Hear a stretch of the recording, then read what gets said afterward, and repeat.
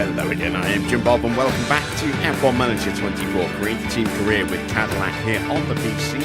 Tonight, round 20 of our final season on this file. Just 5 rounds to go, and tonight it is the Hungary, the Hungarian Grand Prix.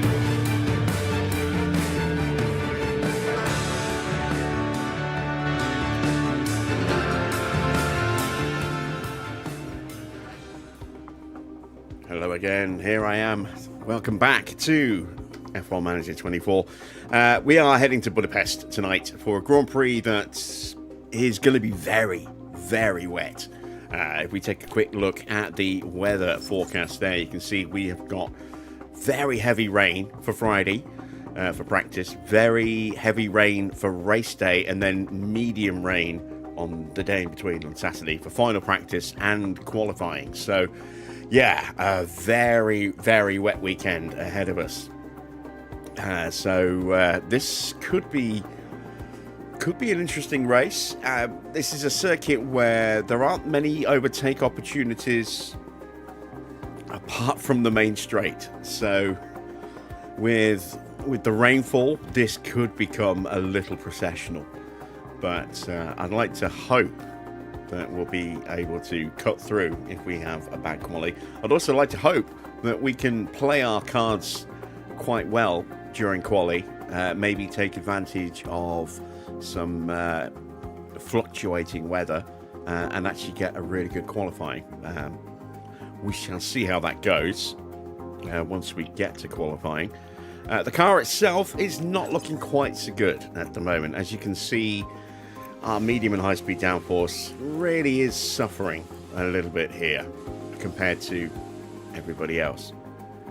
However, I want to see what that actually looks like on the editor. So let's load up our autosave and let's take a look at performance. Let me get my glasses on for this.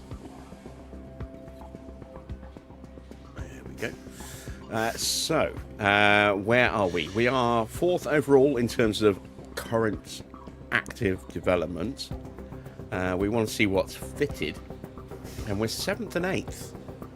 So, as an overall package, we're still pretty competitive, and we're only less than 2% behind the Williams, which are the number 1 team in terms of parts fitted right now.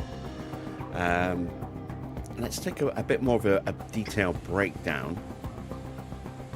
You see here, look, medium speed, it says that we are 6th in medium speed and 9th in high speed and 4th in low speed. But the game tells a very, very different story.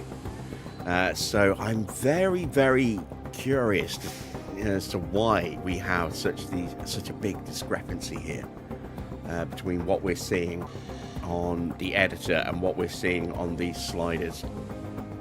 Let me take a quick look in the car analysis and see what it says in here. And again, it's just saying the same values, but it's a strange, odd situation. I mean, I've never really fully trusted these figures anyway, because we've found in the past when we've had a car that's been pretty bad, and it's actually performed really well. And we've also seen times where it says we've got an amazing car and it hasn't performed as well as you would expect. So I've always taken what it says here with a massive dose of salt. But yeah, I mean, 6th and 9th here does not translate to where we were. It's very strange. It's very strange. And I don't know what is going on under the hood to come up with those values for either version. So yeah, it's odd. It's odd. We'll just have to make do as best we can, I suppose. Right, let's go back to our game screen. Let's click back here. We've got no active development going on. We've got a front wing research project that's going, but we probably should do a bit more research. We've got a couple of spare parts coming. Some more side pods, some more chassis. Got to hope that we don't damage any of those until at least one of those is ready, because we don't have any spares on these now. But apart from that, we are pretty much good to go into the race. Let's take a quick look at the standings before we do jump in. We are confirmed as Constructors' Championship winners. We won that on Friday after the sprint in Canada, and then we had the actual race in Canada last night. So if you missed it and you're wondering why there was only half a stream, that's I was very tired on Friday. We entered the stream early once we confirmed ourselves as Constructors Champion, and then we just ran the actual race yesterday on our sort of off day, ready for coming back with the correct round tonight. So also for those of you that did wonder, there is some bonus gameplay after the race, because it wasn't the longest of streams, being just quali in the race. So we also did about an hour and a half of Formula Legend as well. So do check that out if you're at all curious about that game. That's the last hour to hour and a half, I think, of the stream. A lot of fun racing in the early 90s. So yeah, Constructors is locked up. Drivers is not there yet. We are, let's see, 51 points clear of Oscar. Now we have 5 rounds to go. Let me quickly break out my calendar here to try and, calculator. I mean, I could try and work it out with a calendar, but that would just be silly. So we got 5 races. So of those 5 races, there's a maximum of 19 points each race. So that gives us 95 points. There's also, I think, is it just 1 sprint left? Let's have a look. China's a sprint. And China's the last sprint. So we can add in 8 more points. And that is 103 points total. So with our 51 point gap, we are halfway there to being mathematically uncatchable. It's much smaller gap here between Lando and Oscar, just 9 points in it. So definitely a bit more work to do for Norris to try and secure second place. But Max is well on his way, and of course every time we finish a round, those points will go whichever way they do, but it takes 19 points off the remaining amount of points that are left. 17 for the win, a point for pole position, and a point for the fastest lap. And then on the sprint weekend, which is our next race in China, those bonus 8 points for winning the sprint will also disappear once that round is done. So the window of opportunity for Oscar to really mount a challenge is closing fast. And Max is just a couple of good results away from locking down his 6th world title. We'll see if we can get a good result tonight. Evening Army, evening Dino, evening Wayne. Good to see you guys. Hello to everyone else who's lurking in the chat as well. As always, please feel free to say hello. And if you've got any questions, do ask away. We'll see what we can do to answer those for you. Right. Let's set ourselves some targets, shall we? So Max's target is 4th. And there, look, car performance is 14th on the grid, and yet overall ranking is 17th. Yeah, makes no sense. Makes no sense. I'm going to play it a little safer with Max, because we've had a couple of bad races with Max getting knocked out early in quali. We're going to go 6th with Max tonight, I think. Just in case. And we'll go 8th with Norris. I think that should be achievable. And his car is ranked 15th and 18th.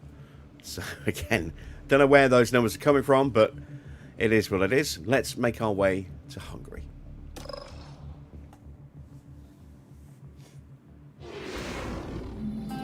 Welcome to the beautiful Three Springs Valley, here in Hungary. We've arrived at the Hungaro Ring, located just outside Budapest. It's one of the shortest laps on the F1 calendar. Drivers are forced close together on this track, jostling for position and defending their space to the end.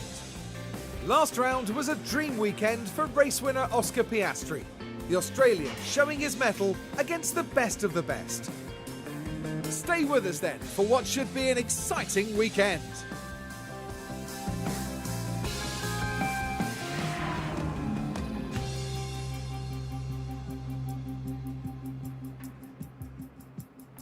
Apologies for the really loud sniff. I thought I'd muted my microphone, but apparently not, no.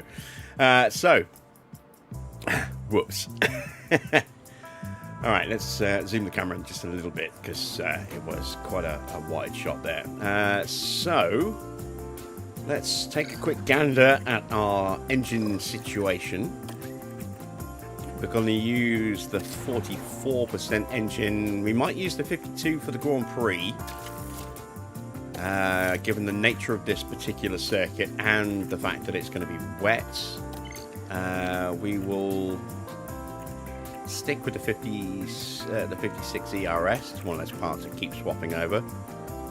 And we will change the gearbox. We'll go with the 29% for practice so that we've got a little bit of an emergency backup in case something happens to our one good gearbox that we've got left. What next? Setup wise, Hungary is a very short lap, so it's 20 laps. If you want to do 2 separate runs, we'll do one run with a view to just doing the one run, but we may end up doing a second. And then same again for Norris. Go, and parts for Norris. Let's go with the 29% engine for practice. Probably going to have to run the 86. The 38 is just going to be a bit too underpowered, I think, and too prone to potentially developing an issue. It's quite a bumpy circuit, is Hungary. We'll go with the 27% gearbox for practice as well. There we go. Right, now that that's all done, we need to put on a setup. So, very high downforce circuit. Let's start with a 10, a 15. We'll go with a 3.7. Oh, itch. Sorry about that. Then we'll drop this down to a 3. We'll leave that in the middle. And we'll see how we go with that. For max, as always, we'll try to do something slightly different. We'll go with a little bit less front wing. We'll go with 9.5. We'll still go with a 15 on the rear. Ooh, that's right up against the buffer there, isn't it? Look, really, really close. We'll go with a 2.8 this time, and then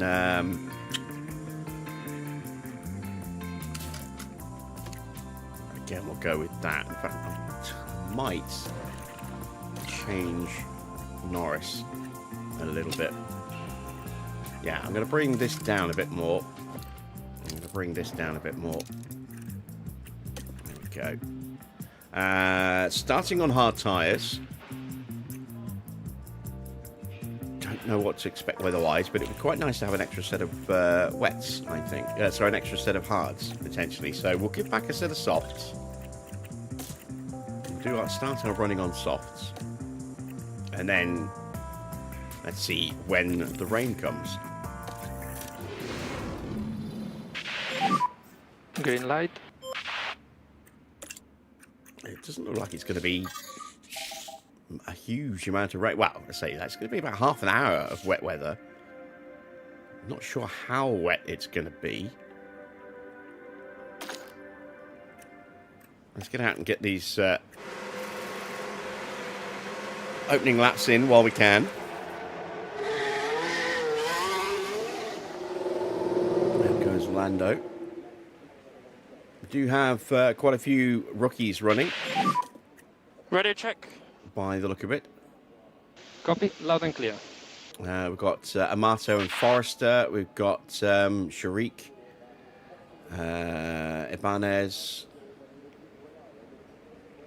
Well, that's it, actually. I thought there were more. Actually, no, there's someone here, isn't there? I can't remember who Paul is. Is it Pollard? Yeah, Kimberly Pollard. There we go. So we've got a few rookies running. As we send out Max. Avoid the curbs. Confirmed. Ready, check. Good for me too.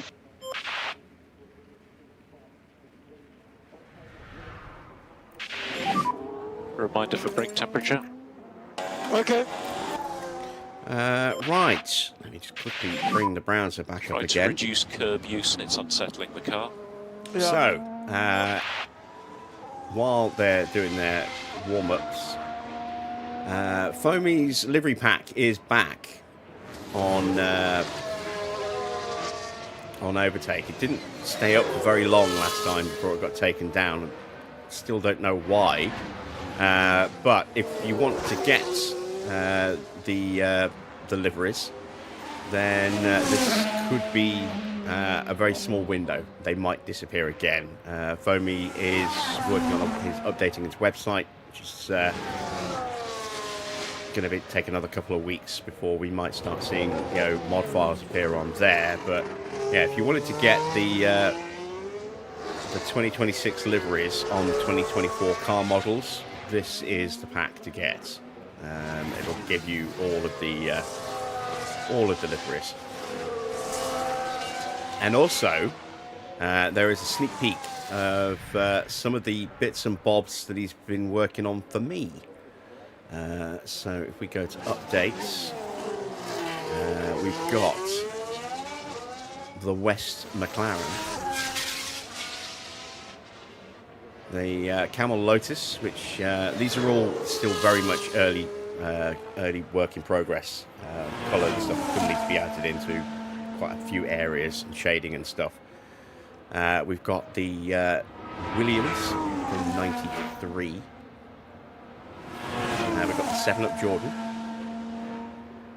and we've got my my absolute favourite car, the Ferrari 641 as well. There's actually a few different shots of this one.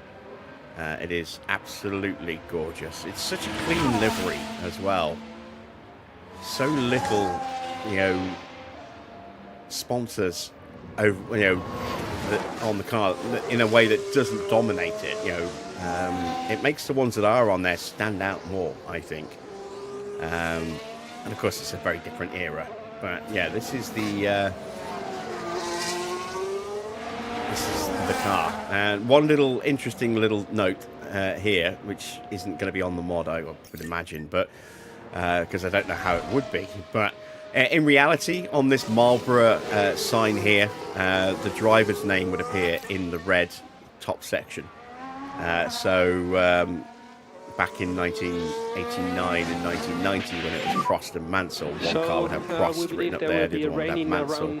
And then all good. when Mansell left to go to Williams in '91 and a Lacey moved over, then it would say a Lacey up there. And then I think they changed the livery for '92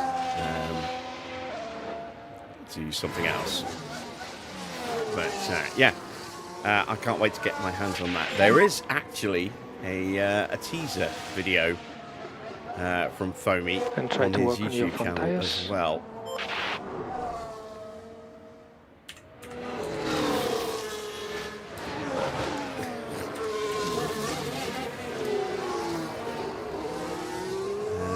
Which I only discovered a moment ago, about an hour ago. So let's give that a like. There we go.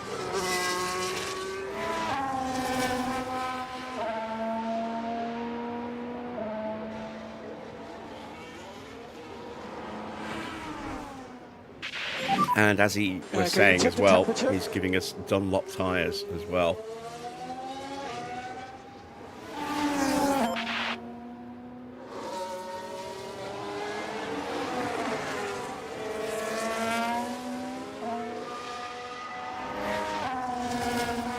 And there's my baby, the Ferrari. That car is legitimately a work of art. It's in the Museum of Modern Art. It's the only car in the Museum of Modern Art, as far as I know. It's phenomenal. Such beautiful, sweeping, clean lines as well. John Barnard made a hell of a car with the 641.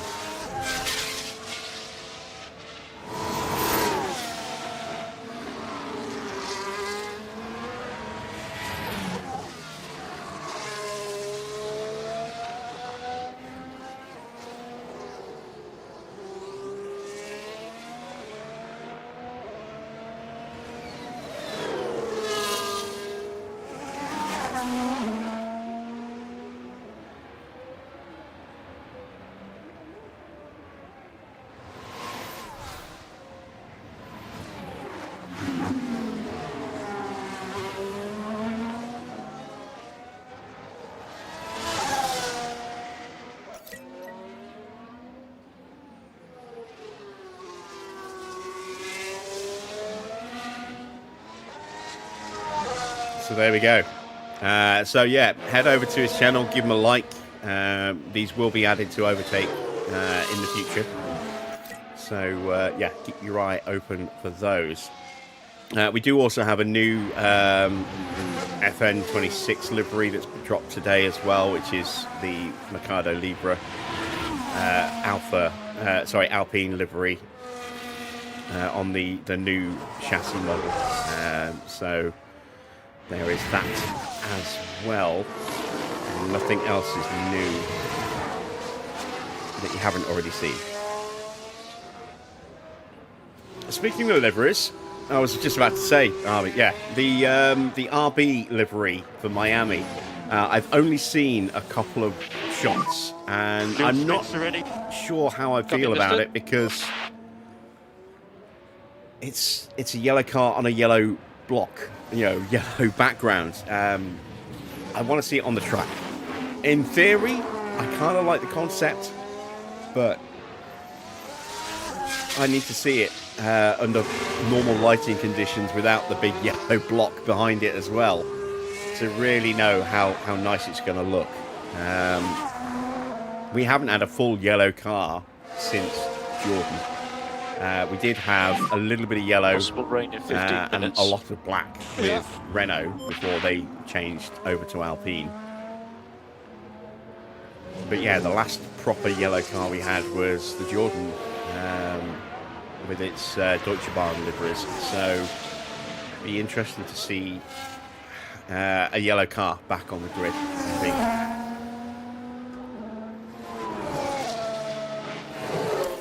And they've called it the Red Bull Summer Edition, I think, which is just, yeah, it's any excuse just to run a different livery for purely to, sell very expensive, one-off merch alongside it. For all the teams. I mean, they're all as bad as each other now when it comes to special liveries.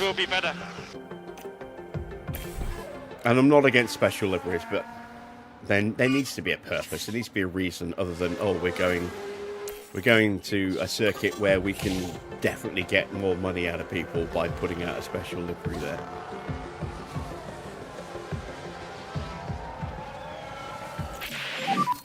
Anything we can help you with?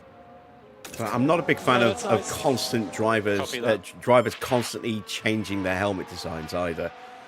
I'm quite old school in the sense that you had a defined look with your helmet, and you might evolve it when you move to a different team. But I mean, we're seeing drivers with 4 or 5 different helmets per season.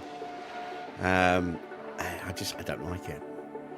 I don't like that they're allowed to do that. I just for no real significance whatsoever.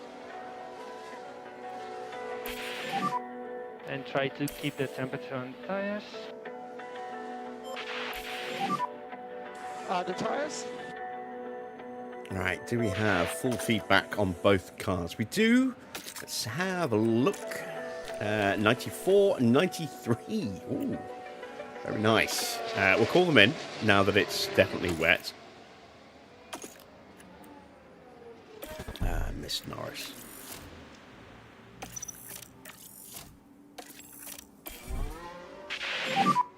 Confirming you are boxing this lap. Yeah. I just, like I said, I mean, I've never been a fan of drivers constantly changing their helmet designs. I mean, if you want to have a refresh every now and again, or if it's a special event, like you're paying tribute, like, Mercedes did with Niki Lauda, Hamilton's done with Senna. Things of actual historical significance, and that's fine. But I'm going to Box area is very slippery. Go to a circuit where I won this race last year, so let's have a completely new livery. And I finished in 7th place last year at this next circuit. Let's have a livery there, or a new helmet design for that one. I scored my 100th point. Just there's so many silly, unnecessary sort of stipulations that people are putting in to change their helmet designs. And you know, I'm from an era when helmets were a very important way to distinguish which driver was in which car. And they really cemented the identity of that driver. And when they're constantly changing, that identity gets lost, I think, you know. So, you know, you look back in time, Senna's helmet design barely ever changed. Mansell's barely ever changed. Buttons, the design never really changed. Sometimes the colours changed, so obviously instead of the usual sort of union colours on the for the JB on the side of the helmet, they went to the sort of the neon and black for Brawn, but it was the same design.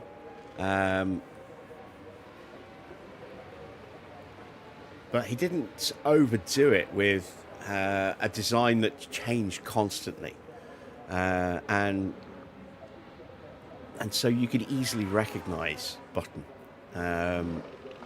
from his teammate because you knew what his helmet looked like.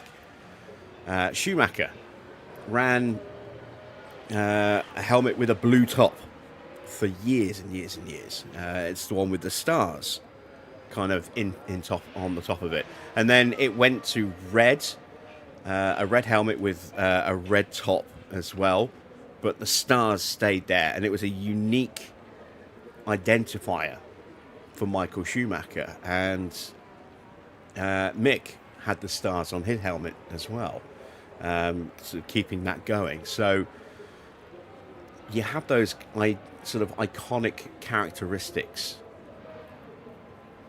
that really cement part of that driver's identity. And when they're constantly just redesigning and changing, things get lost. I mean, look at Alonso's helmet has stayed relatively consistent throughout the years. There's been some refreshes and updates, but the overall feel of the helmet has stayed the same.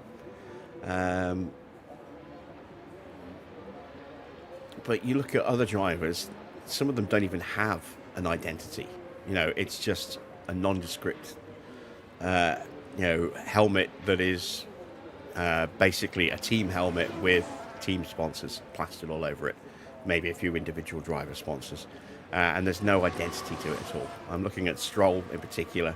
Albon's helmet changes a lot, but again, it doesn't feel like it's linked directly to him. It feels like it's linked more to Williams and the sponsors around them.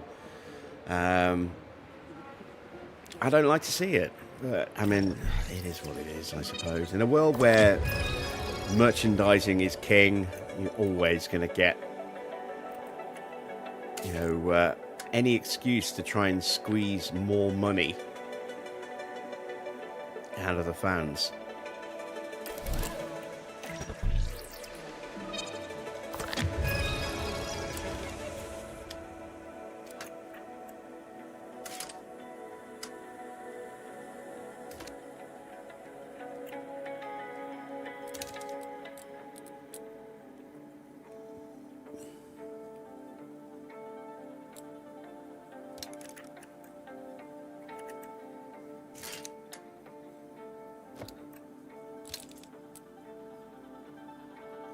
Let's try that. Evening, Arctic. I'm just a grumpy old man. Essentially, when it comes to liveries and helmets and all that stuff, I'm just a grumpy old man.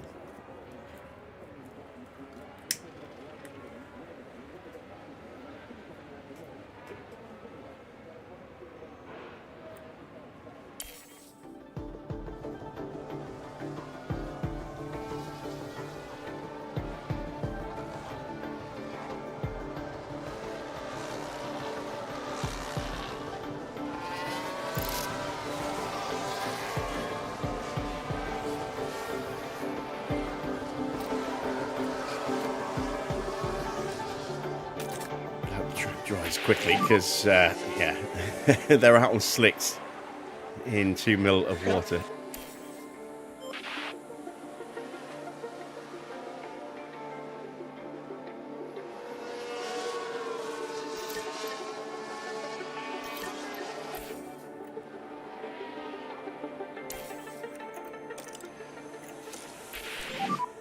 We need to work on the tires. Keep the temperature on the tires.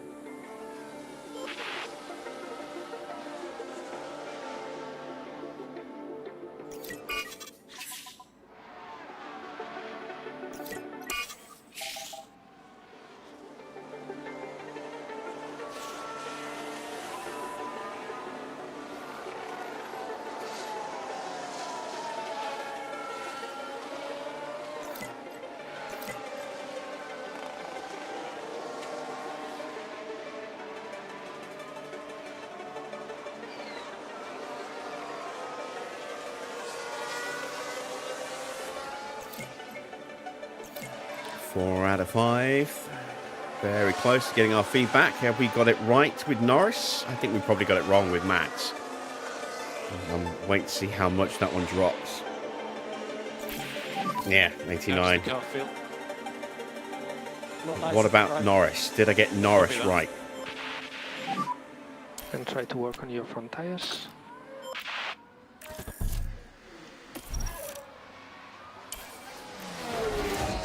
There's Norris, there he is.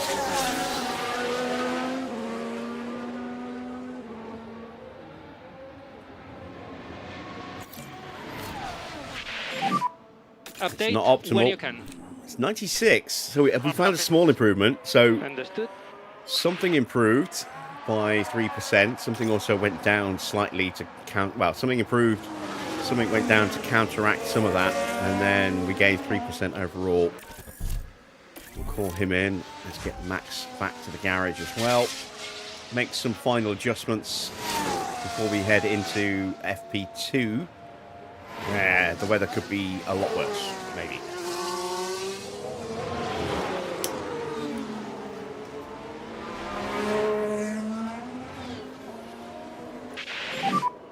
I'm in. So limiter should be on now. Stop on the marks.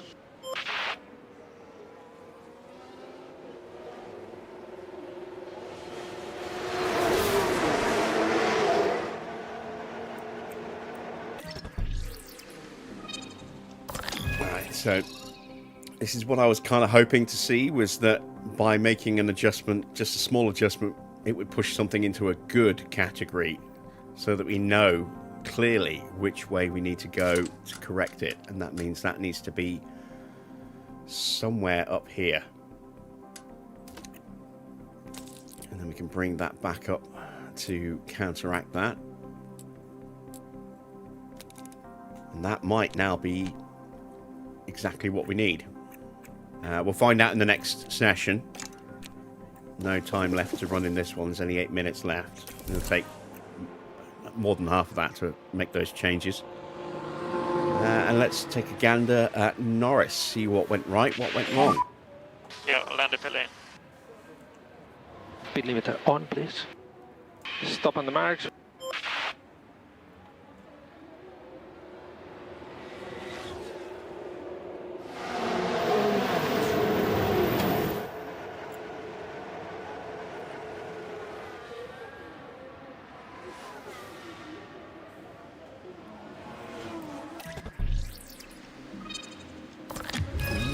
Okay. I wonder if it's that. It might well break the cornering though. So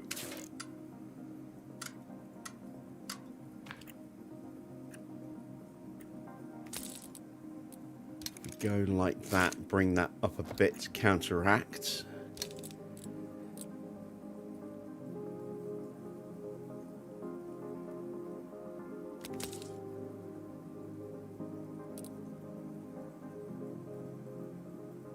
Let's try that.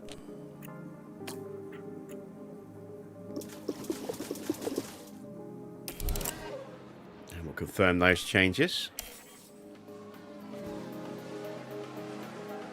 And that is it for first practice. Let me just reposition the camera off those buttons at the bottom. There we go.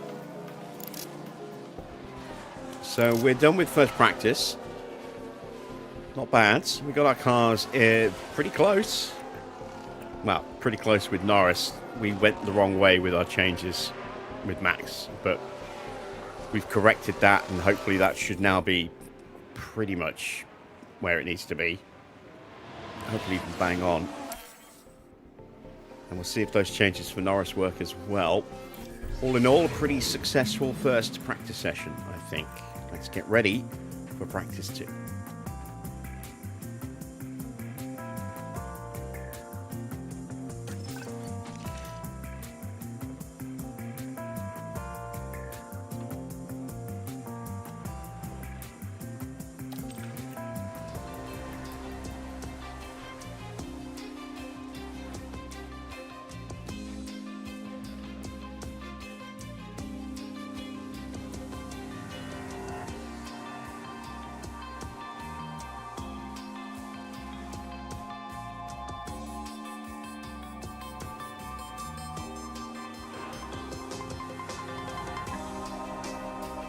We have got a lot of water.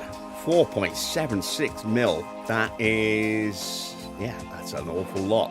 We're not running slicks in that weather.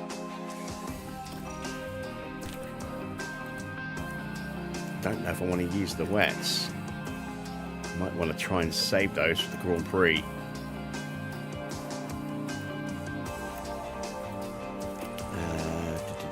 This track is historically quite rough on tyres as well, so I don't know how well the wet tyres will hold up. I mean, the wet tyres are normally extremely durable, but the wetter it gets, the harder you have to push the tyres just to keep the heat in them, which kind of undoes some of that. And then if it gets too dry, if it gets to a point where you get down to about 3 mil and you've still got the wets on, those tyres start to overheat very, very quickly. So it can be tricky to keep the heat in them, and then they can fall apart very quickly in the wrong conditions. So yeah, having an extra set would be nice rather than just the one set.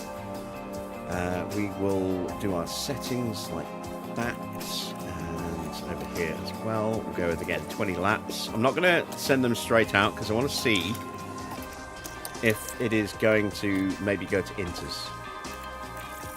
So let's take a quick look at what we expect to see from the weather. So now we have green light.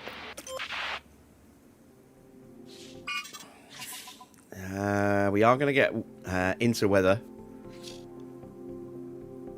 I would rather run the inters than run the full wets. I'd rather keep the full wets alive as much as possible. So let's reconfigure with a set of inters. And let's speed time up a bit. Water levels come down a little bit.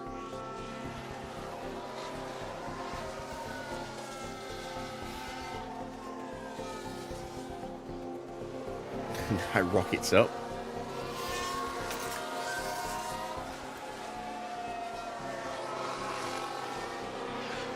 And our damp periods just disappeared. That's not so good. There we go, it's back. Yeah, you can see how the predictions are evolving as the session unfolds. That's why you can never truly rely on this, because it only gives you a rough interpretation, which can change very, very quickly. But there we go. We are getting to the point we need. Let's send them out.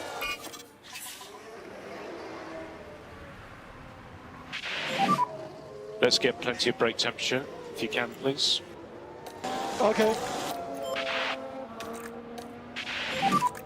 Try to reduce the hit on the curb. Yep.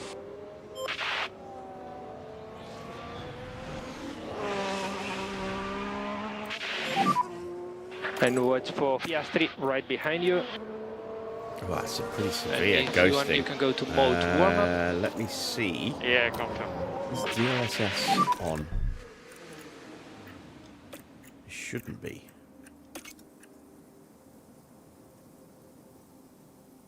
Got VSync on. Maybe I need to turn that off.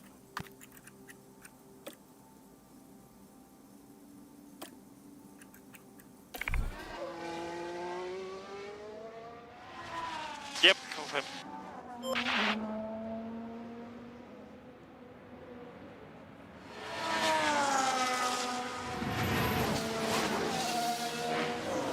ghosting's still there.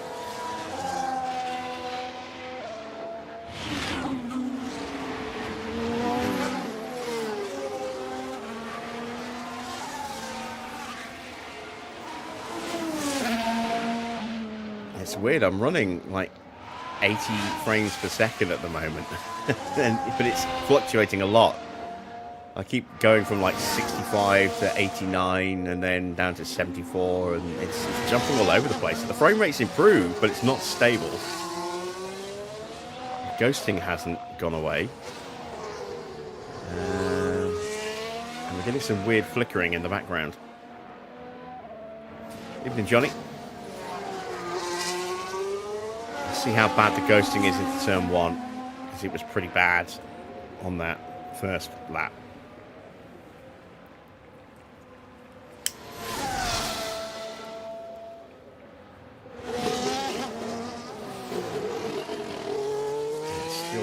Bad. It's not quite as bad, but still bad.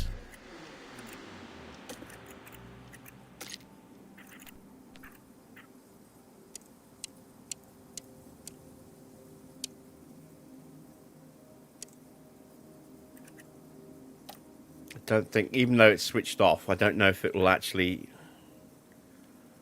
do anything. I wish there was an option for just, you know, nothing here.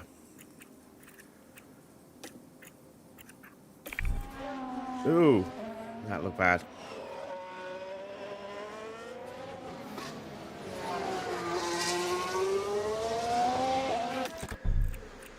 It might just be unavoidable, unfortunately. I'm going to turn the... I'm going to turn the V-Sync back on again as well.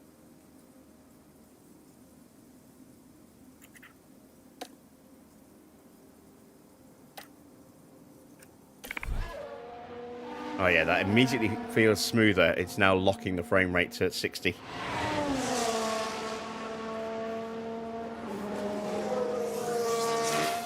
Ghosting is still there, but... yeah, we're just going to have to live with the ghosting, unfortunately. Alright, let's speed him up. Spin for Mini.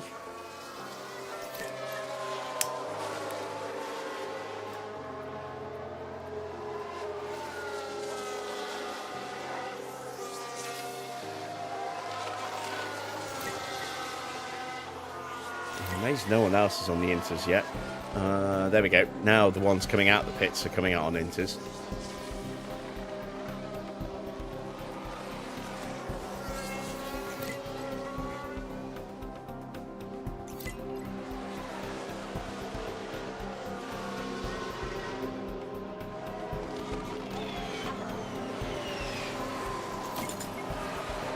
It's going to spike again soon.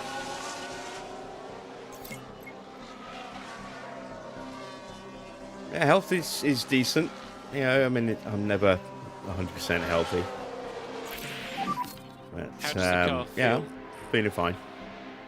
The car is amazing. Got that. Max is happy. That's a good sign. The rating went good. 97. Couldn't quite get him up to 100, but hopefully that's an easy fix. What about Norris? Yeah, there we go. 100%. Lovely, lovely, lovely. Yeah, awesome job. Understood. Actually, what is their prep level at the moment? Pretty good. I think we can probably just call them in.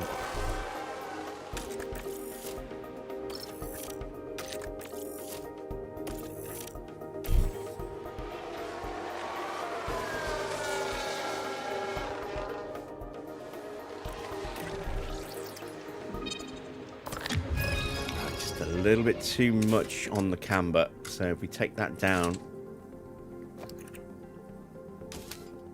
push that up to compensate when we do that.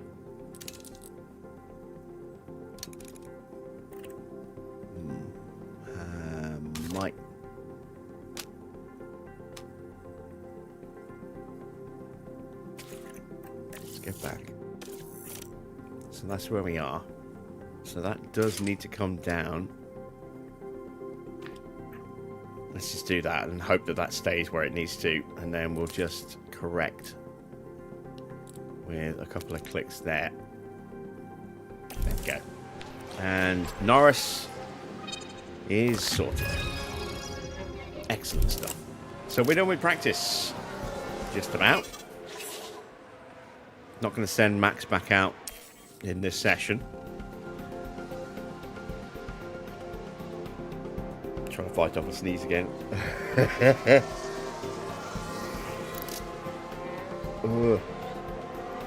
Blew my nose before I started the stream as well, to try and avoid something like that happening. The great sneeze debacle of last night. The sneeze that never was. It's back.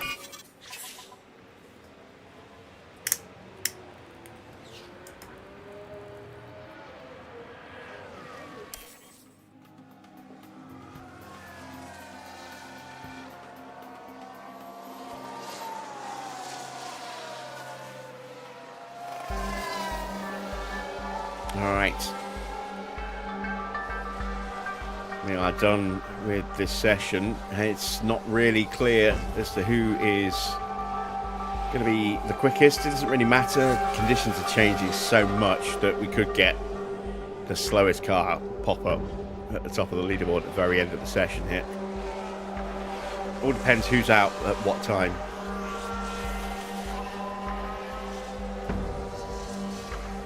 But true to form, it does look like it is going to be Oscar. Mick's right up there. Again, it's not really anything to say that he is going to be very quick today, because he just happened to be on track when the track was at its driest for the entire session.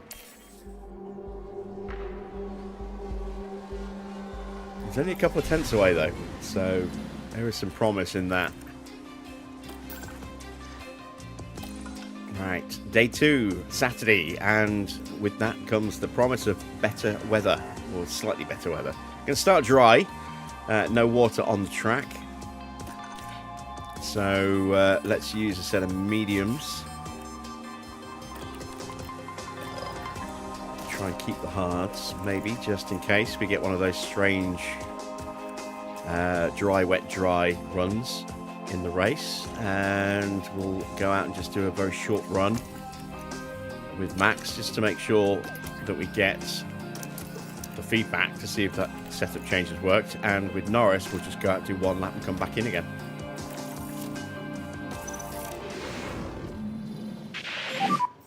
Green light.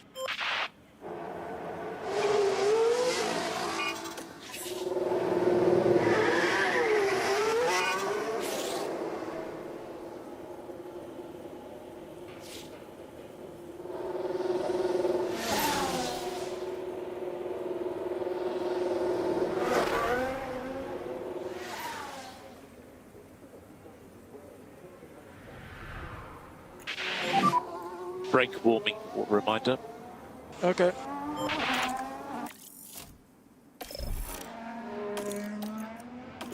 Okay. Try to reduce curb use, and it's unsettling the car. It is going to rain. Okay. Not as bad. And it'll take a little while to finally drift away. But, yeah, we should get the run done before the rain hits. Or at least before it goes to into conditions anyway.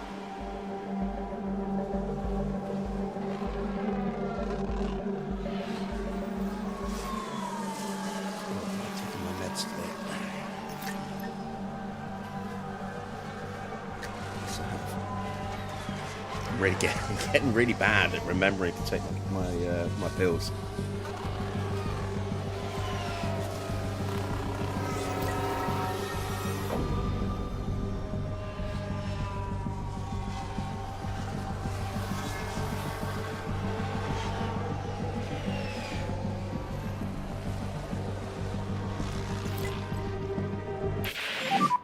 It looks like we've got rain about 3 minutes away. Yeah.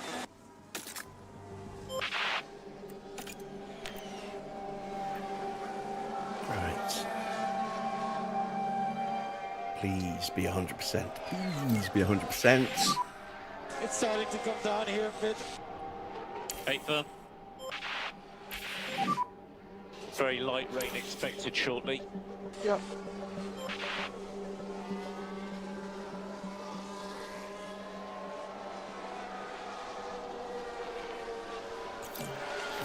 Yeah, there we go. And we got it as he's heading back to the pits. Beautiful. So I don't even have to call him in. That works out beautifully. Practice your pit lane entry. So we are done. Yeah. Evening, Clark. Good to see you.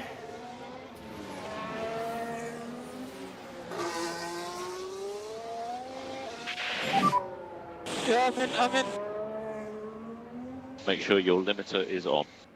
Stop on the marks. Oh, I do. There is another livery we haven't talked about yet. That's Cadillac's livery, and I really like what they've done because it just makes the car look cleaner. They've done an American style, albeit in black and white, livery. In fact, let's pull that up. For those of you that haven't seen the new liveries yet, let's open those up.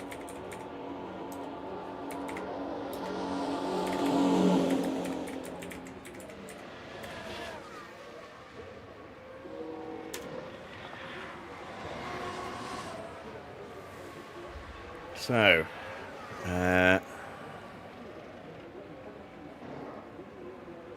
there is the Racing Bulls, the V-carb, yellow and red.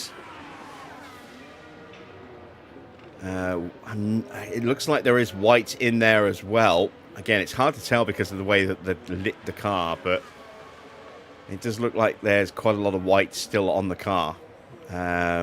Some of it might be reflections, some of it might actually be white body paint, but I think it's more likely it's going to be white. But that is the Racing Bulls. This is the Cadillac, and it's the same on both sides. It's a uniform looking livery, which I really, really like. It just cleans the image of the car up so nicely. So, oops. There it is from the front. They've changed that Cadillac badge pattern on the front to clean white wing with stars on the black lower plane of the wing.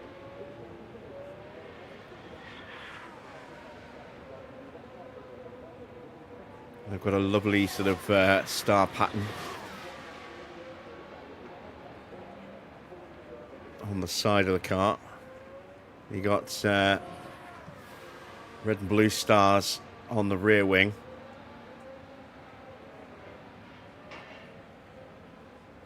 It's a very, very clean livery.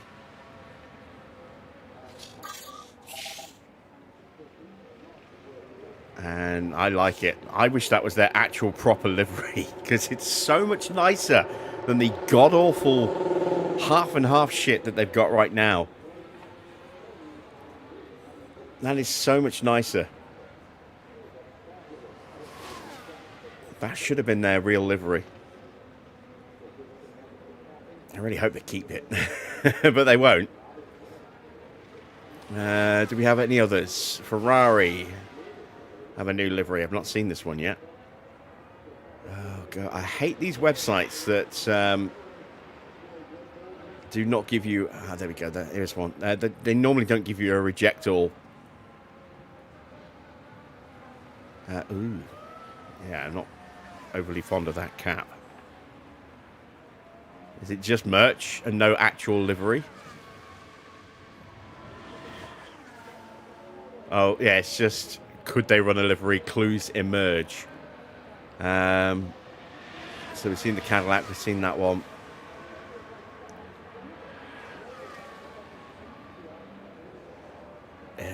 Yeah, there's no one else that seems to have actually revealed it yet.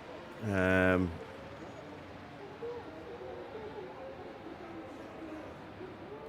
have a look at news. Mercedes reveal new purple livery.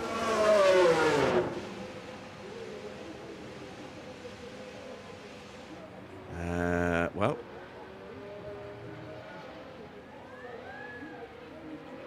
it'd be nice if we could actually see the livery. But again, it's just the drivers wearing purple. Maybe the actual car itself won't change. I don't know. It's just one of those circuits where everyone just expects, because the teams will, just that we'll get special liveries.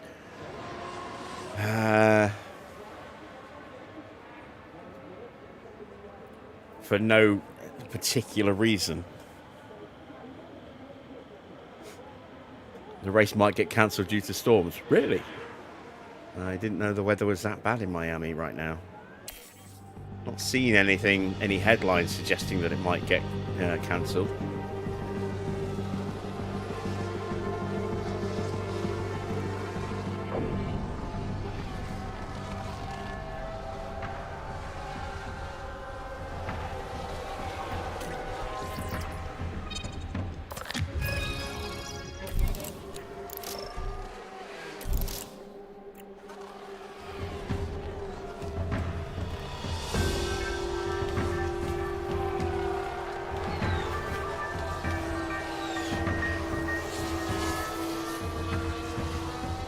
There are certain circuits where you just know you're going to get special liveries and a lot of special merch.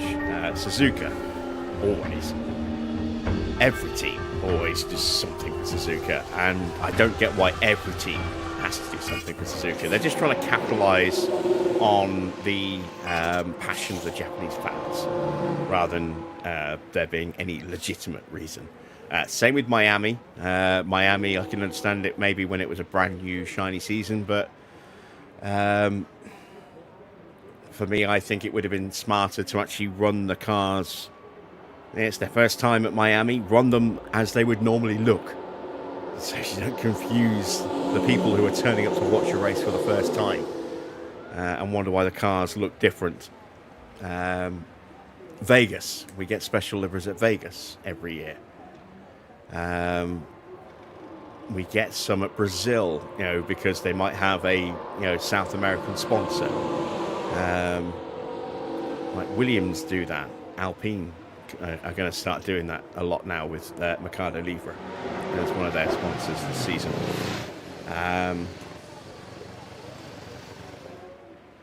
Where else? We'll get special liveries again, probably at COTA. Again, it's the American audience. Let's give them a special livery. When you're giving a special livery every season at the same circuits every season, then they're no longer special liveries. They're just an unnecessary change to the look of the car. I think there should be legitimate reasons to do one. Like when Williams did Silverstone a few years ago, and they did it with the 70th, or what was it? It was it was an anniversary of Williams, as well as the 75th year of Formula One. That makes perfect sense. That's special, marking a specific occasion.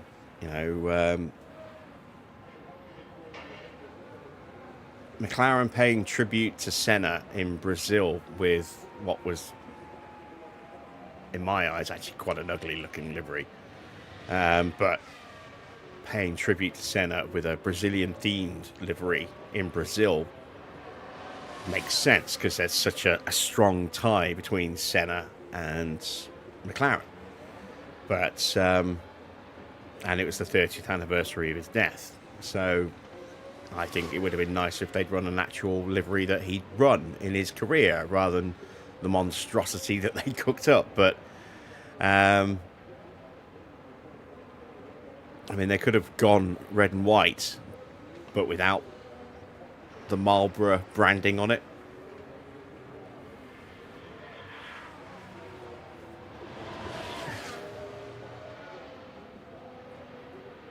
Would Red Bull ever do a special livery for the Austrian Grand Prix? I think they have done in the past, but they don't really need to, because it's the Red Bull ring and their cars are always plastered in Red Bull. So yeah, I'd be very, very surprised if they did a very specific themed livery for that circuit. Max has done a special themed helmet for that circuit before. We actually ran it.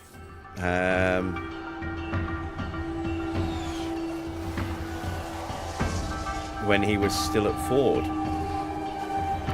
Before they became Ford. When we had one of the special Rebel liveries on, one of the modded Rebel liveries on, we ran the Austria helmet from, I think, 2022, 23, something like that. The sort of the dark blue with orange lining.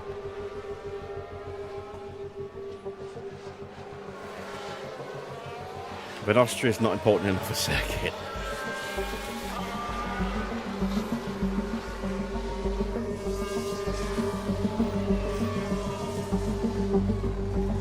Ferrari are always going to do something special at Monza because it's their home. And that makes sense. But yeah, we see a lot of people putting out, a lot of teams just putting out special liveries just for the sake of putting out a special livery, just so they can make money with merch. And boy, do they charge a lot. I mean, Miami is not the cheapest Grand Prix to attend in the first place. The concessions there are horrifically expensive. The tickets aren't the cheapest either. Plus, you've got the accommodation costs in Miami. So that's going to cost you an arm and a leg with surge pricing. And then you've got the cost of the merch, and the merch will be horrifically expensive. And just to give you an example of that, if we go back to... Can I open the browser back up again for a second? And...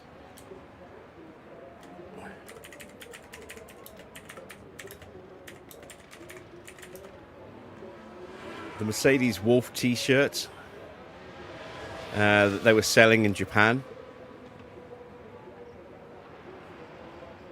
This one, £150. That £150 for a fucking t-shirt. It's obscene. Obscene. Absolutely ridiculous. So yeah. That's the main reason why we get special liveries all over the place, is because they can release special merch along that and then charge up the wazoo for it and bleed the fans for every last penny that they have.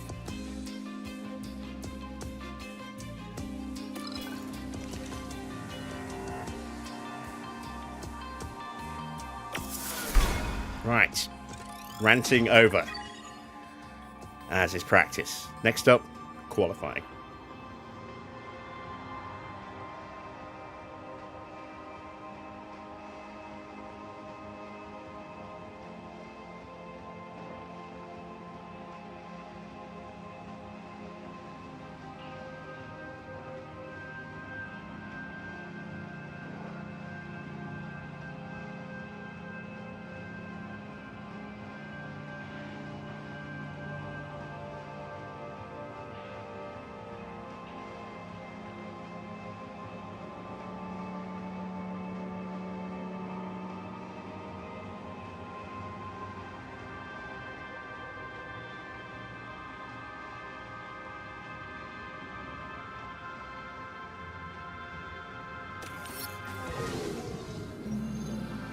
Our weekend continues with qualifying, as the drivers fight it out for a strong grid position. The Hungaroring's short circuit can get crowded during Q1 and Q2. Teams need to get their drivers out there and in the best position to set a fast lap or risk being caught out. Aston Martin's driver there, of course. How do you think they'll do today, Karun? They set a great lap in practice, so you can only imagine how good they're feeling going into qualifying. But the big question is, will they be able to keep this performance up? Well, it's almost here. Qualifying, coming up soon.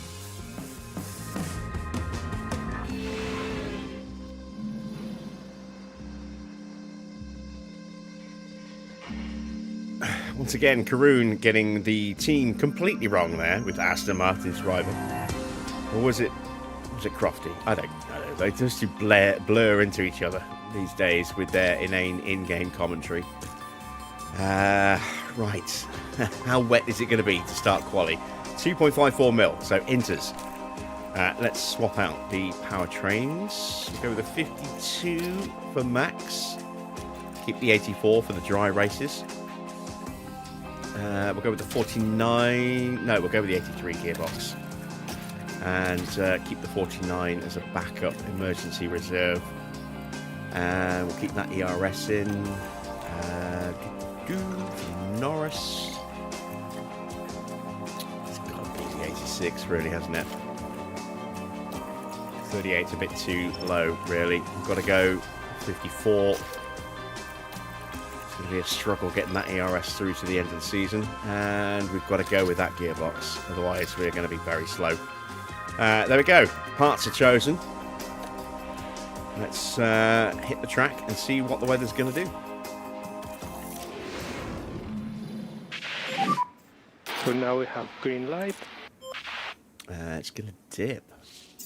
And then it's going to dip again at the end. So we can get out early and do a run. Or we can wait a little bit, which is what we're going to do.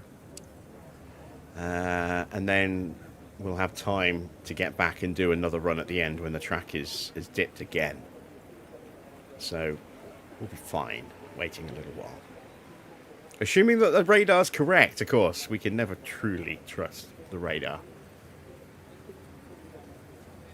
Nobody else is coming out yet.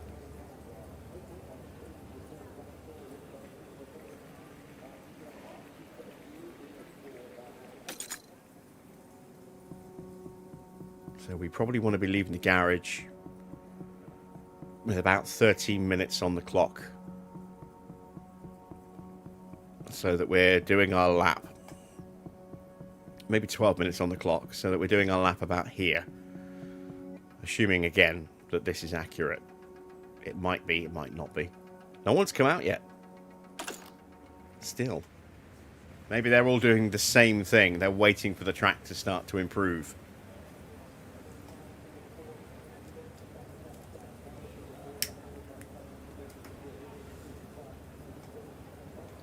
So now we wait.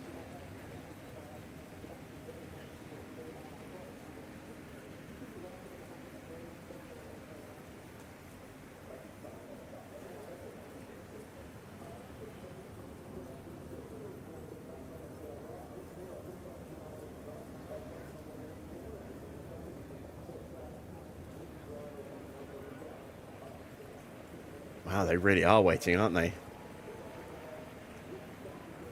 Even the fans are peering out the window going, come on, where are they?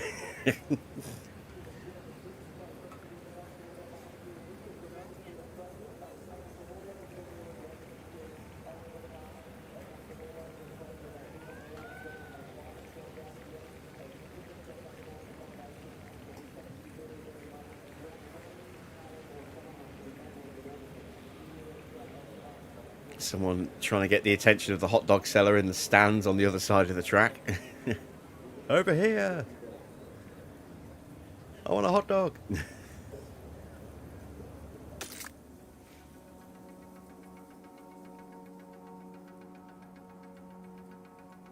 Still no movement on the weather. Still no movement in the garages.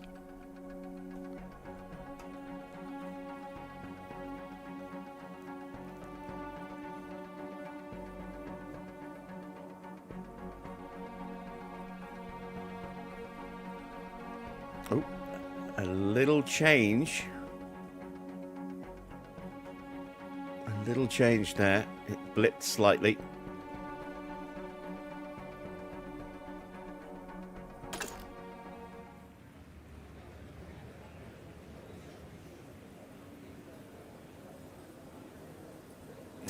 Looking again. Where are they? Wow, we are nearly 4 minutes into the session. There's still no movement from everybody.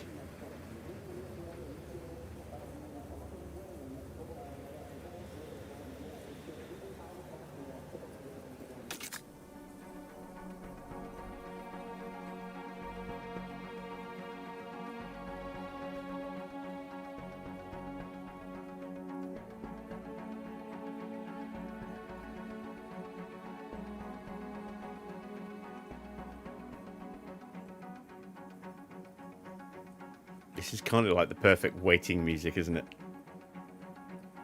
You feel the tension ratcheting.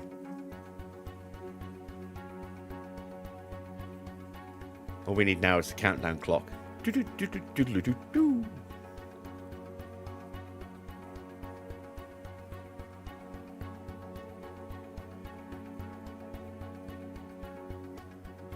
Track is starting to dry. Might start to see some movement.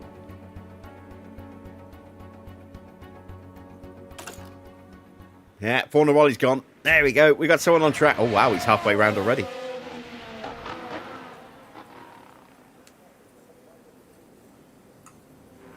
Out goes Schumacher.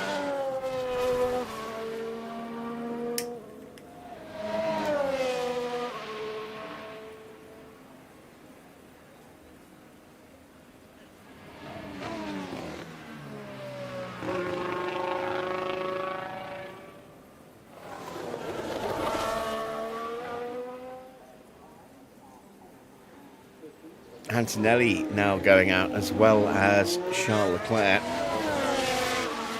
It is about time for us to think about moving.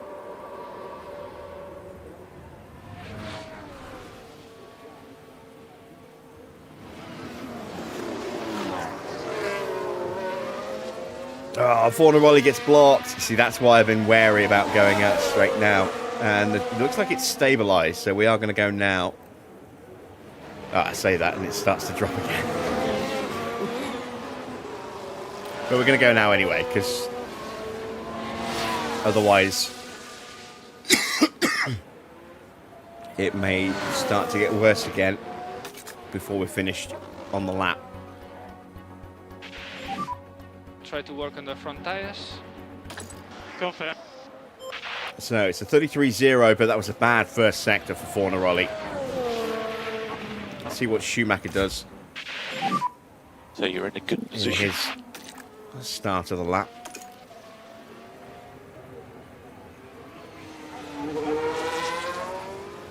Track suddenly dried up an extra 0.1 mil since we left the pit box. And still not that many cars have come out. That's Colapinto into turn 1.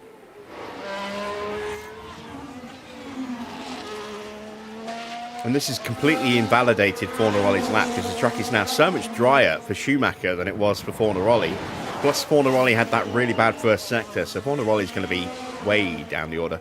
Here we go, a little bit of movement from other cars. We've got Sainz and Gasly making their way out. Still, the track continues to improve. And Mick is a 31-2 in the opening sector.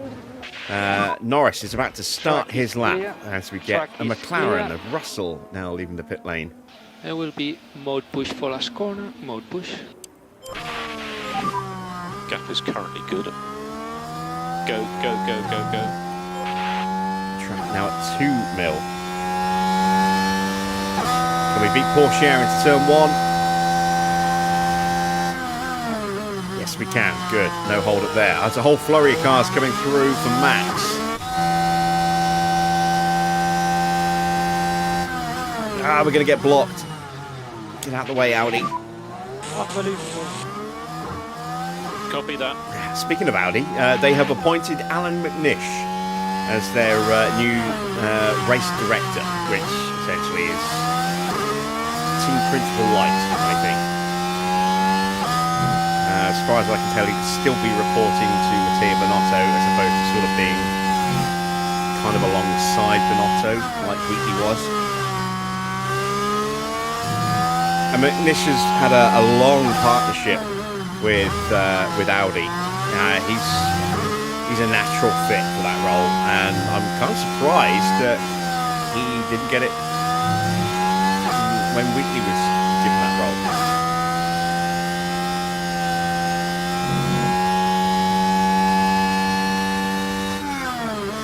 The track is still improving, look.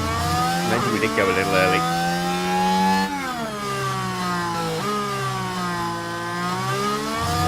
Second and a half in the opening sector thanks to the Audi of, I'm not sure which one it was, but the other one's right behind him as well. They're nose to tail, quite literally nose to tail. There we go. That's the gap between the two Audis. We're currently P6. Mode in, please. Mode in. Okay.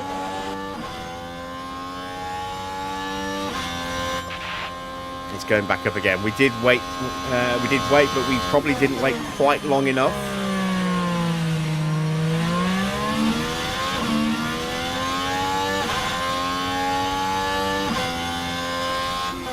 Colapinto goes to top. Definitely going to need to run again anyway at the end of the session. There's no disputing that fact, especially for Verstappen, who, as I said, lost a second and a half in the opening sector.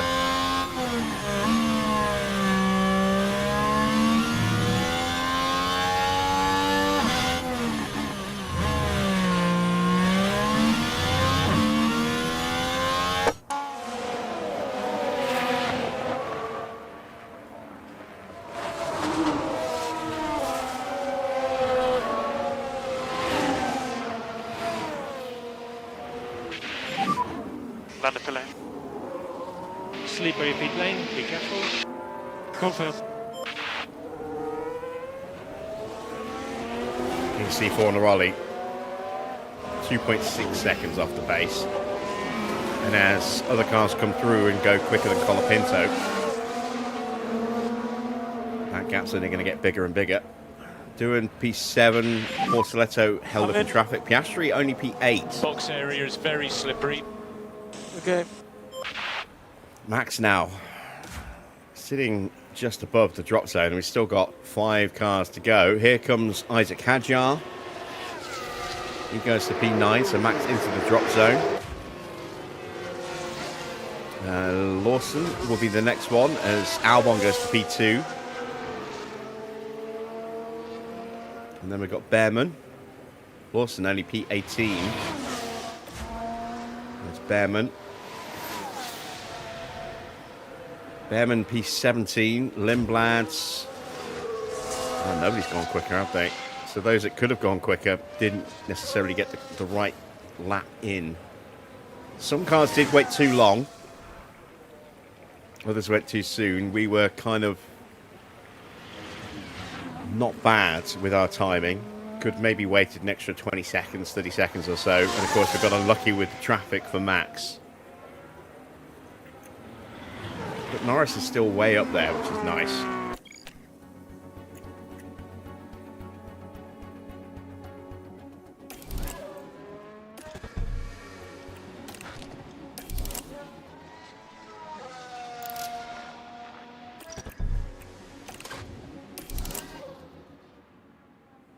So, we've got this little mini peak of wet weather again, and then it should start easing off again for the last few minutes.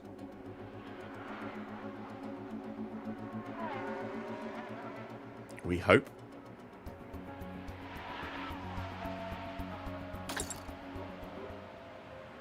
Leclerc has gone out again. So has Schumacher. And then we've got a few cars coming in.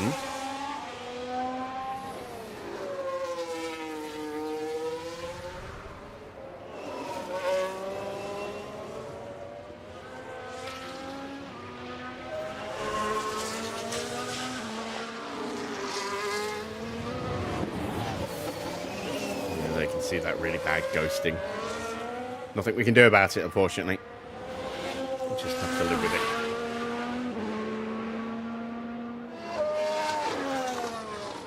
Still just those two out on track at the moment. I know Gasly's coming out as well. There he is.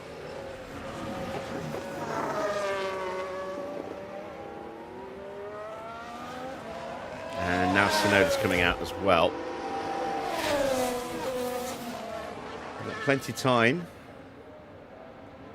Only probably need about 2 minutes to do a lap around here, a warm-up lap, unless there's a lot of traffic, in which case an extra 10 or 20 seconds wouldn't go amiss, just in case we get pulled over. Track water level hasn't changed yet. Ah, there we go. It just started to drop again. So again, we want to be out at the very last moment, assuming that traffic isn't going to make that too complicated. Norris should be safe, but we'll send him out anyway. But Max desperately needs a lap. He's not had much luck in qualifying these last few races, has he? Is he going to get hit with that again today? Sainz and Doohan heading out, as is Hadjar, Bearman, Lindblad, Bortoletto, and his teammate Doohan. Piastri are all starting to make their way on track, and if we go too long, we are potentially going to have traffic issues on our warm-up and or our flying lap. So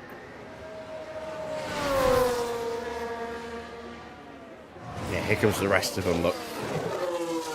So we'll let them get clear. We'll let these guys go through, and then we'll go out.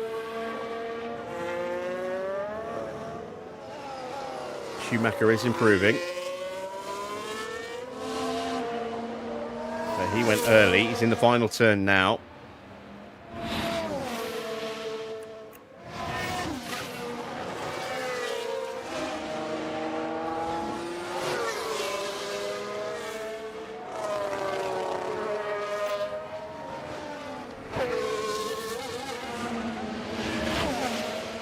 No improvement for Tsunoda in the opening sector. Schumacher's P12. I don't think he actually improved in the end. I don't think his final sector was good enough. I think he got maybe a little bit of traffic. And this is the downside of it being such a short actual circuit, you know, not particularly long length of circuit, is that traffic can pile up very, very quickly. As we are seeing for Yuki Tsunoda here, who's not going to improve his time. Gasly's crossed the line in P11. There's a lot of cars out there looking to improve. And Schumacher and Gasly could find themselves in a little bit of trouble. Oh, we've got a yellow flag. Don't end the session. Avoid locking. Confirm. Who was that? It was Carlos in turn 2. Now look, here we head into turn 2. And the car fails to respond. So By that's that Carlos point, it was just screwed too late. on this run. Has he aborted the run?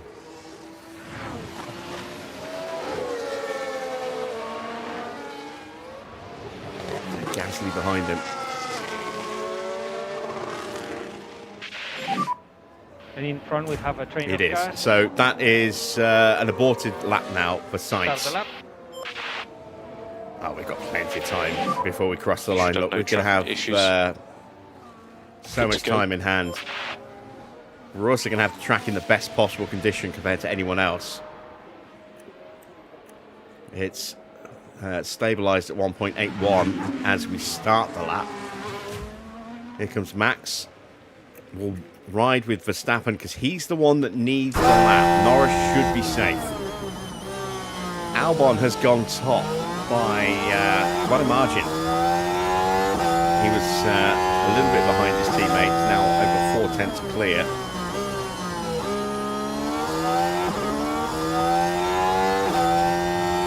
I think Max might get through this lap without any traffic at all. 30.9, it's a decent first sector, same for Norris. Norris coming up on the back of Ollie Bearman. Russell goes to P2, Antonelli to P3, Schumacher now down to 15th, Gasly 16th. Lawson can't quite get ahead of them, but he does get above Drukovic. He's P16, but Max will knock him down. And Max is the only car left in the bottom 6 to actually set an improved time. There's no improvement in the middle sector. But we've saved a huge amount of time in the first sector already, and that should be more than enough to get us out of the drop zone. Norris stays P6, Mini P7.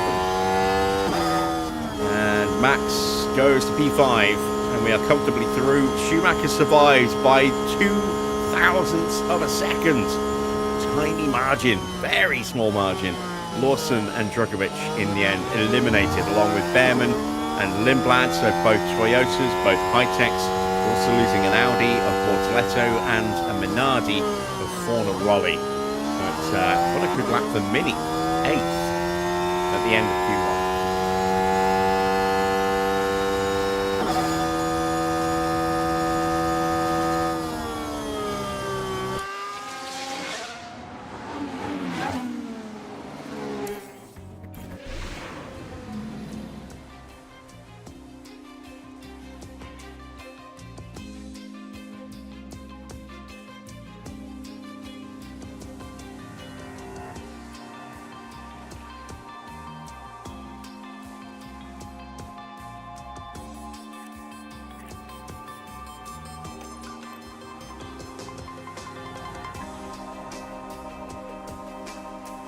Right, into Q2, and we have 2.4 mil to start this session. So again, on the inters, we're going to start with those scrubbed inters.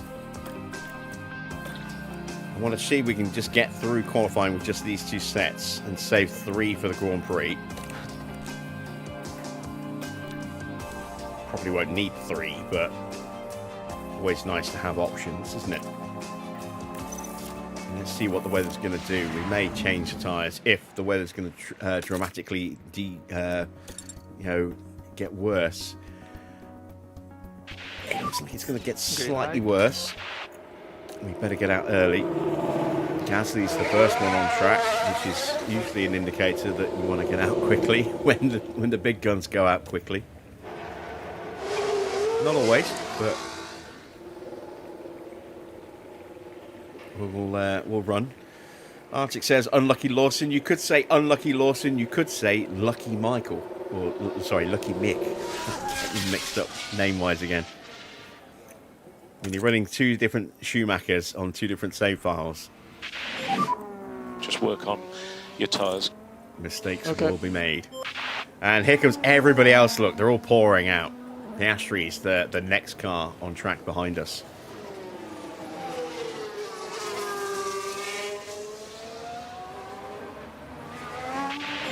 So the only car not out is Antonelli, who's now leaving his pit box. There he is.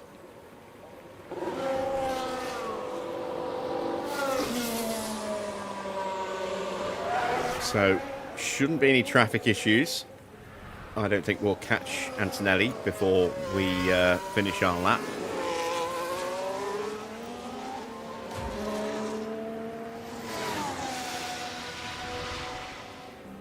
Let's see how we do.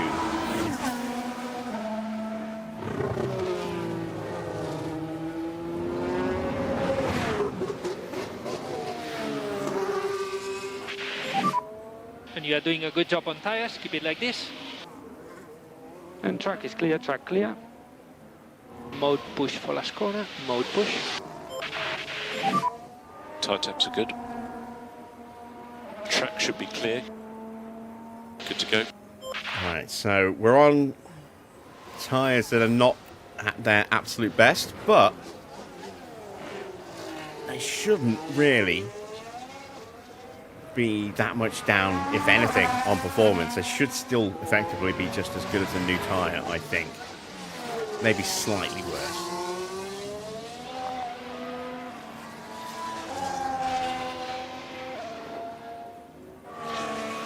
But should be good enough. Let's see Gasly as a comparison. We're down a 10th in the opening sector, give or take, rounding issues. What about Max? 31.5. Max running an older engine though, which is more likely to hurt him on the straight at the start of the lap than anywhere else. Piastri at 31.3, same as Gasly.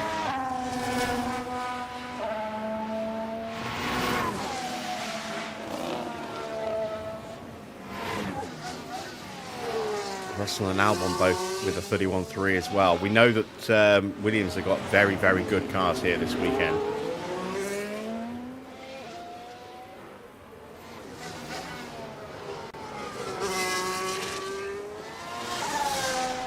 So it's a 123.390 for Gasly. Norris is 2 tenths slower. Max will be a little bit slower So still. at the moment you are P2. He was down another couple of tenths in the middle That was a very sector. good lap. And the final sector as well. So he's down 6 tenths. You are That currently P3. might be a problem. So at the moment it's looking Piastri quite goes good. top and pushes the gap quite So significantly. mode in, So he's please, now mode almost in. a second off the pace. Schumacher is quicker than Max. Colapinto, Gasly, Hadjar, Russell. Yeah, Max is in trouble. Norris isn't ideally safe either.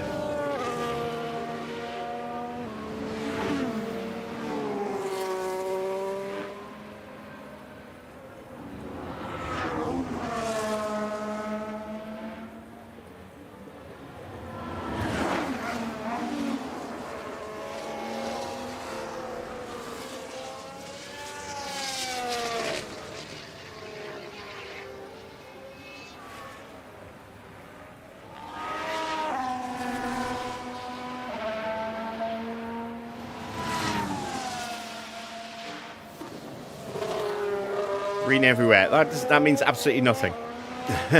It's their first run, so every sector is going to be a personal best. When the yellows is because they're on their in lap. So yeah, every driver will go Slippery track. will go green minimum in every sector on their first run. I'm in. Likewise, the very first person to hit the very track will go slippery. purple in every sector. Because that's the only one to set that sector time. Right, Norris in P10 is only just hanging on. We will make the switch to those tyres. We might have to use a third set of inters for the next session. And we're going to go straight back out again. Before the track gets worse.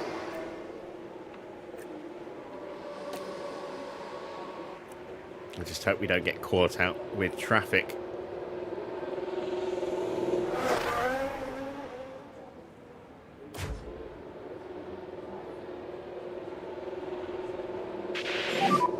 We need a good warm up on the brakes. Confirm.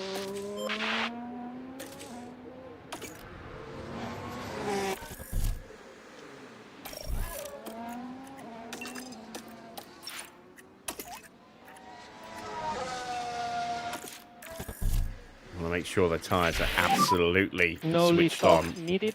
You are doing a good job. Confirm.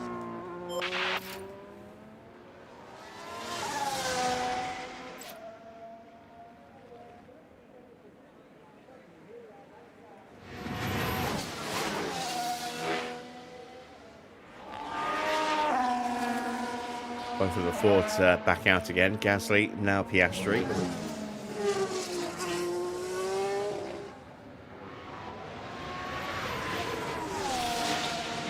Oh, damn it. Here comes all the traffic.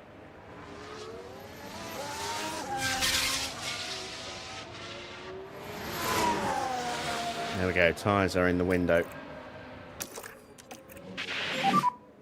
And more energy available. Confirm. Mode to push, please. Okay. Oh, this is going to be tight. It's going to be tight with the Mercedes.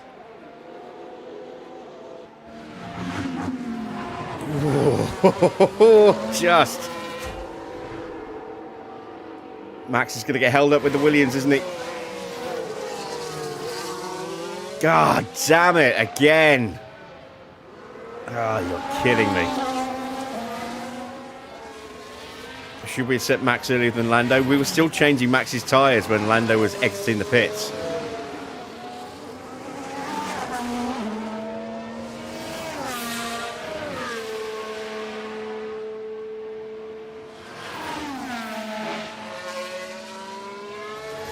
Lando got back in the garage first. We changed his tyres while we were waiting for Max to come in, and then we sent him out while Max was coming in and getting his tyres changed.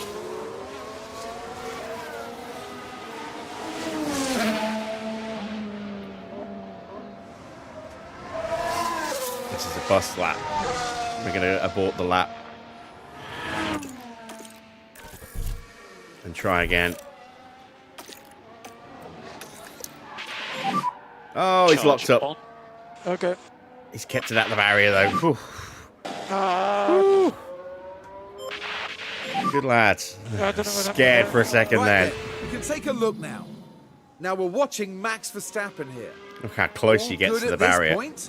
Oh, and the car locks up. They were just unable to do much about it.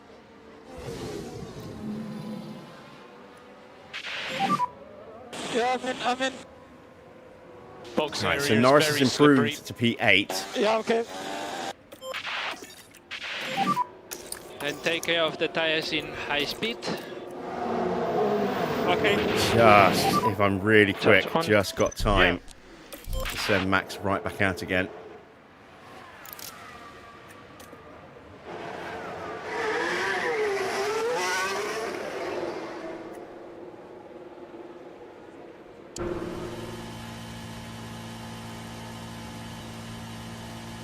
Still going to get traffic.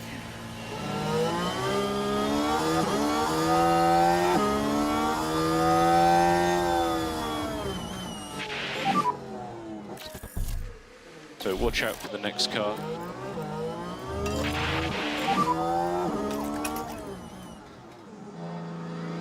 Yep.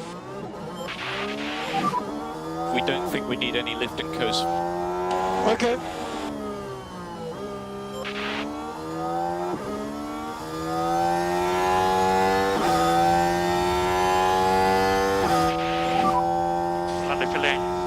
This is going to be tight.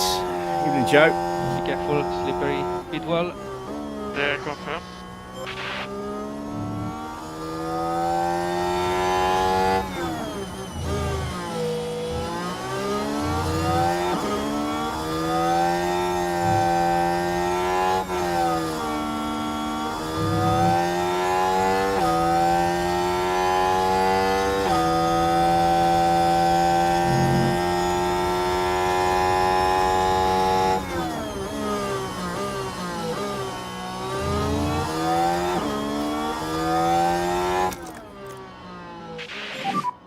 Go mode push. Okay.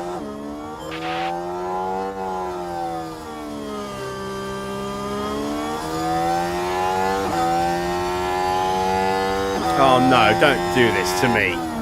God damn it. Are you fucking kidding me? Jesus. Charge on. Okay. What a joke. Yeah. What an absolute joke.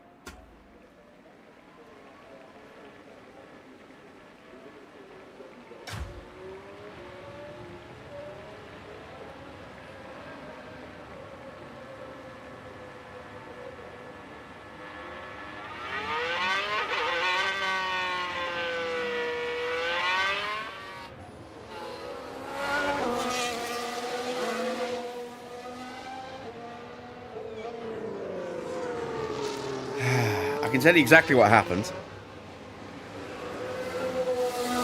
One of the things that we are running, which 9 times out of 10 improves the situation, but on the occasions like this, completely fucks up the situation, is the blue flags.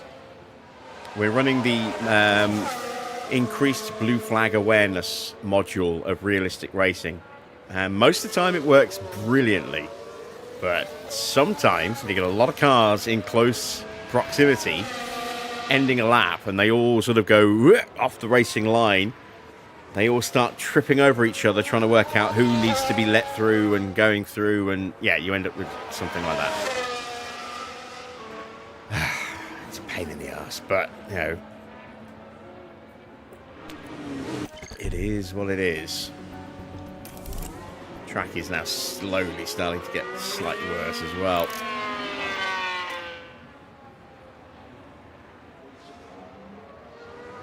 will just about have time to send Max out one last time. I'm going to have to change his tyres, so Okay. give him the best possible chance of getting through. We're lucky that our garage is right here at the beginning of the pit lane.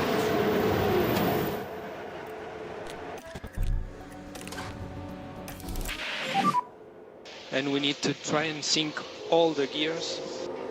Confirm. Get out for that traffic. Energies are good. Ah, come on, come on. No, no. Ah.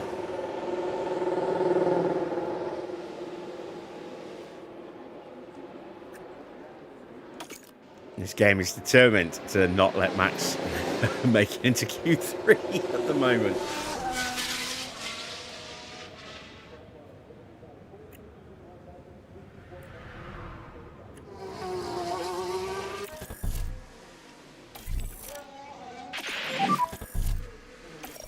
So you're in a good position.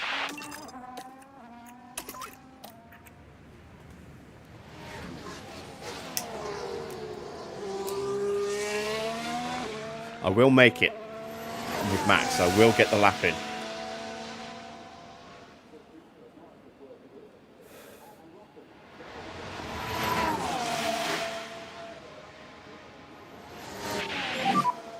And you are doing a good job on tires. And track is clear, track Even clear. Foamy. Will be mode push for I last was corner. showing off the work in progress earlier on.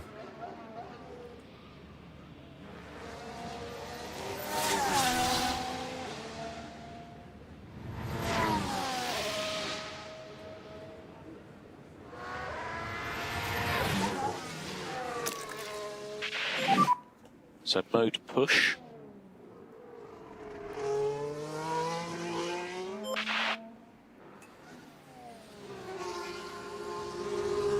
Right, so we'll cross the line with about 20 seconds to spare. Track is worse, unfortunately. But at least we've got an opportunity to try and improve. Brand new tyres. So they're in the right window. And let's see if Max drives angry.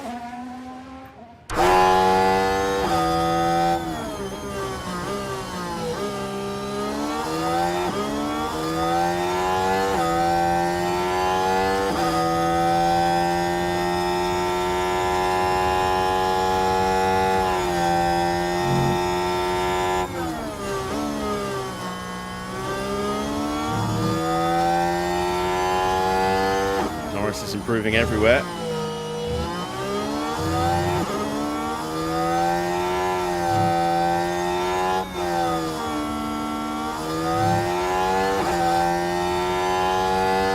Apart from the final sector, which is where he needed to improve.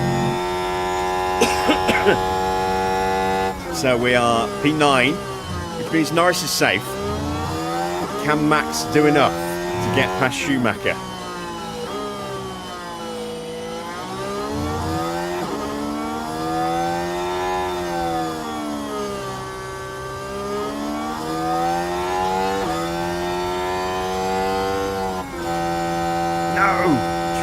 Wet.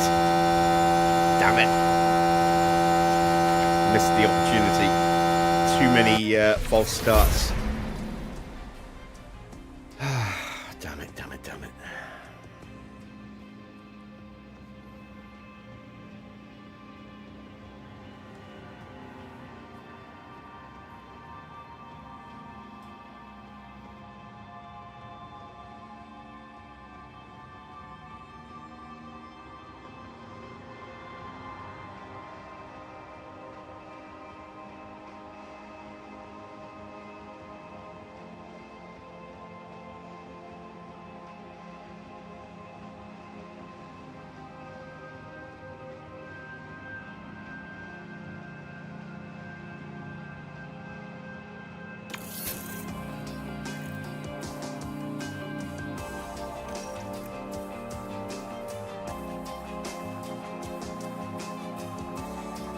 All right. Once again, Max is going to have a really bad starting position.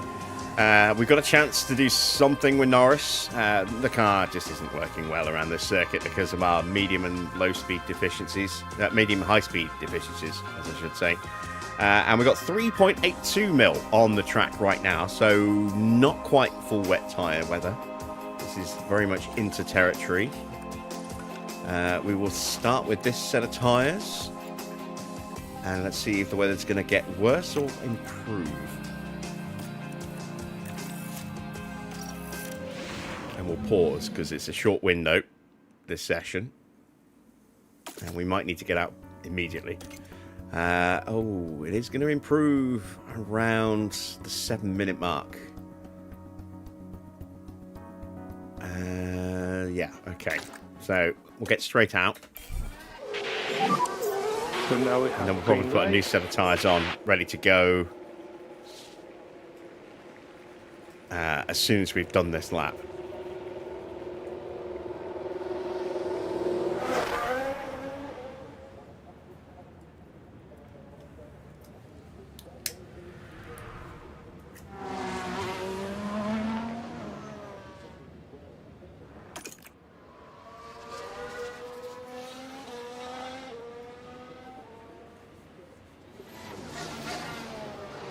Evening up, Joe. Evening, King.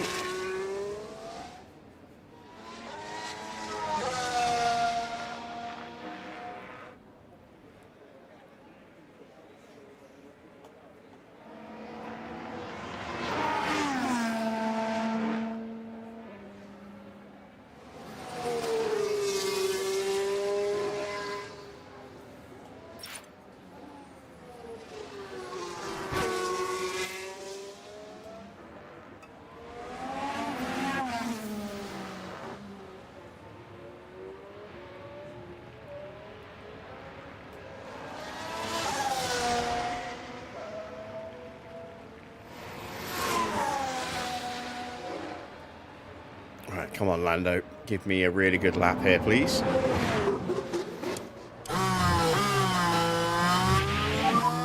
At the moment we are good. Track is clear.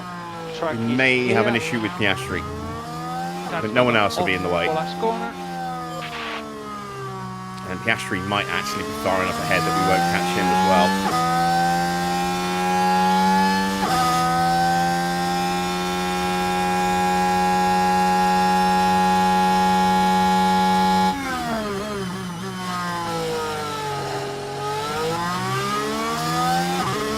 We're going to go purple across the board because we're the first ones to set a time. Ah, look at this, a whole bunch of traffic coming out.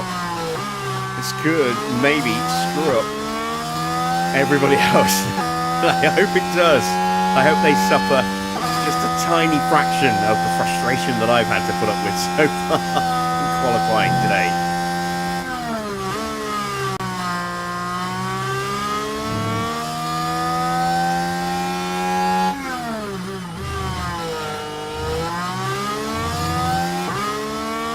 Yeah.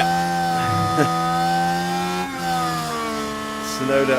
No, it's Leclerc's on his side in that lap. Right, we're quicker than Albon in the first sector.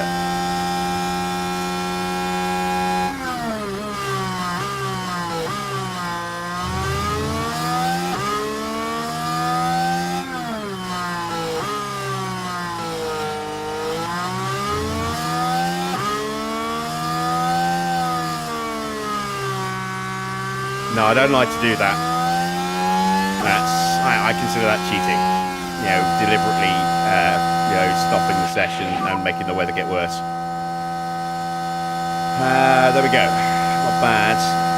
Piastri has got a couple of cars. Oh no, wait, that's Gasly.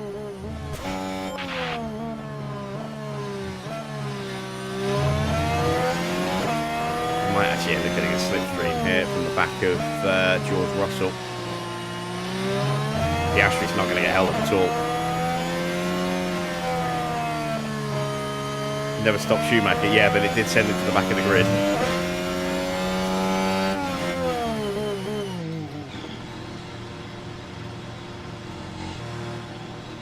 Right, so Russell had the start of his lap compromised.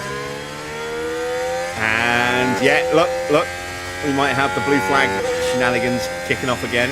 No, yeah, there we go. It has kicked off again. So some cars getting their laps ruined. Track starting to improve.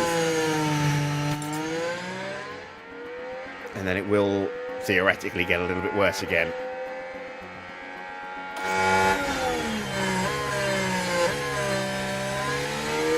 I'm assuming, Foamy, you were talking about when he parked it at the Rascas at Monaco.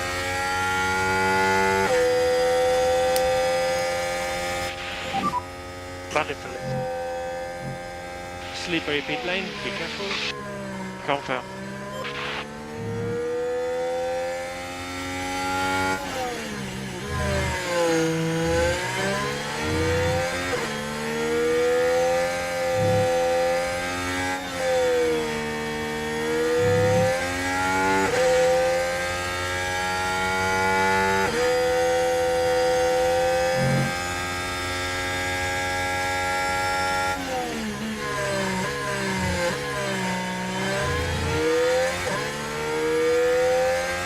Yes, Rosberg pulling the stunt, locking up at, well, I say, you know, locking up at Mirabeau.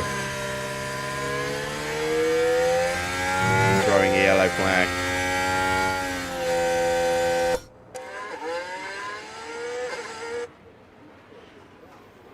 So we're currently P5.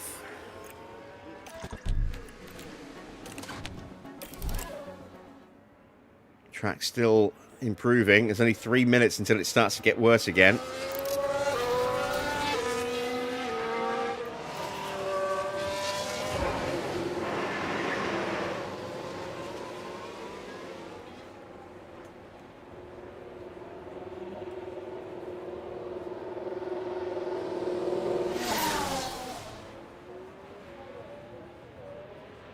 Yeah, Leclerc crashed at Portier, didn't he?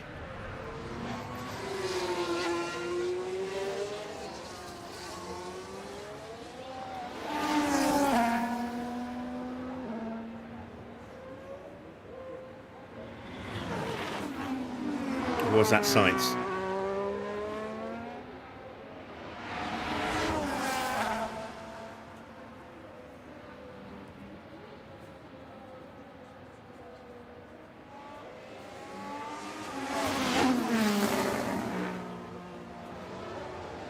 Ah, Perez. Yeah, at Monaco is what I was thinking of. I think Leclerc went into Saint-Debot, if memory serves.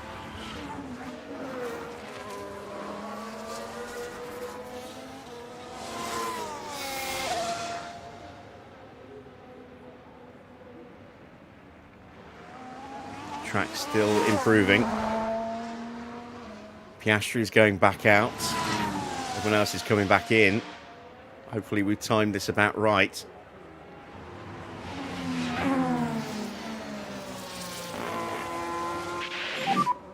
Tires are good. And track is clear, track clear. And charge button off for last corner.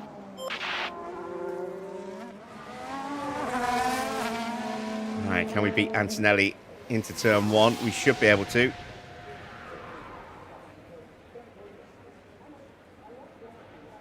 Oh, come on. No! I got blocked. Damn it. We've seen it.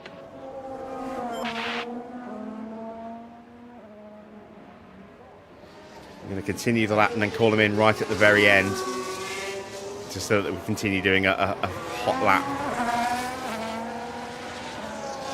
In fact, let's take manual control so that we can save the battery. Charge button on. Yeah, good.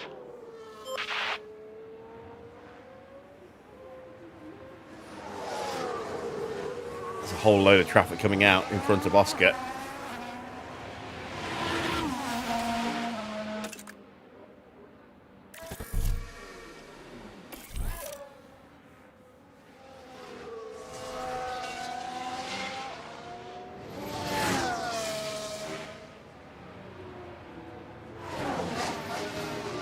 Track is starting to get worse again. God damn it, we missed the window. Thanks to traffic. This happens to us so much. Yeah, land the We lane. get the window just right, Slippery track. and we get hit with deep traffic, or exit. we get no traffic, but we confirm. just misjudge the window because we wait a little bit too long.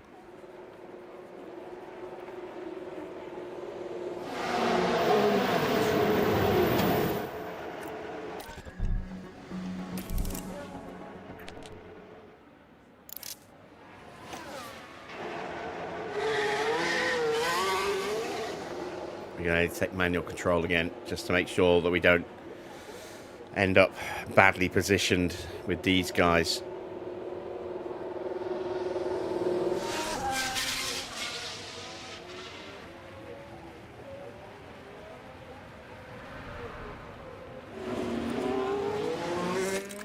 And also to try and minimize how much the track's going to devolve.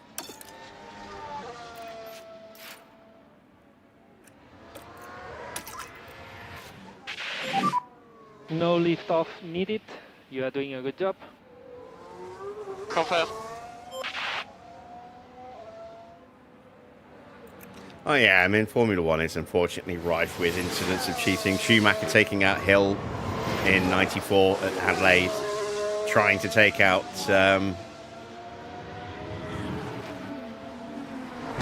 Villeneuve at Jerez in '97. Prost and Senna locking up, and Prost effectively taking Senna out in '88 at Suzuka, and then Senna taking Prost out in retaliation in 1989. And we got a red flag. Oh, fuck's sake. Red flag. Alex Albon binned it as he was about to start his lap.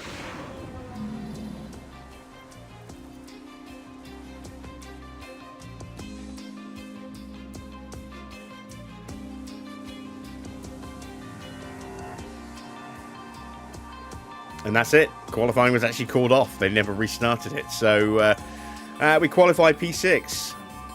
Not bad, not the worst, but you know there was potential to go a little bit quicker. But it will be Oscar on pole ahead of Antonelli and Schumacher. So both Ferraris are way up there.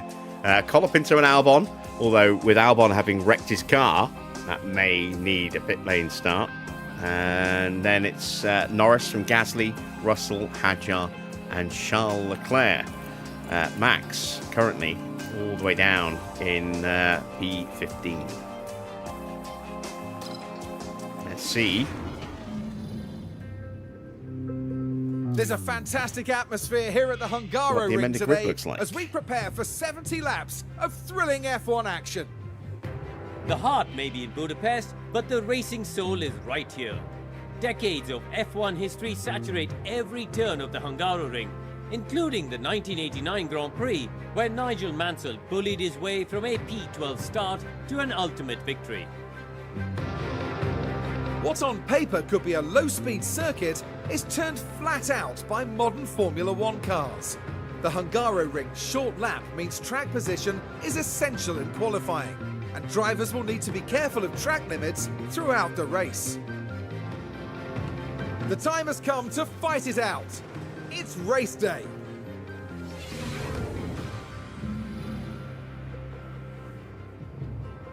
All right. Let's have a little look-see, shall we?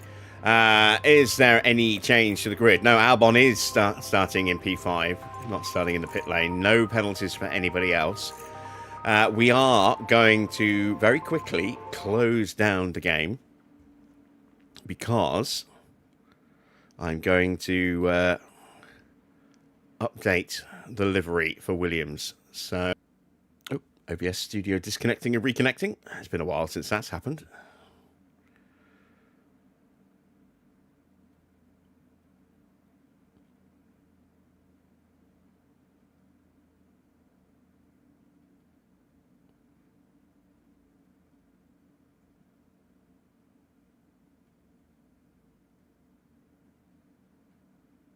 Yeah, I meant to do this before this Grand Prix and I forgot. And given that it's the end of this series, we're going to do a couple of others as well. So HiTech are going to run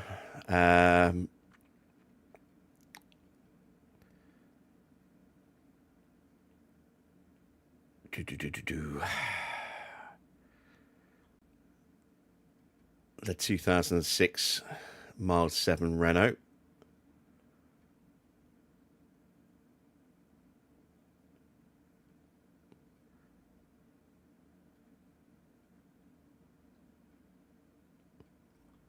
And Honda are going to change to Jordan, which we've never run before.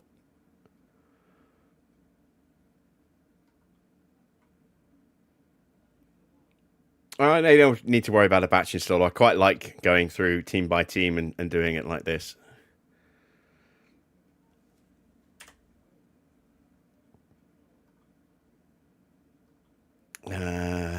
Is there anyone else? Let's put an old school Ferrari livery on. Let's go with a Marlboro Ferrari. That shouldn't be there. That should be here.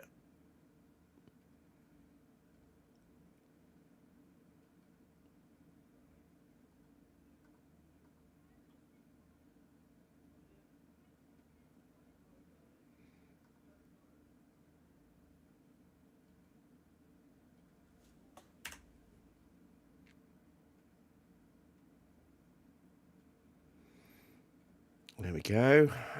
Do I have any other old school liveries? We're already running an old school there. Old school, old school, old school. Don't have anything old school for Haas because they're not that old school. Don't have anything old school for Racing Bulls apart from Minardi, which we're already running. We don't have an old school Sauber.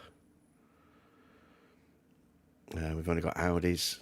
And we've done Justin Williams. So I think that's it. I think that's all we needed to do.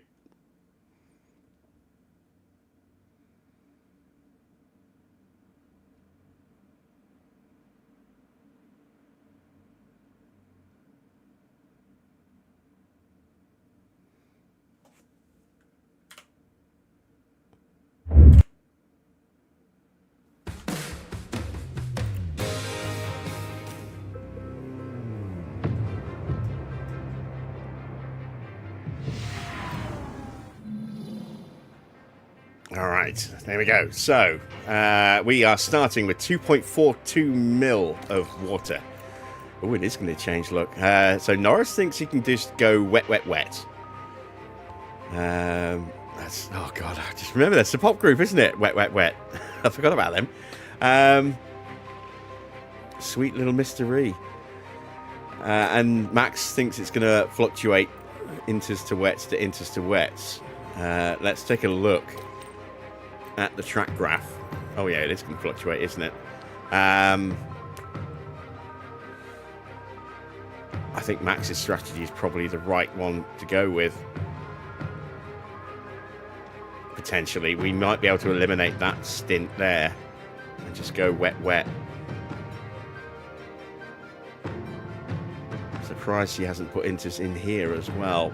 We're absolutely going to need the full wets for these big peaks here, if they are as we think they'll be, and we need to definitely start on the inters. So let's go with that. Let's go none for Lando and start him on a set of inters. We'll start on 98% inters. So we've got two brand new sets if we need them. In fact, no, we know we need to start on inters, but we don't know if we're going to need to change to inters. So let's start with a brand new set of inters. There we go. We are going to whack everything up. Not going to put any extra fuel in.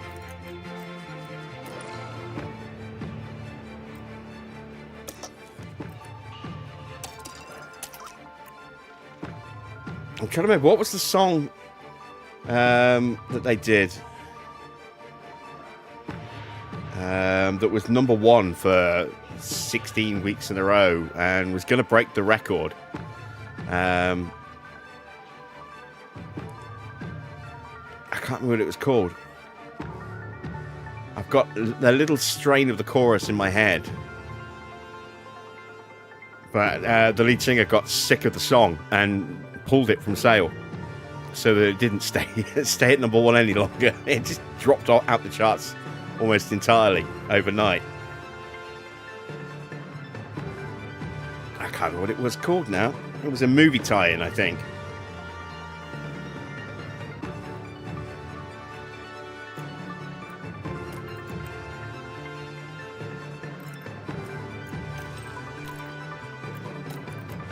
Lobbies all around. Yeah, that's it.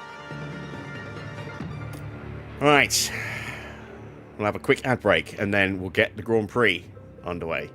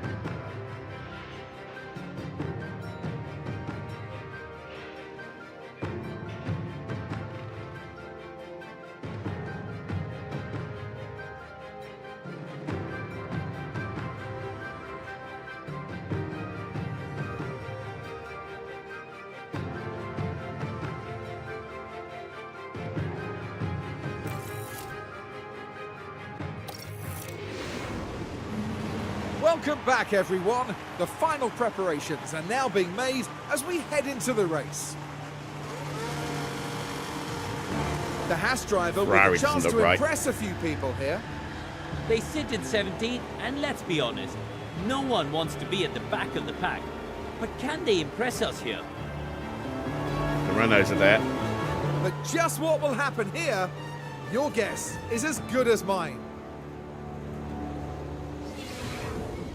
And here we go, with the Hungarian Grand Prix. And it's lights out, and away we go. All right, so the Ferrari's wrong. I'm not quite sure why. That is the actual current Ferrari. Maybe we forgot to unzip the files. The Williams is done. There we go. And we've got the Jordans. There, it's the Jordans.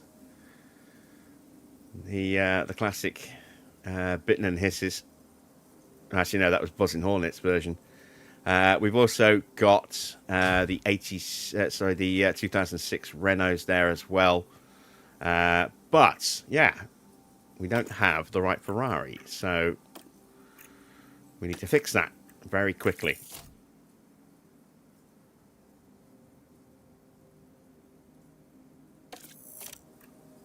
There we go. And I created a save just so I don't have to do the strategy rubbish again. So we need to close the game down very quickly. Go back to Ferrari.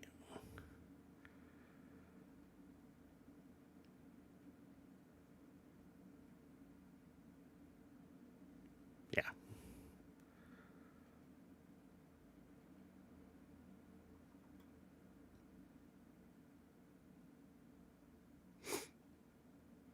I didn't extract them.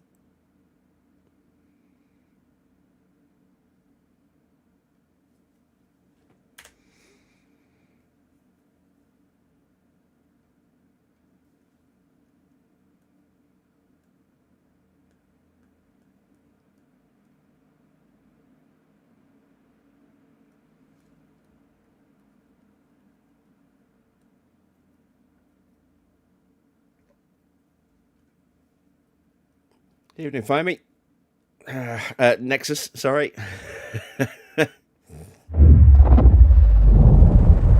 It's the foamy Nexus. The Nexus of foam. Right, so we should be with the right Ferrari now.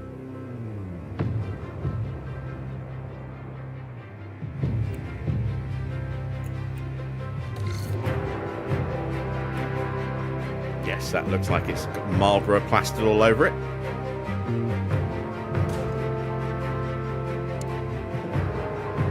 There we go.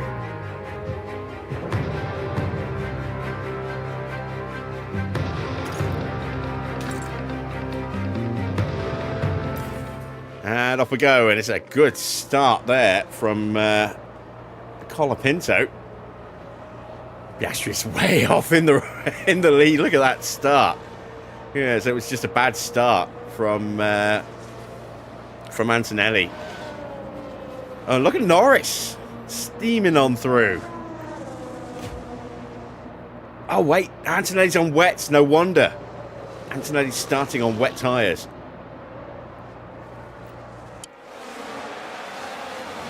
Same for Schumacher as well. So Norris up for P3. We got past Albon, which is nice.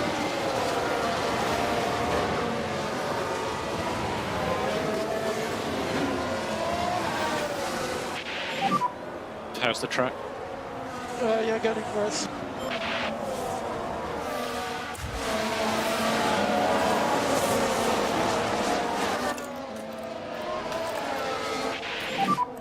Keep battling away.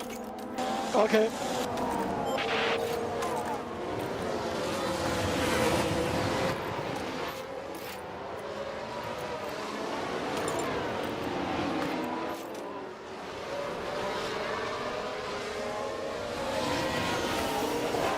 Yeah, I'm pretty sure Love Is All Around was in the 90s, not the 80s. I know the original song was the 60s or 70s. It was a cover from that. But it was about to beat the record set by Everything I Do by Bryan Adams, which I think was 1991, which was Robin Hood, Prince of Thieves. Although I might be wrong on that one. Oh, nearly got chopped as Tsunoda and Gasly went side by side. There's progress to be made. That was nearly very bad. We need to put into driving clean air, hopefully, to get through. The car. The yellow flag out there somewhere.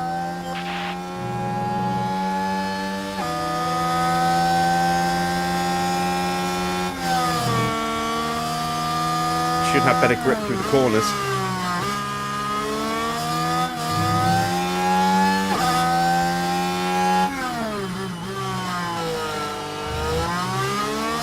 There we go.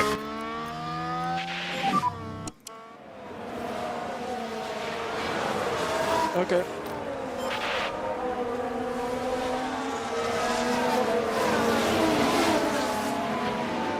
Four weddings sounds about right.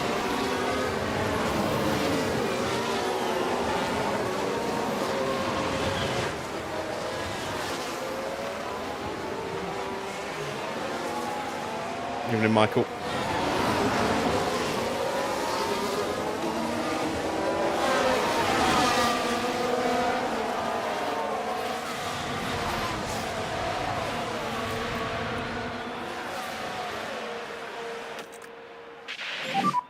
Cool the car as much as you can.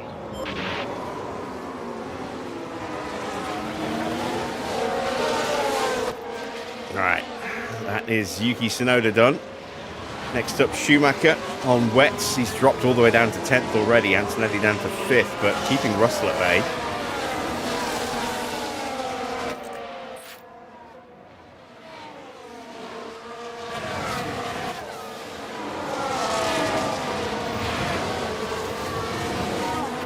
And there we go. We are through on Schumacher.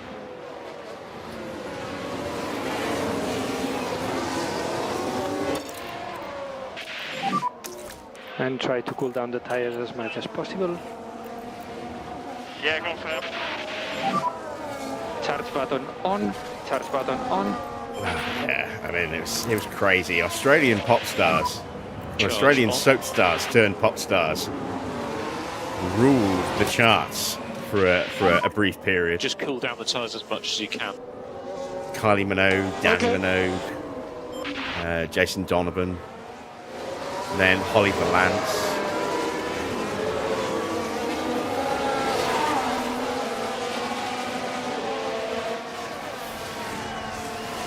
It's amazing how many mainstream sort of television and film personalities have come from Neighbours, or to a lesser extent, Home and Away. Isla Dawn was Home and Away. The guy who I never remember his name, but the guy who played Jim Robinson's now quite a prolific bad guy in a suit kind of role.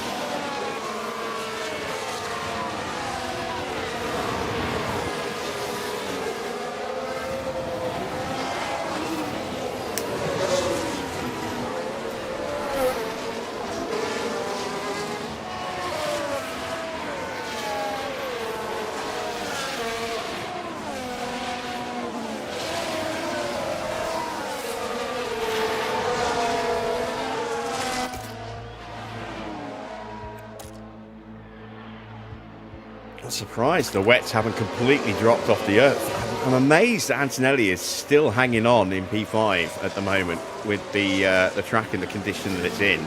But those tyres are going to be absolutely garbage by the time the actual full wet weather turns up as well. Natalie Imbruglia, yeah, another one. The guy who played Joe Mangle, was it Mark Small or something like that, or Mark Smith? I forget his name.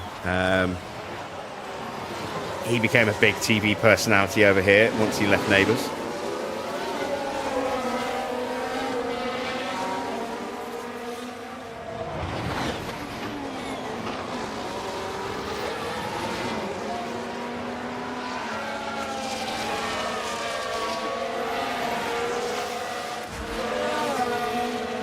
Max is just stuck in traffic right now.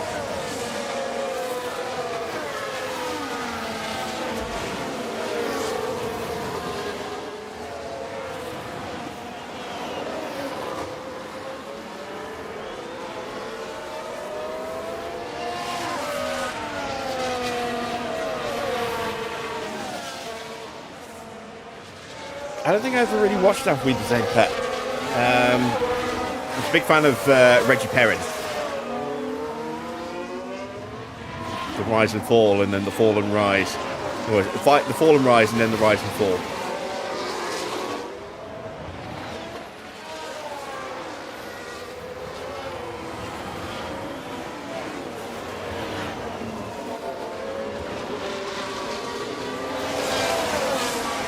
Antonelli continues to hang on. Russell unable to do anything about him. Oh, a lot of TV from that era isn't something that you could do these days.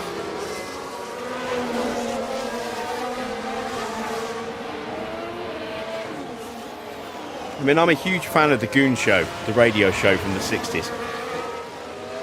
And a lot of it is very good, clean family fun, but there is inherently some race humour in there as well. It's just, a sign of the times. It was 60 years ago. And I don't think you could get away with broadcasting that these days. Yeah, it's a lot more than level 2 here.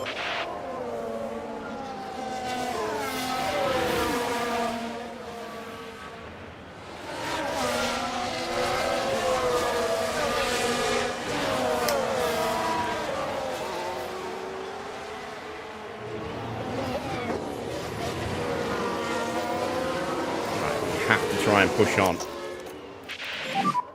You are good to before go. The pit stops. Push. Okay.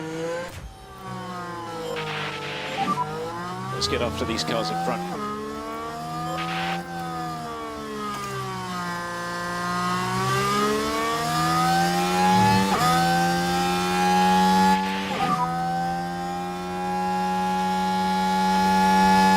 Okay. Yeah. Yeah. Okay.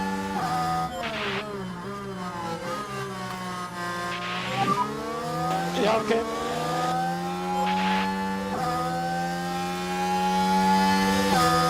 Yeah, Faulty Towers is a classic.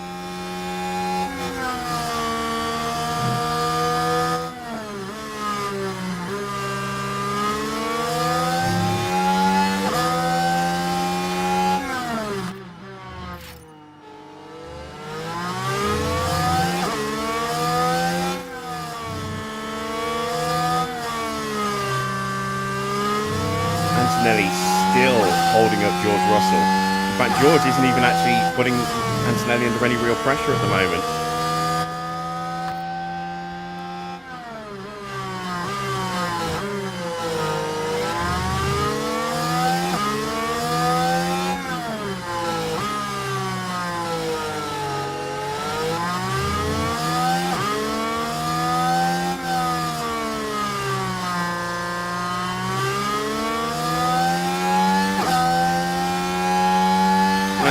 Dibley was okay, but it had some good moments, but as an actual comedy show that I think was much better and again relatively recent in those kind of terms, Black Books was fantastic with Dylan Moran, Bill Bailey, and I can never forget her. I can never remember her name. Oh, Bottom was hilarious. I love Bottom. Bottom 3 Hooligans Island is probably one of my favourite things that they ever did.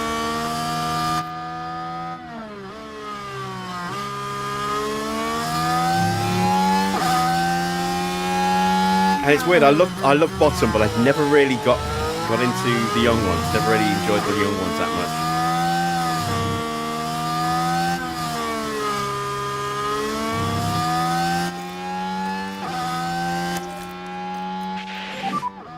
Charge on.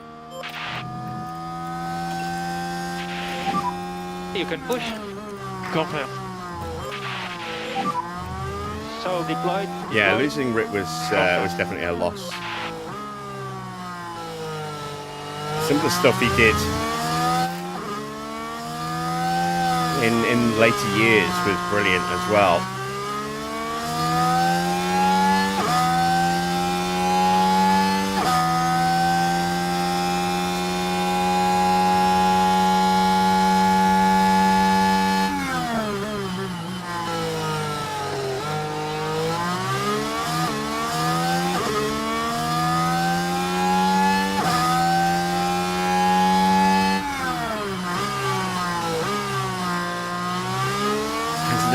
Continues to frustrate George Russell, and the tyres are now starting to come to him a little bit as well. But having said that, the tyre wear on those is going to be bad, I would imagine, because of the heat that's gone into them. It's raining really heavily here.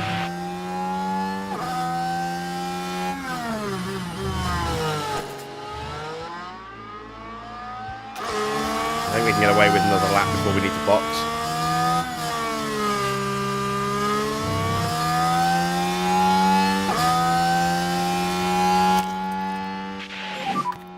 Mode push.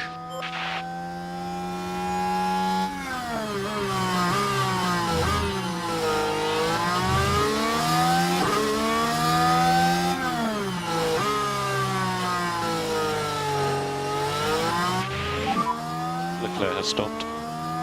Right, Oscar's in. So is Charles Leclerc. We can get away with another lap before we need to box. So let's call them in now.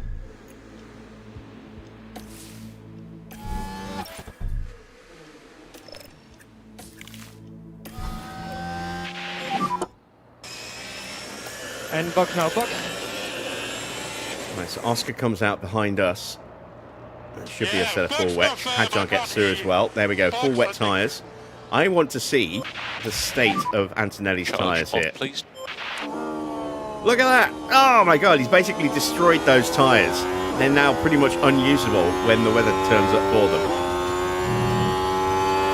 Is he going to stay out on the wets? I mean, he has to now, really.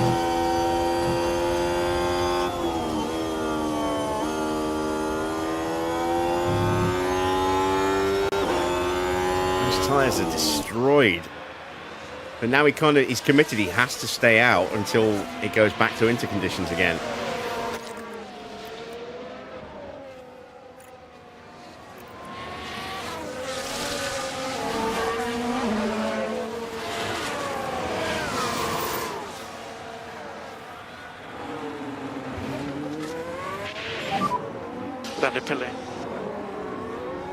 Look at the gap back to Carlos Sainz,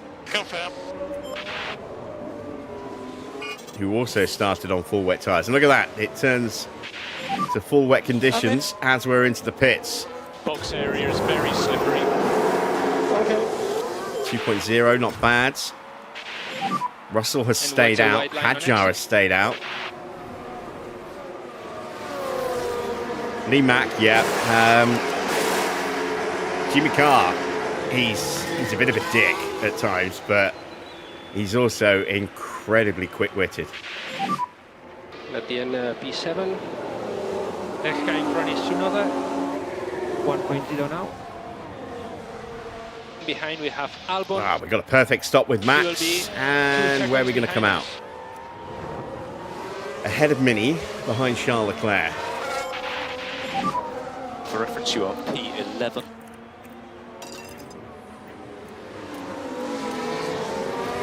Leclerc 0.9.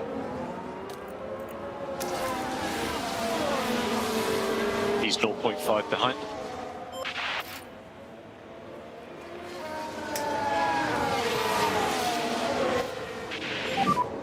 And charge button on. Charge button on. Confirm. He does seem You're to have currently P11. developed a seal laugh, though, over the last sort of 10, 15 years or so. It just seems to get more and more pronounced every year.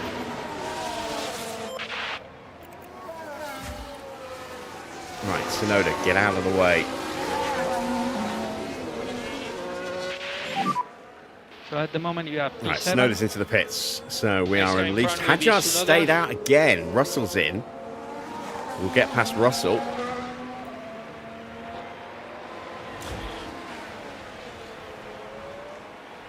Gap to him. Sainz, who 1.4. started on wets, is having to come in for another set of wets. That's how bad they are.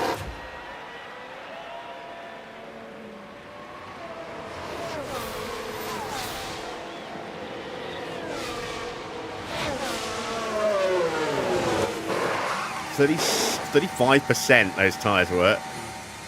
Jesus. Oh, and these are used wets.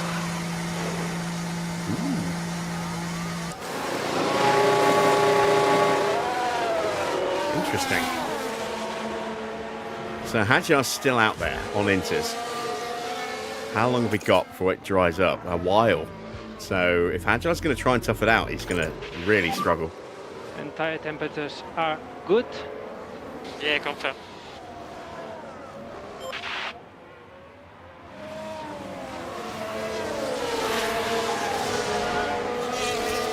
Sarah something, isn't it? With the glasses. Is that you talking about, Foamy?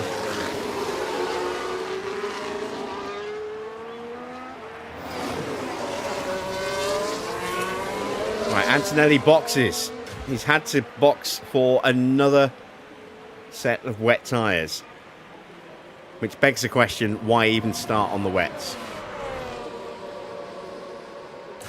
Hadjar staying out again. Colapinto is just going to breeze on through in the braking zone. That's Norris right there as well. And we've got a yellow flag, a brief one. And you can use all the boost bar. Yep, confirm. Lock it for Sainz. So this is what Jesus, happened. he's only just put those This tyres on. happened as they arrived at turn 12. The brakes couldn't cope, and hopefully there's not too much damage to the tyres.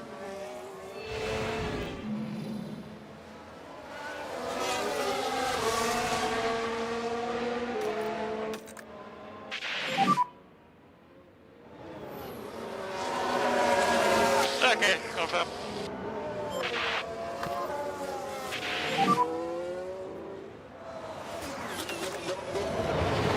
Okay, yeah, confirm. Confirm.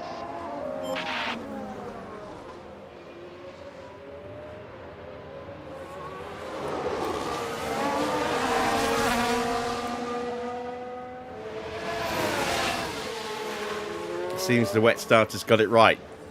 No, they didn't. The wet starters got it very, very wrong.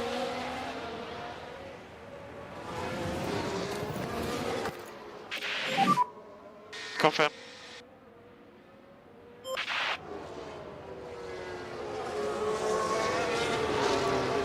let's take a look at those who started on wets.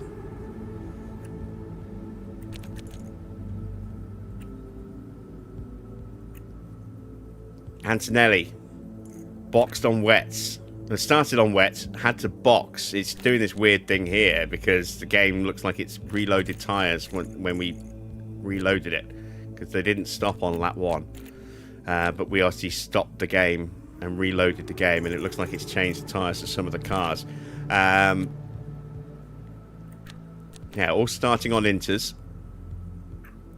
Antonelli, who started second, started on wets. Had to box because the wets were dead by the time it actually got to wet weather. Who else? Schumacher started in third. Destroyed his tyres before it even got wet. Gasly destroyed his tyres before it got wet. He's down 10 places. Sainz destroyed his tyres. Had to box. Same for Lindblad. Same for Mini. Same for Lawson. So everyone who started on wets made the wrong call.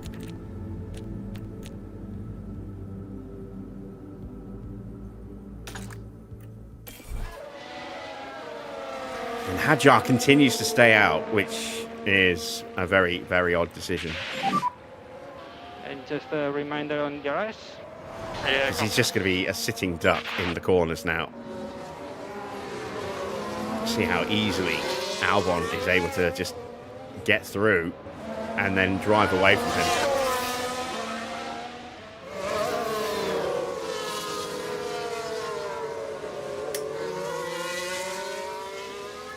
Oh no, they all made it to the wet weather. That's the thing. They made it to the point where the wets became the best tyre, and then immediately had to box to put on another set of wets because they destroyed the first sets, you know, by doing that.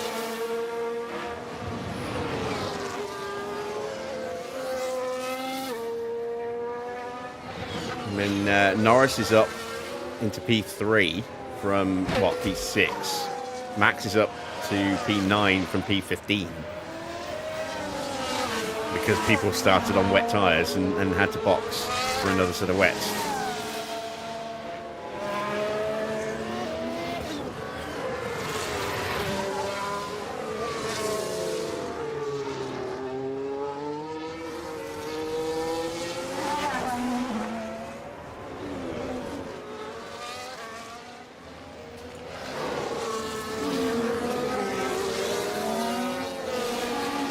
I think a combination of track temperature and dirty air just overheated the tyres quicker than predicted.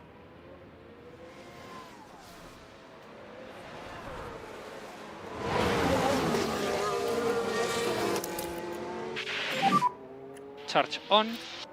yeah, confirm. Let's turn our attention to Verstappen. So mode push. Okay. See if we can make a move on George Russell.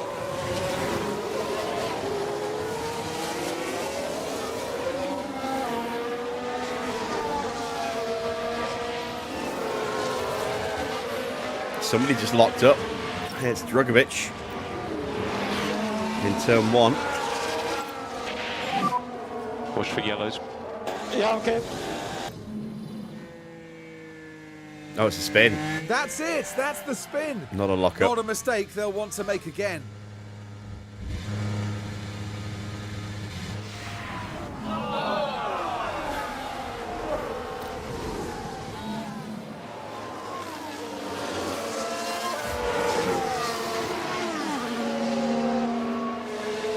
That's a classic sight. The McLaren and the Renault nose to tail.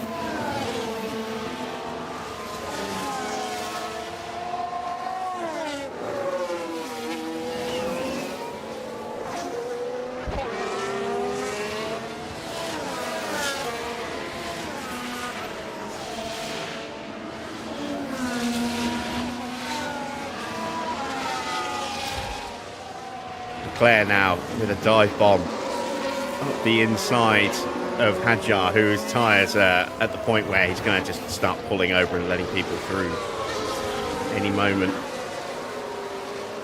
because he's on the wrong compounder tyre. Sick. Okay, let's get on it. Still everything's played for.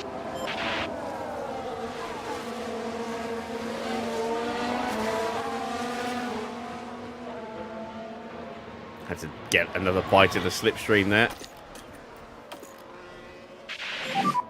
Cool the car. Yeah. Ah, yes. Straight through up the inside.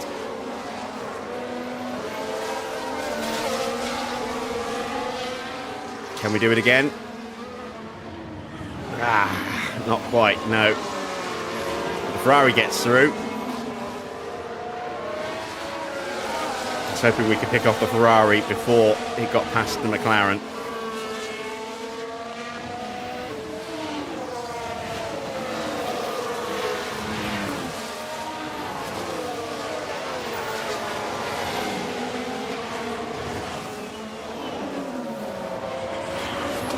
And alongside in the chicane, just straight through.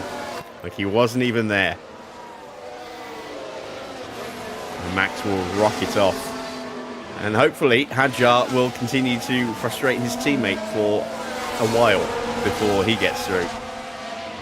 Everyone else is just stuck there as well.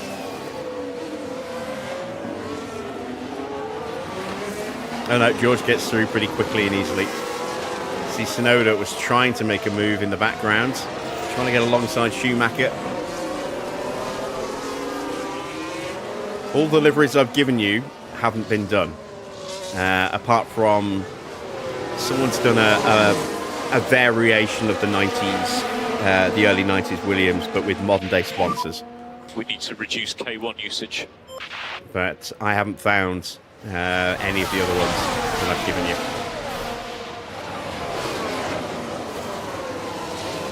Porsche gets through.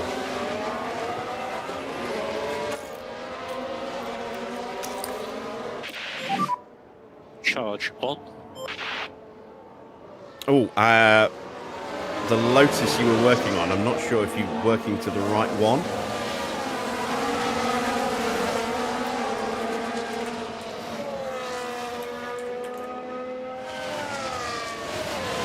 Just because I didn't see...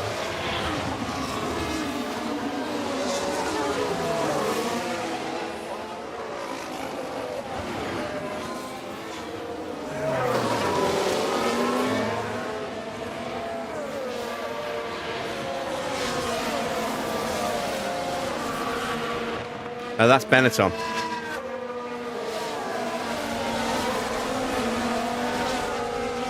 I'm talking about the Camel Lotus. That one.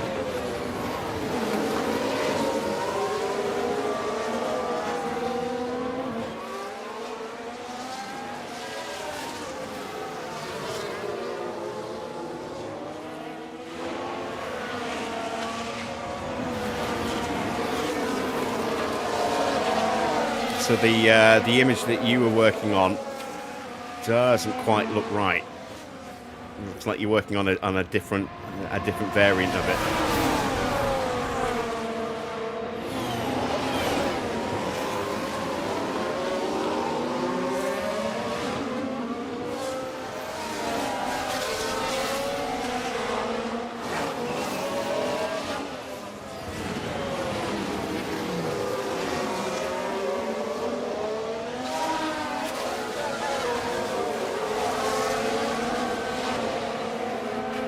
Yeah, that was the one I was looking for, the 102.90.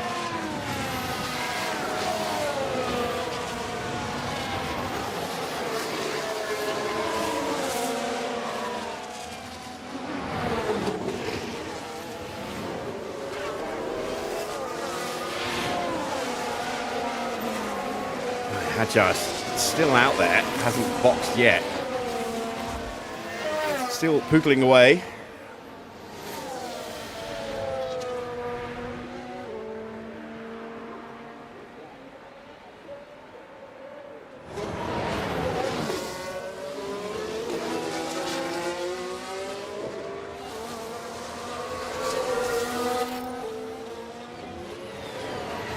Yeah, so the only one that I've seen that I mean there might be others out there, but the only one I've actually found that's a 92, 93 Williams has none of the sponsors of that era. It has all of the current with the sponsors on it just doesn't look right.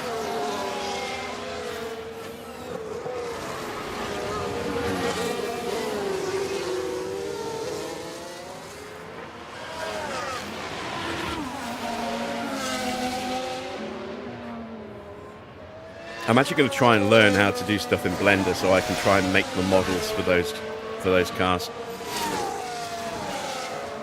Track is drying up, but it's not going to stay dry for very long. We're going to stay on these tyres, but we are going to cool them down quite significantly. And try to cool down the tires as much as possible. Ease off on the push as well. Just concentrate on getting your tyre temps down. And we'll just try and hold position. Keep an eye on that. As long as it doesn't go too much below 3 mil, we'll be okay. But if it gets to, you know, like 2.5 mil, these tyres are going to absolutely disintegrate. By 30%. Yep. I've got Blender installed. I just don't have any knowledge of how to use it. I keep meaning to sit down and try and learn how to do it from tutorials, but I'm on YouTube and stuff. But I tend to learn better by actually physically watching someone do it and being able to ask questions as it's going on rather than just watching a pre-recorded video.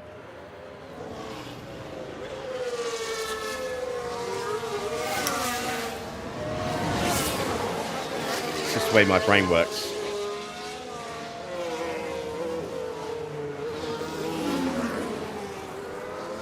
I've never been a good studier. I've always been a more hands-on learner, practical learner.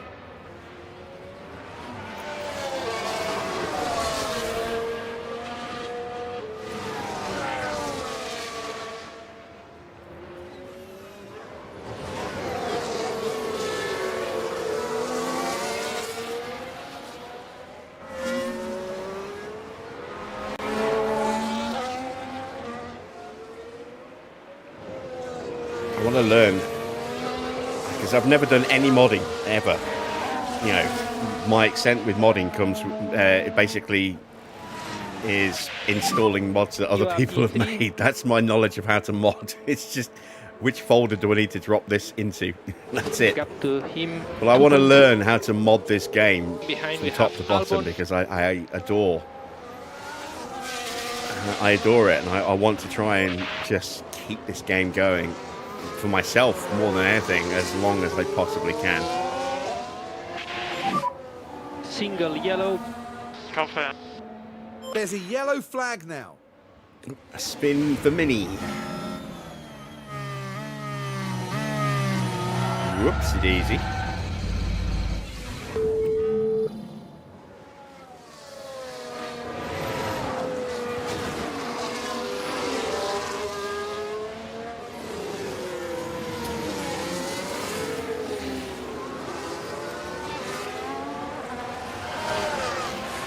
.8 mil. It's still drying up. Another yellow flag. We're going to have to avoid the high curves as well now, just to stop these tyres from completely overheating. Now this happens down at turn 8. I've got F model. Oh no, that's not quite what they would have wanted. And they'll find but I don't have themselves at a Photoshop. I've disadvantage got if they keep on Photo doing P. that.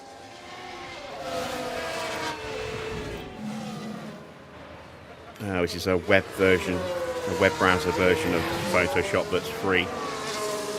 Can't afford Photoshop.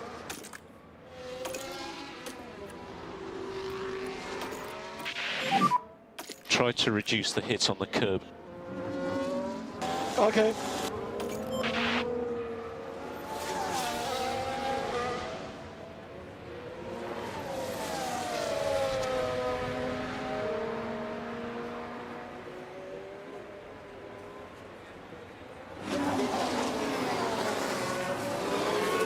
I've got Unreal 5.1.1 installed as well.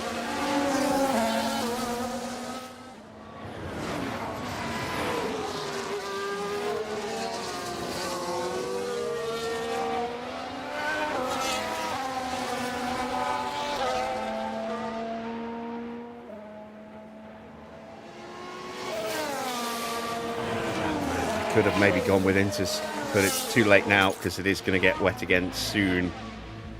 If I maybe switch to Inters early, might have been able to do something. Porsche with a spin. Yellow flag. Yeah. Let's see what happened there. Really treacherous conditions out there. Whoa, and there it goes. Well, the track's condition is making things an awful lot harder out there for our drivers.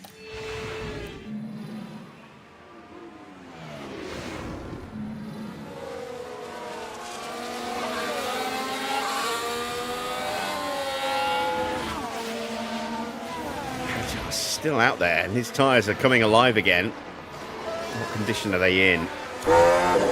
Pretty good condition. They will have been cold, so they will have blistered, but they won't have shredded like overheating wets would have done. Well, yeah, right. It certainly looks like they've developed a fault. Problems for Lawson, sat behind his teammate.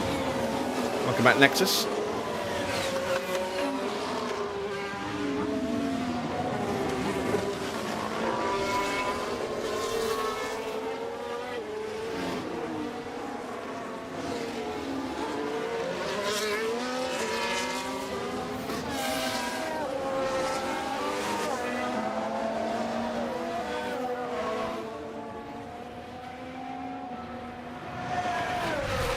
Surprised Hadjar's lap times aren't better, considering he's on the right tyre and they're in pretty decent shape. Maybe it's just the dirty air from Tsunoda that's slowing him down.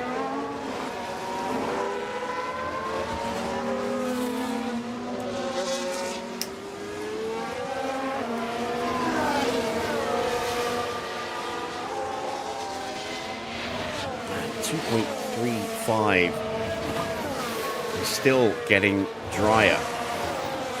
Even with tyres on the lowest setting and avoiding high-risk curves, our tyres are still absolutely melting.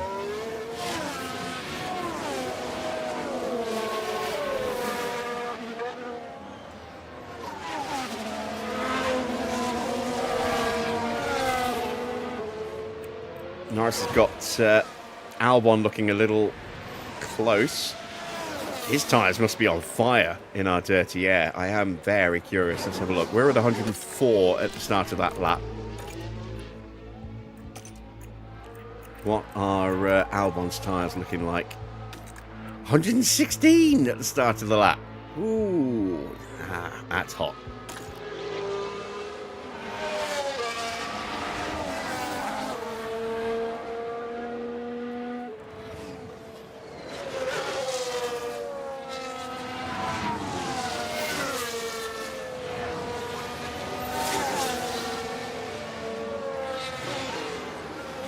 Modding is rarely something you can do full time as a career. You know, when you're modding games like this, from my understanding, it's a passion project for most people, and then they reach a point where they just either don't want to mod anymore, or they just don't want to mod that particular game anymore, and so there inevitably becomes a point where mods just dry up. Either people just don't have the time or the patience or the inclination to do it.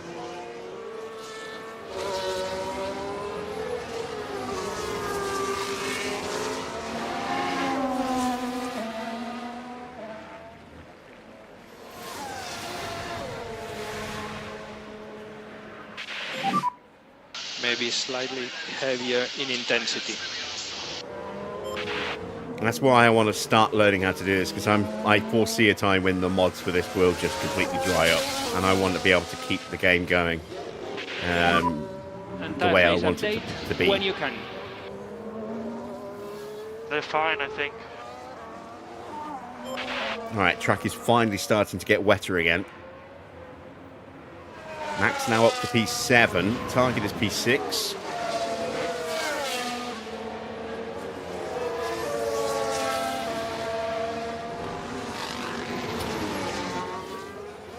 So I'm glad I made that call and didn't go with P4. Norris's target, I think, is P8. And he's currently sitting in P3 with Albon right behind him.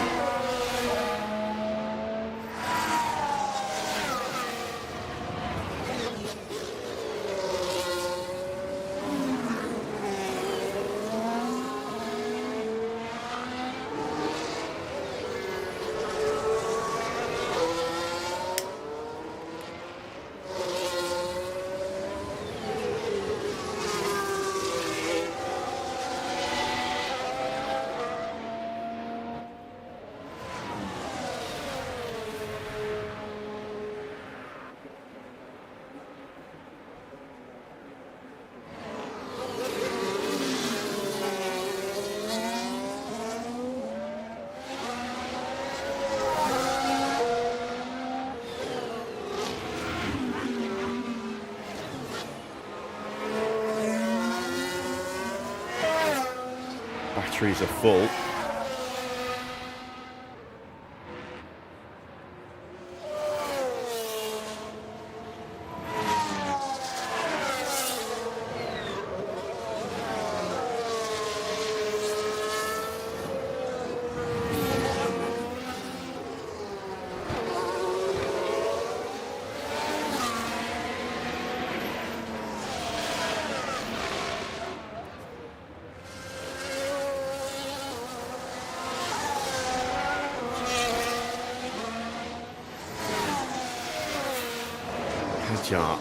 Not able to have got past Schumacher, and that opportunity has... Well, he's got past Tsunoda. He's now stuck behind Schumacher, and his window of opportunity to get a quick and easy overtake is rapidly closing.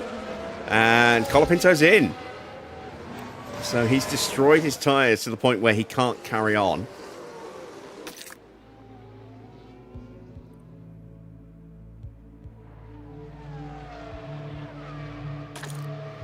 We try to look after our tyres. They're still viable. They're not amazing. Leclerc's coming in as well.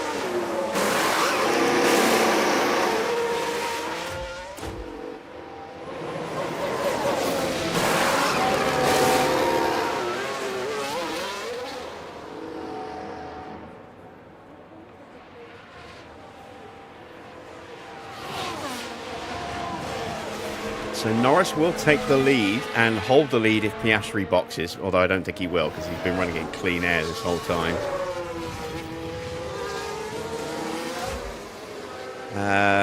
Max has got a... Oh, no.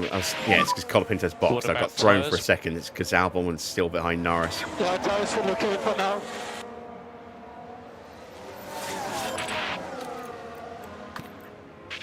Not ultra defensive, protecting the tyres now.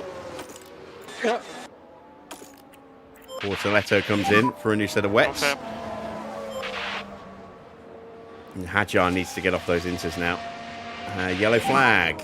And we need to try to avoid locking. Who was that for? Yeah, come. Alex Albon. Let's have a look at that. Now, Alex Albon is part of this. All good at this point. Well, you can see the lockup. What caused that, I wonder? That takes a bit of pressure off Norris.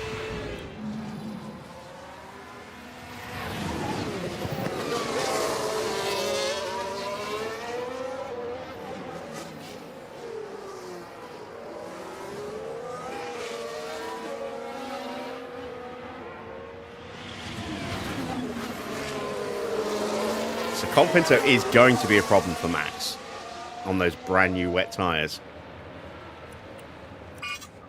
Hadjar finally comes in to put on his first set of wet tyres. He's been on those inters since the start.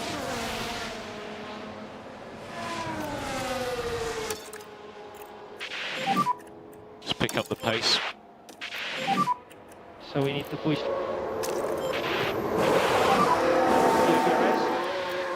Alright. Mode push. Okay. And he's finally on the right set of tyres at the right, brand new set of tyres at the right time since the start of the Grand Prix. And he's all the way down in 18th place. It's really not worked for him at all, has it? Right, Max has still got Colapinto behind, but we can start to up our pace again now that the tyres have cooled right back down again. We're pushing the battery to try and up the pace quickly, see if we can get closer to Antonelli again. Norris is slowly trying to close up to Oscar. Albon's in, so Albon has destroyed his wets.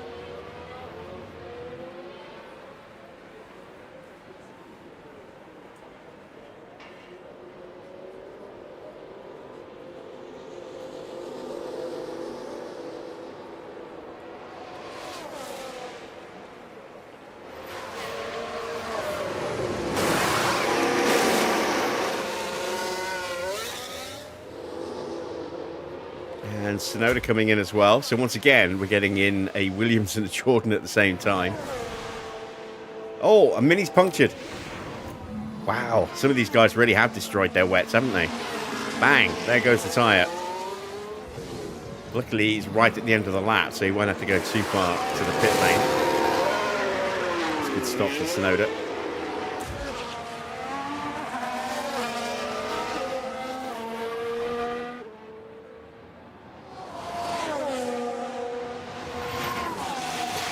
Hi, I'm Gary Scott. Bang, and the tyre is gone.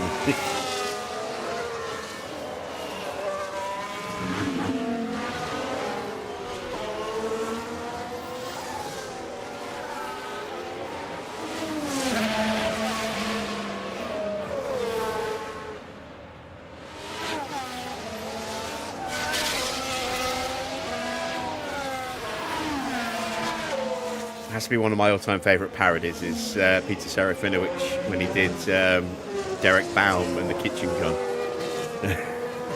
Just 3 shots from kitchen gun. Bang, bang, bang. Goodbye, dirt. New toilet grenade.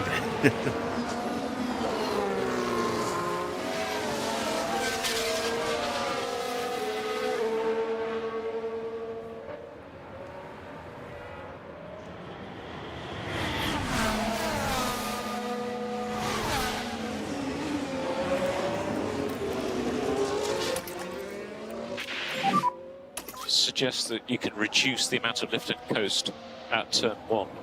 Mini a lap down now.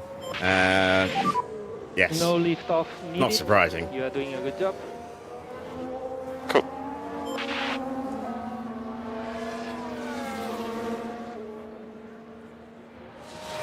Max has got a little bit of clean air behind him now to Colapinto, a little bit of breathing room. We're about 2 seconds behind Verstappen. Norris has taken a little bit out of Piastri, but how long have we got to be on these tyres for?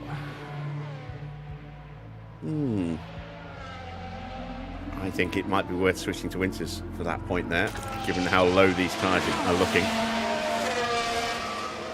So let's push the tyres as hard as we can. Push. Go on, Fran.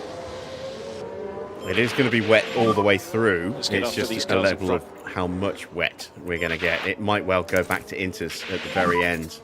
Charge button It's- on, please. Go on, Fran. Yeah, it's hard to say.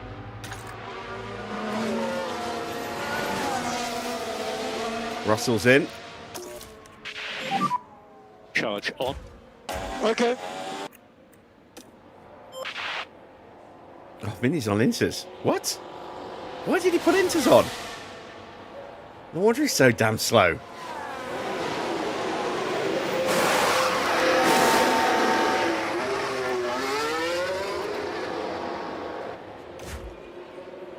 Right, here comes the high-tech Renault.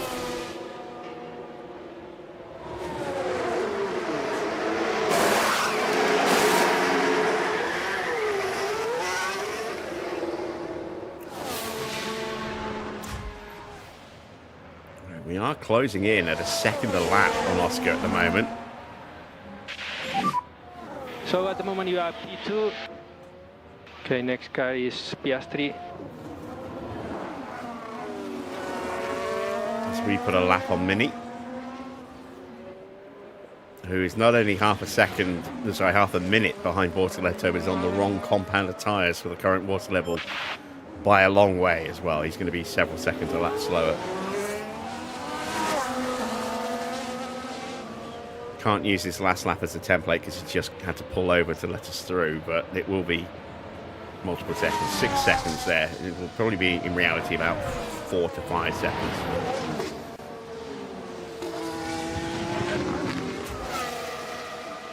You know, we've almost got onto the back of Antonelli, who's on the same set of tyres as us, but ours will be in better shape than his.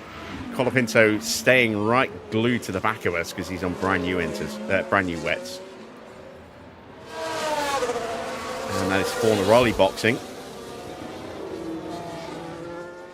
Aminardi going to put him on Inters as well. I mean, the track is going to start drying up, so maybe now is not a bad window to go for Inters. It was just a few laps too early for Mini. And there we go, track starting to dry.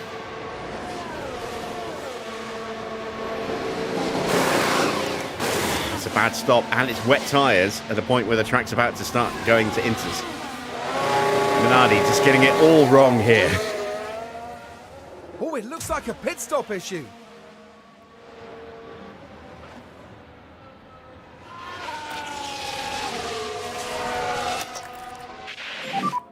So mode push. Yeah, okay.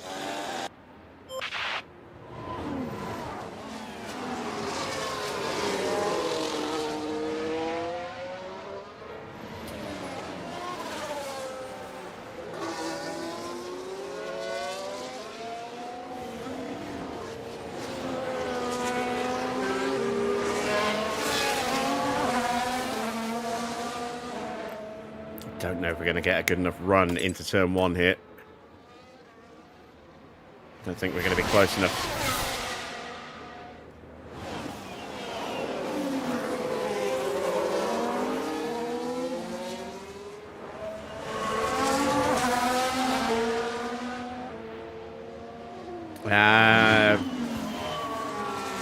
If it's going to be easily viewable, might be better not to have that on, because I do plan on streaming with those models.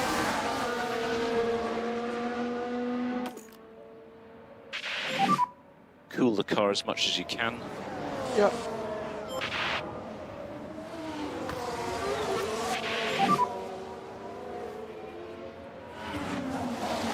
Yeah.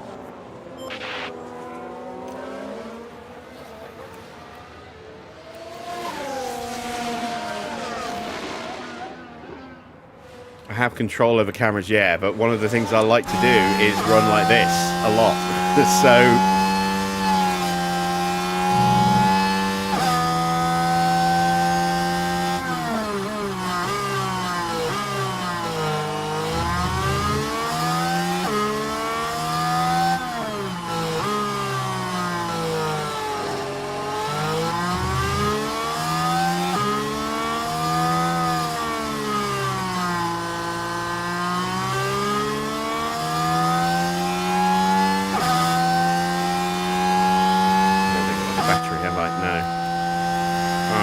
go into harvest instead, Charge on. and we'll box at the end of this lap. Potentially. Yeah, we're going to box for inters.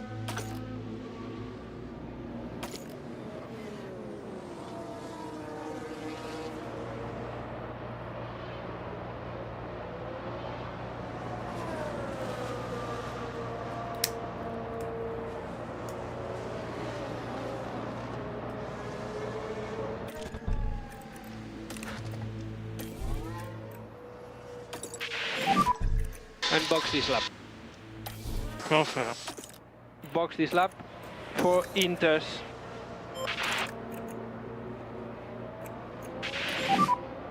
So boxing this lap. Box. We're going to box for inters. And charge button on. Charge button on. Yeah, fine. What am I using for the leaderboard display? This one is from Mr. Only. It is available on Overtake. It's linked in the video description down below.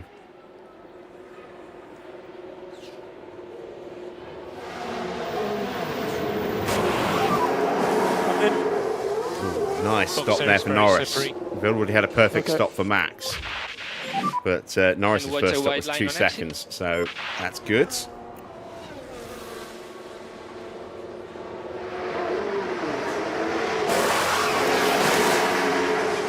And a 2-second stop for Max. So at the moment you are P4.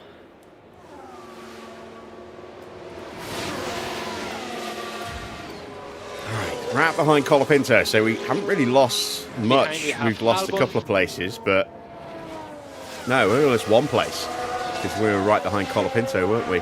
Sorry, Antonelli. Energies were we ahead of good. Antonelli? Confirm. No, we were ahead of Antonelli. We lost 2 places. Currently P9.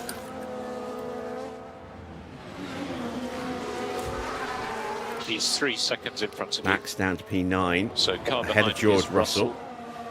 He's yeah, we'll be pitting behind. again for another set of wets, potentially, depending on the end of this one. what the forecasting Charge button suggests. on. We might end up actually trying to tough it out a little bit.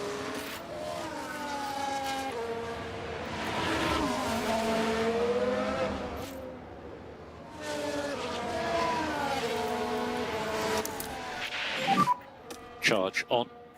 Okay.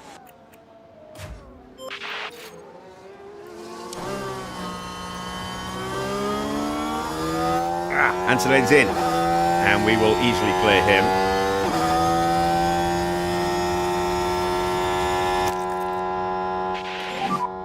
So Can let's Max go mode clear him? push. Okay. I don't know if Max will clear him or not. That Ferrari's quite close to the end of the pit lane. Tyre temps are good. There he is.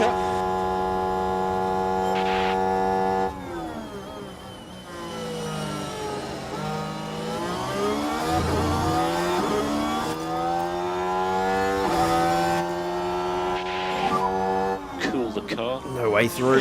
He's blocking the line.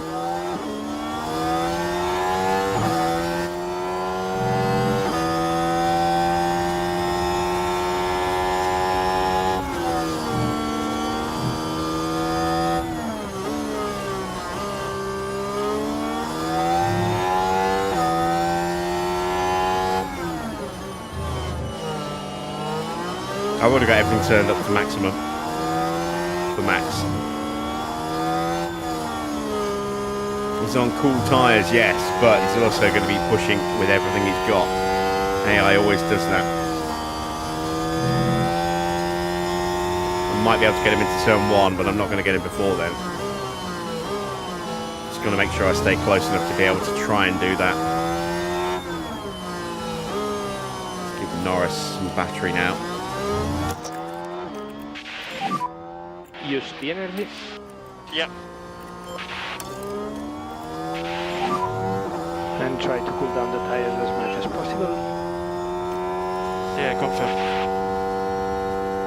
Yeah, he's pushing with his battery. I'm not able to overcome it in the dirty air, unfortunately.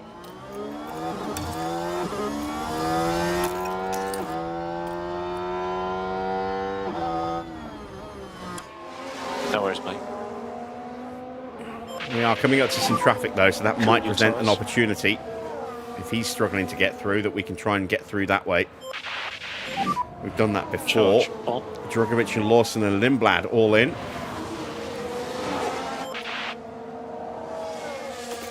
So we are going back to full wet conditions again. And then I don't know whether that's going to be wets or inters. It might fluctuate between the two. Wets is probably going to be the best thing to stay on. We need to get Norris through So reporting a lot of rain. because we need to pull out as much of a gap on Colapinto as we can before we box again. All right, let's concentrate.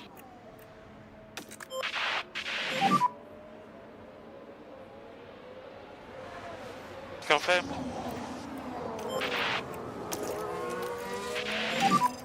Mode push.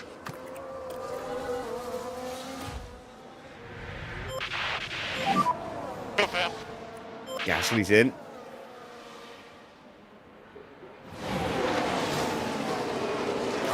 Just nowhere to go. Completely blocking all the lines. Antonelli got past a pair of them.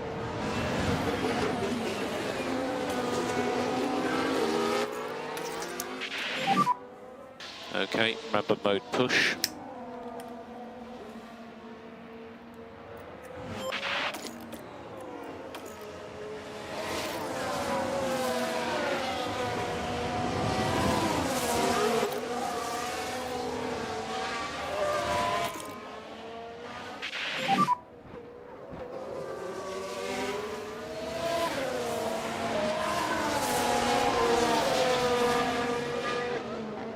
Remember, long way to go in this race. This is the risk you take when you box. Realistic racing makes overtaking in the wet so much harder.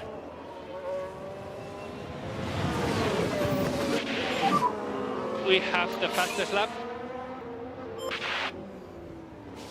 Tyres are a bit hot, yes, but they're coming off in a couple of laps, so I'm not too concerned about that.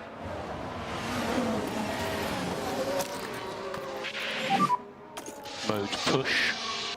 Okay.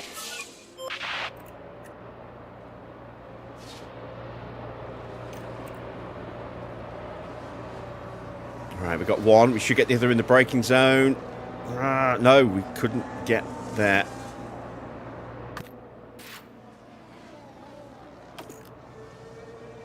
There we go.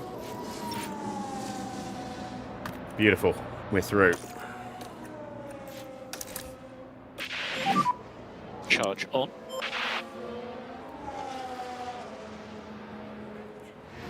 Now we were nearly 5 seconds, well, over 3.5 seconds quicker than Colapinto on that last lap.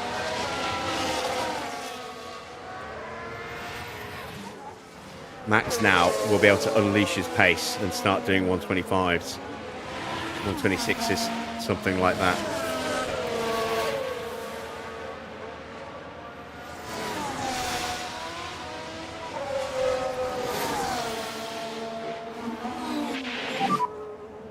And just a reminder on garage. You've got the fastest lap. 125.1 for Norris. We're out of battery, so turn that down. Puncture for Jack And we Doohan. need charge button.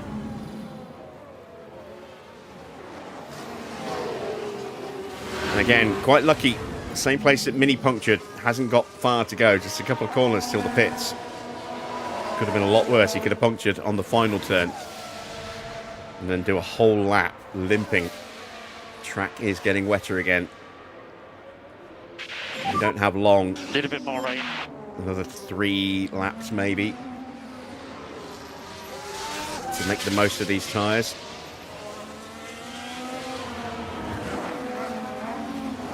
Took 4 seconds out of Oscar.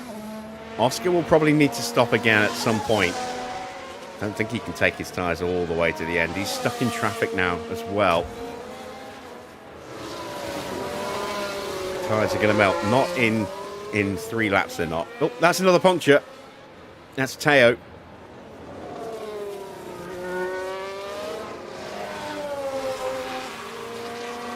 And that will have cost Piastri a little bit of time.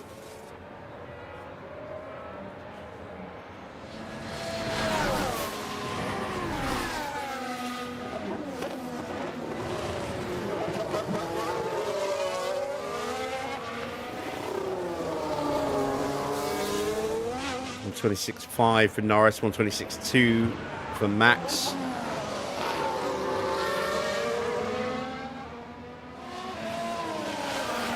No, Max hasn't actually crossed the line. That was his previous lap. Let's see what he does this time round as the track's starting to get a little wetter again. 126.6. Leclerc does 127.8. It's a pretty good lap for Leclerc on those tyres.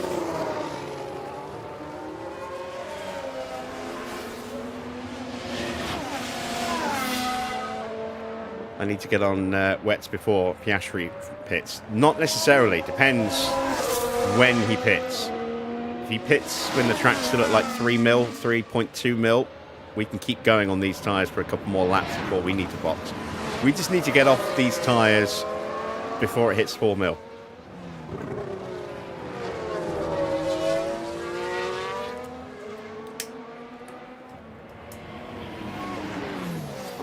I want to squeeze every last little bit of pace out of the car that we possibly can while we can to gain as much of an advantage or cut that gap down as much as we can and pull out as big a gap over Colapinto as we possibly can.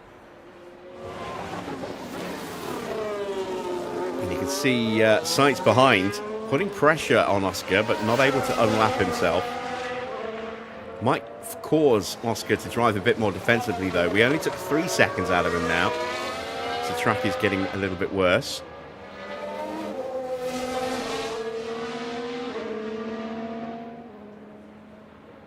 What's Max doing? A 127.0.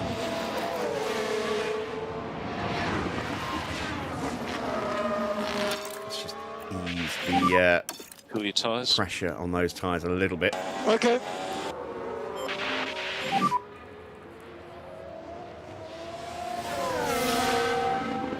Confirm. Gap is down to single-digit seconds now. Under 9 seconds. We are absolutely hauling him in.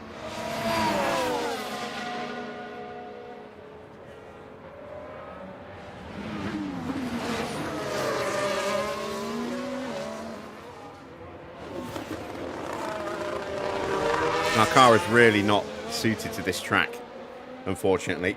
There's too many medium and high-speed corners. Piastri's boxed too early. But it is going to be interesting to see what he puts on. Inters or wets. All right, take it easy, Nexus. He's gone wets. And now the track is really starting to ramp up. This is the last lap I think we can do. Maybe we can get 2 more laps in.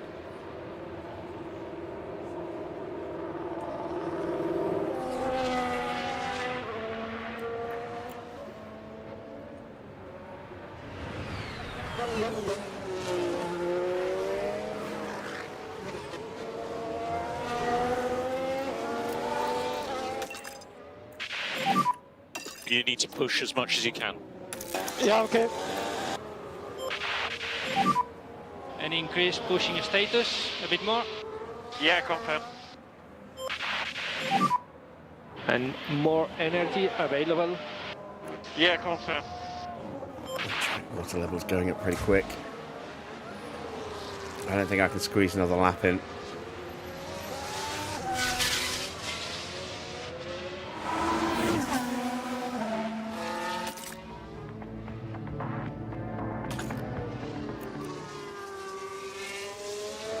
Yeah, let's box this lap. It was touch and go with Norris. It might turn out that we could have gone 1 more lap, but we wouldn't be able to with Max. Happy Too to far box. back. We at least did get We'll box a bit this of lap, gap please. to some of these cars, and we'll come out with much better Okay. tyres as well. We should come out ahead of Hadjar.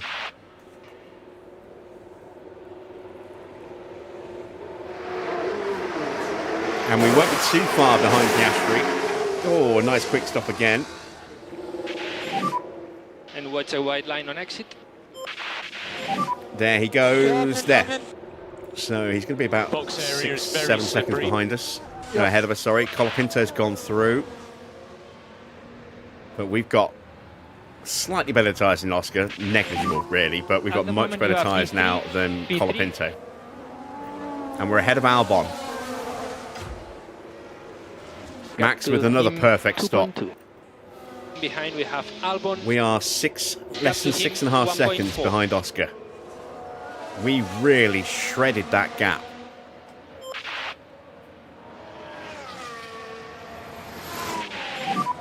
Currently P8. Car in front is Russell. I think we could possibly have got away with another lap. If you take 20 seconds or so off where we are now, we would be around here. Around where Porsche is. So, yeah, we could have gone 1 more lap. Never mind. Better safe than sorry.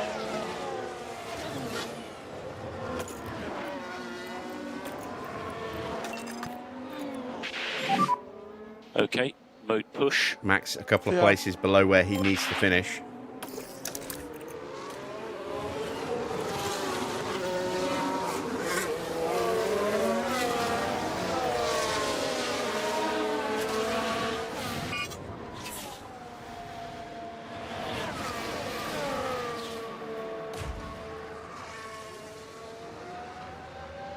Yeah, we could even have gone an extra lap with Max again if we hadn't stopped. But it would have been really touch and go.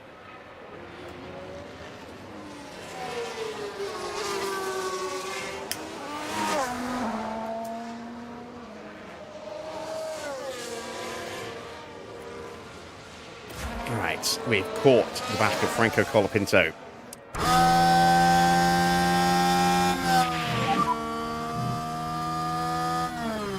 Need to clear him quickly. Battery, unfortunately, that's the problem. Continue like this. See if we can get a good run down the the main straight.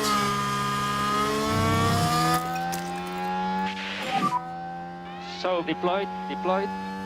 Confirm.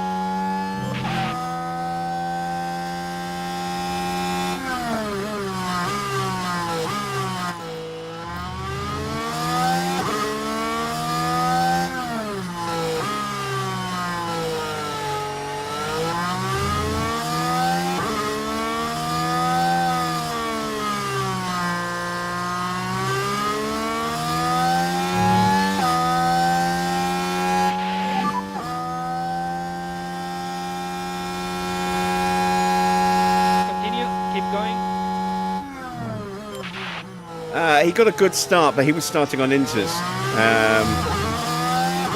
The Ferraris were starting on wets, which kind of held everybody up, and Piastri on pole on inters just went off into the distance.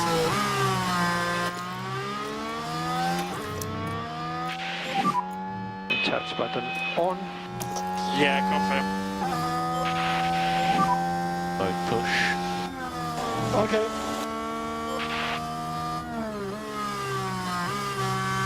The Williams have got the best overall car right now.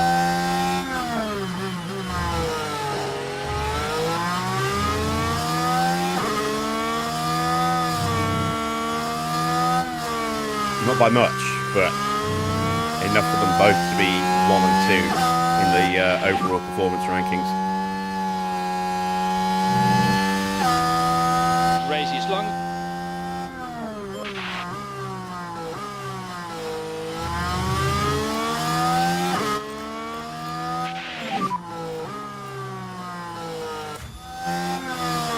Yep. Right, Antonelli is out there on Inter still.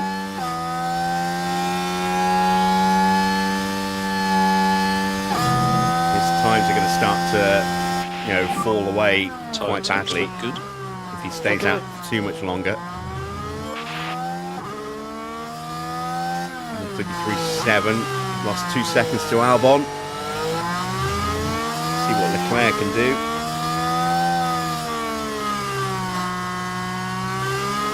131.6, 131.9 for Russell. Max with his battery, 129.3. Got a back marker up ahead. One of the Minardis, I think.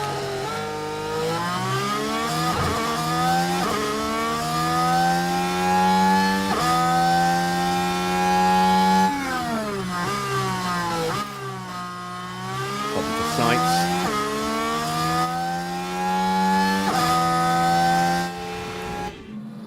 We go past. Oh dear, that's not what they need right now. We go past Gabriele Mini.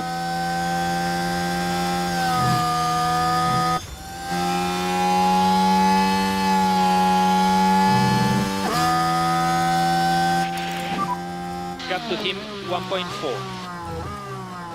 Alright, let's concentrate. Right, we're rocketing up on the back of George and And try Charles. to cool down the tires as much as possible. Yeah, Piastri's Confirm. too quick for us to win in a straight fight.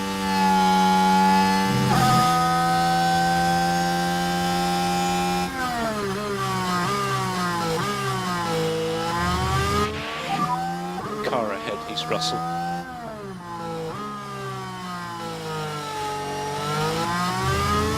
Just do your best.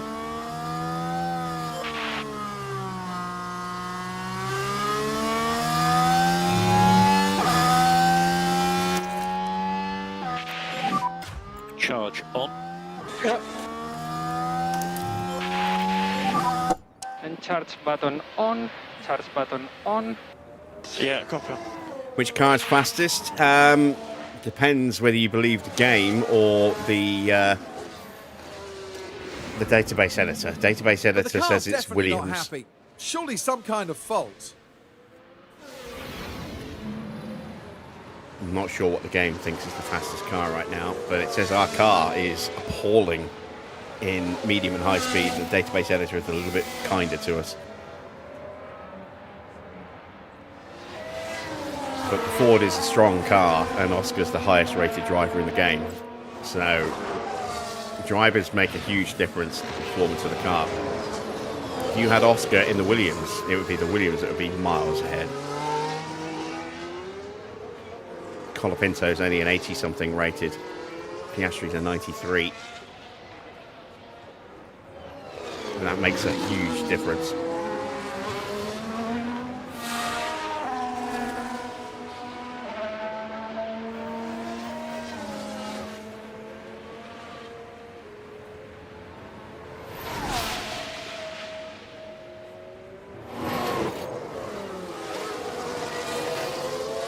Get out of the way, Sainz. Where's that Porsche at?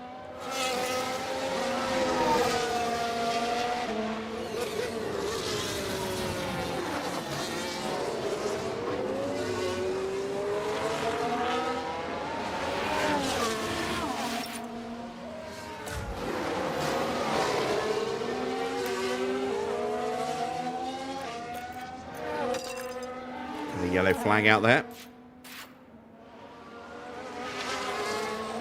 So let's take a look at the Jack replay. Doohan having another It's obviously difficult quite weekend. wet out there.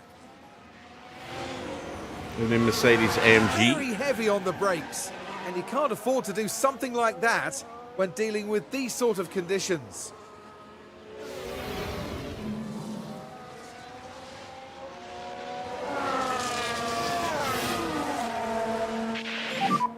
You've got Russell in front of you.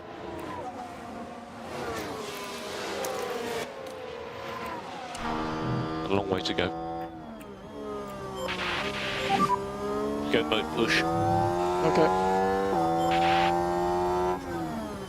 What's my strategy if a safety car drops now? I will check the weather, see if it is going to go to Inters, and if it is, consider dropping to Inters, if not, staying out.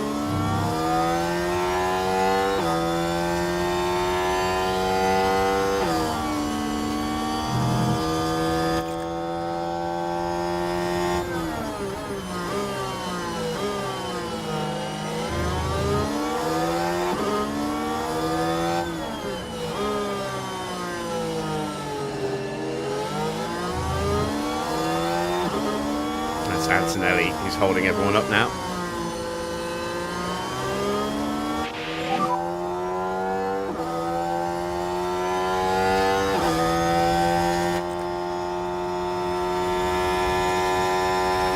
Do your best. Yeah. Cool the car as much See as you you later, can. George. Okay.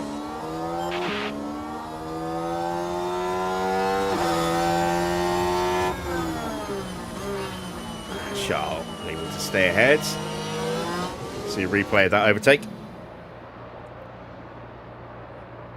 Lovely dive up the inside. Giving George nowhere to go. Not too bad, then.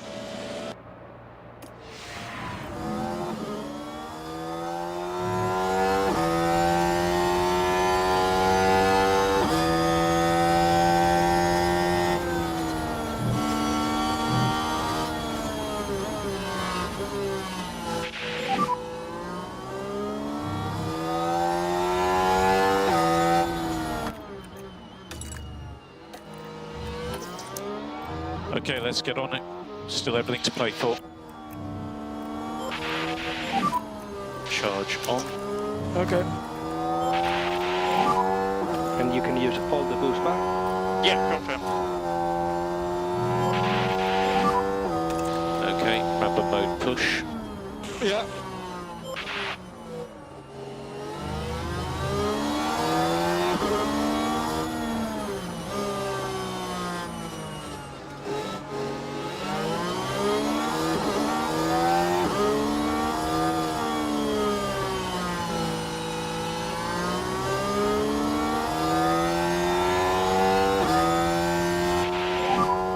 You are currently P7.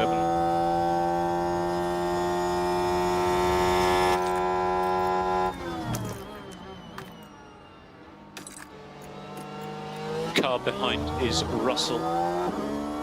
He's 0.5 behind. Damn it. There's progress to be made.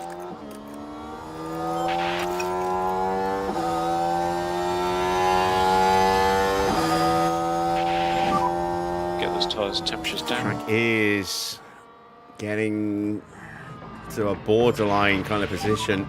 Charge on. Inters might be the right tyre to go on again. Let's switch back to Norris as he tries to get past Colapinto while he still has battery.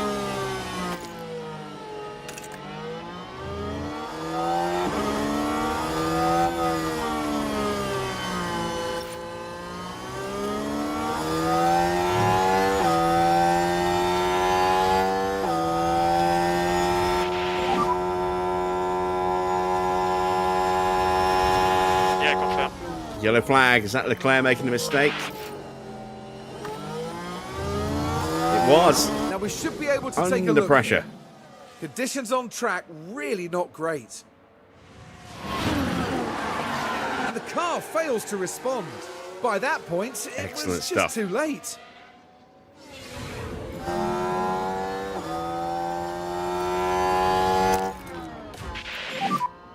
Mode push. So now we can try to see that Now move we on can see Colapinto what again. happened. Now the focus is on Lando Norris here. Can they squeeze by? Around the outside. Lovely stuff. And Lando says, Sweeping on through. Right, can we get past Antonelli? Track's about to come back to Antonelli's Russell's favour fine. here, so we don't have much of an opportunity, unfortunately. No worries, mate.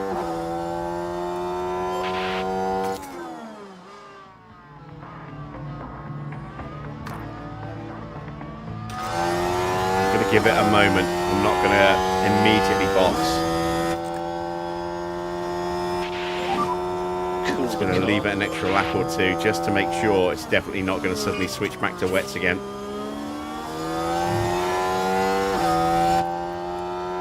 But we're on the wrong tyre now.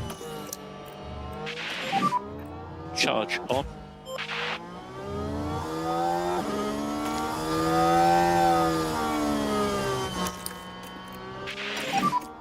And charge button on.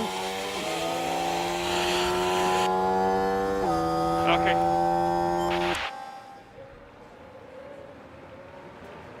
Alright, so 10 seconds is the gap to Oscar. Strategy call here could determine whether or not we can actually beat him.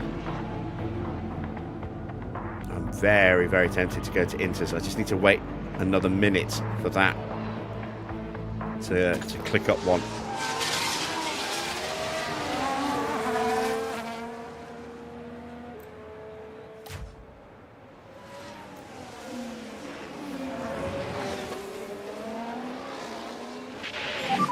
Please, no more jokes. I think Antonelli might potentially box himself, you know, if we're seeing other cars coming in. This Focus is a long race. So I am gonna react. And we need to push for these laps. You're doing a good job. Confirm. And box now, box. Speed confirm. Confirm. He stays out, So but we'll do more a pit cars are stop for boxing. new Inters.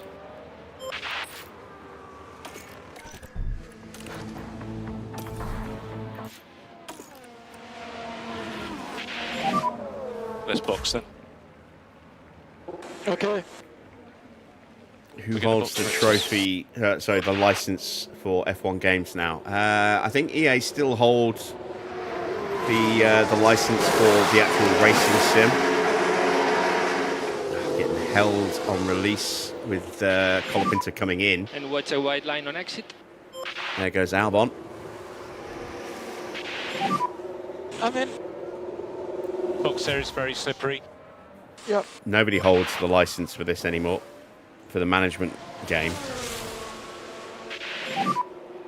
So P3. In front we have Albon. Another perfect stop for Max.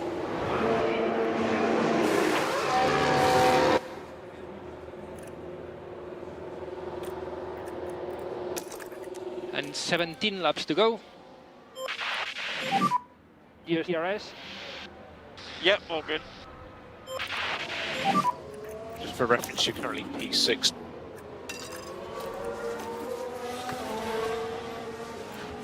Car behind is Russell. Historically, they're good at management since they are terrible at management. So there are 17 because there's laps no to money go in at it. the end of this one. I mean, they could theoretically Right, make push. a good management game, Okay. but they won't because there's no money in it.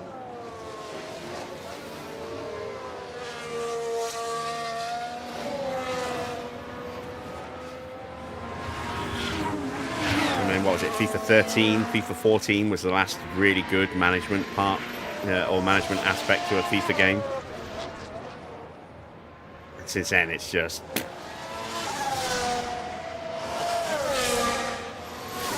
All right, Albon's in, and we will go cruising past him. There we go. So he's out of the way.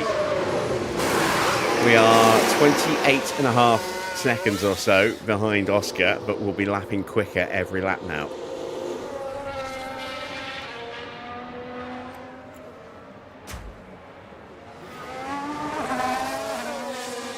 Max is now up to P6, which was his target.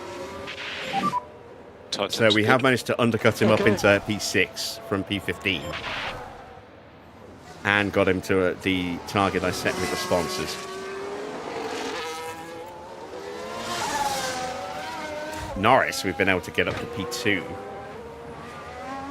We should be able to keep Colapinto at bay. The question now is, will Oscar come in or will he try and chance it on those tyres? He could stay out. He is staying out at the moment.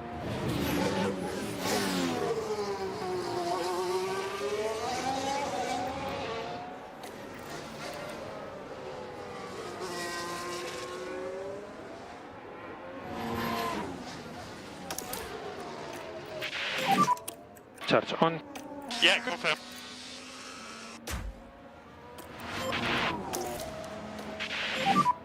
Charge on. Yeah. Unless something happens, I think Max And just a reminder is on probably garage. stuck in P6. Maybe if Antonelli needs to box. Depends on the state of those tyres.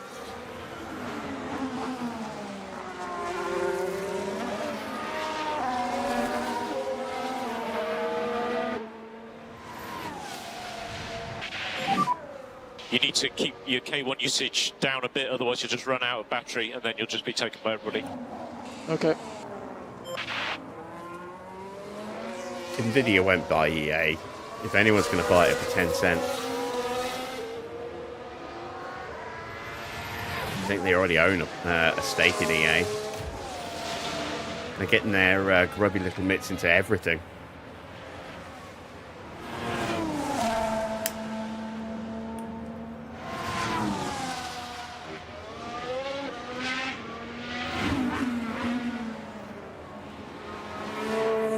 Track is definitely looking like it's going to get very much drier in the closing last couple of laps. It's just this next little period where it will keep Oscar relatively competitive, but then the last few laps, last 5 laps, is very much going to favour Norris.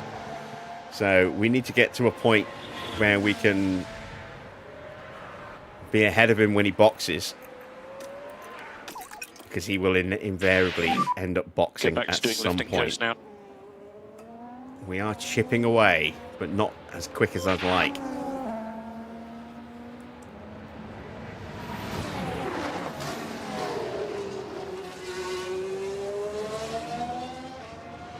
Russell is close. And closing. Just cool your tyres. Okay. Yeah, Nvidia's And try to cool down the tires as much as possible. stock price will plummet at some Cool. point in the future. It's because of the AI bubble.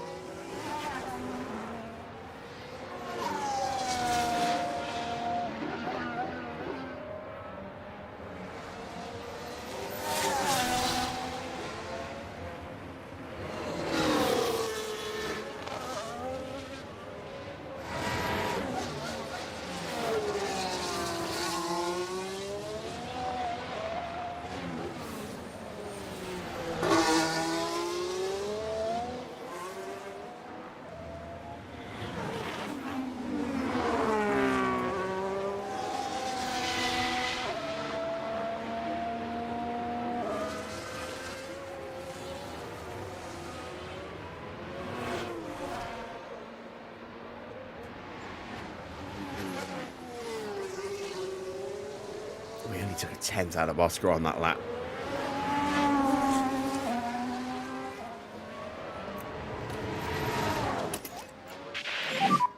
No lift off needed. You are doing a good job. Confirm. Yeah, it's the .com era all over again.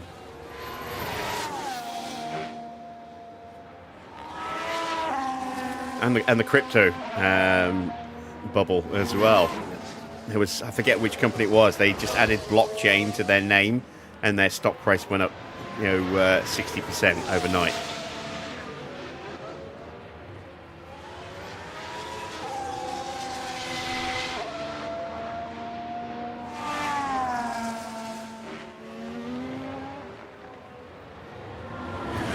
That's all they did.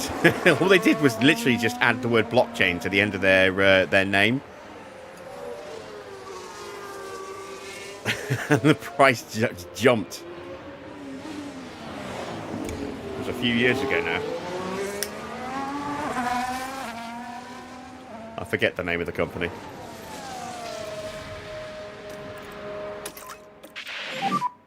We don't think we need any lift and coast. Right, gap down to 26.5 seconds. Not enough yet to cover off a pit stop.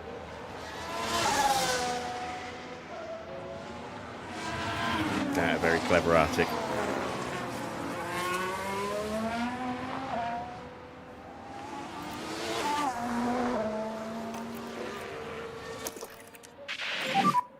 Use the energy. Confirm.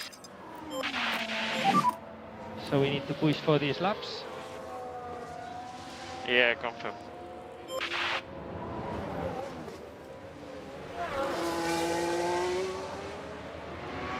What amazes me is that, the price of memories got so high that you can buy a pre-built gaming bundle with a 50 series graphics card and potentially cover the cost of the memory. It's ridiculous. And memory prices are starting to come down a bit, but they're still way too high. It's ironic. A few months ago, I was thinking about getting some more memory for mine. I've got 32 gig. I was thinking of doubling up to 64. And I thought, I'll wait until there's a sale, and then, not that long ago, not long afterwards. Sorry. The price suddenly exploded, and I was like, well, I don't need any more memory. We've got a problem for Charles Leclerc. Has he got quite a big vibration? There's something strange with the engine. No, not this time.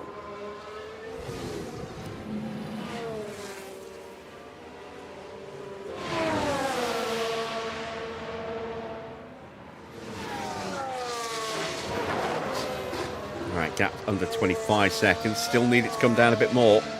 Track is going to start drying up soon, I hope. It's still getting a little bit worse.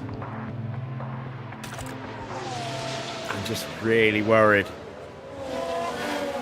that Oscar's going to be able to maintain the gap enough to box for a brand new set of inters and pop out right in front of us and then off into the distance.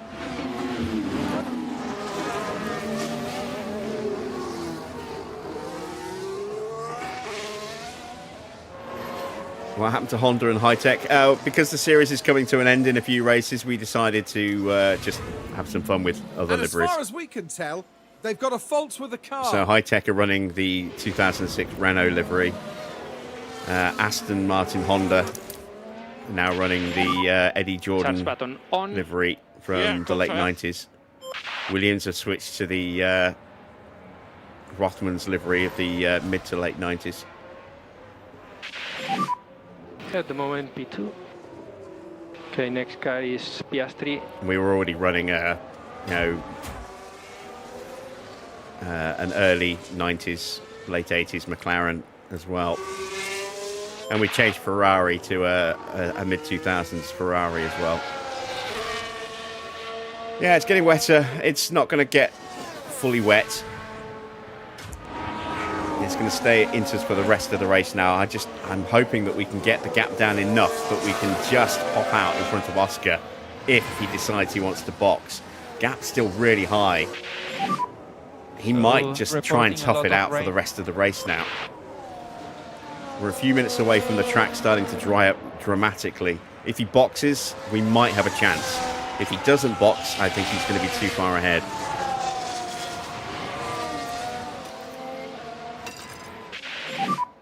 Mode push. Yeah. Oh, it's going to dry dramatically, but there's not going to be that many laps to go, so he may just tough it out, given that he's 23 seconds ahead.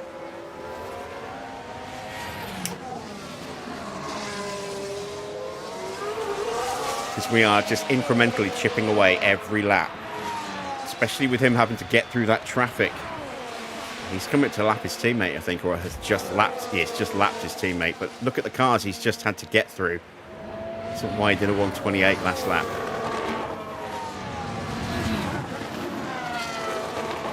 I need to close the gap by another 3-4 seconds or so to be absolutely certain of being able to get out in front of him. I think it's about 22 seconds around here, but I'm not sure. Might be a little less. Might be only be about 20 seconds.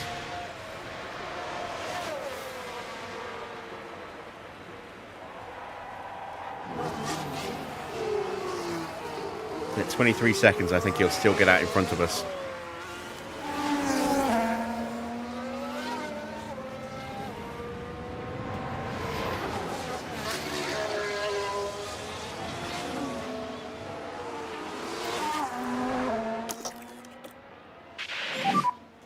Let's have mode push. Yeah.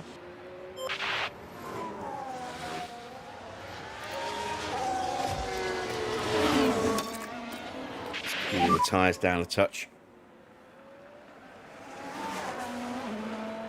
Yeah, confirm. Let's have another drink.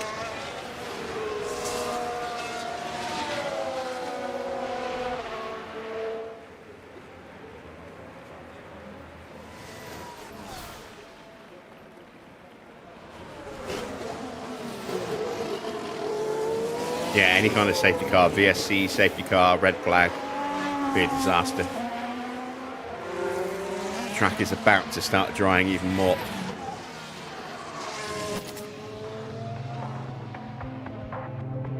It has changed a little bit. There's another little spike towards the end, but it'll still be much drier than it is right now.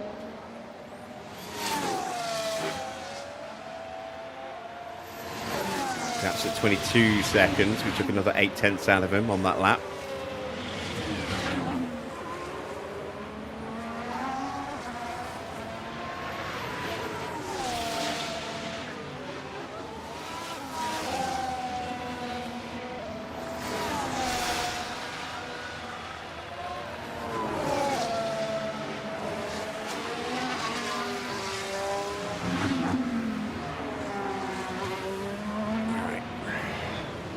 Gasping for a drink. I'll be back in a sec.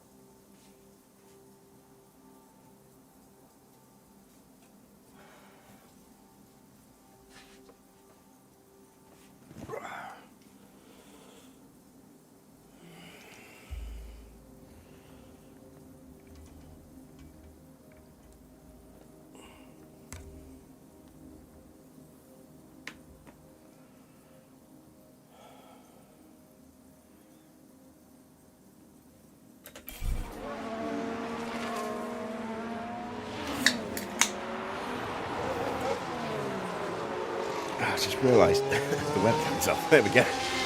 Whoops.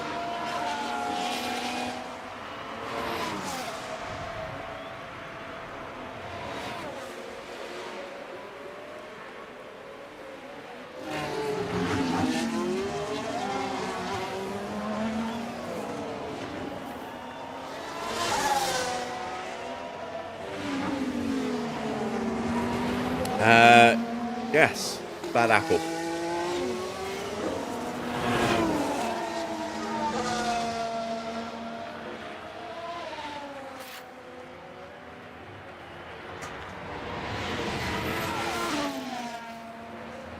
But I was drinking relentless earlier. Right, gap 21.5 seconds. Chipping away still. And push now, everything you have. Another 7/10 of a second, and the track now starting to dry. Here we go. If he's going to box, this is when he's going to do it. And more energy available. Yeah, all good. Yeah, Adrian's been lurking, I think. Got the gap to Albon down to 7.5 seconds as well. I don't know if Max will be able to catch him in the dying laps because we've been using battery and haven't got much of that left.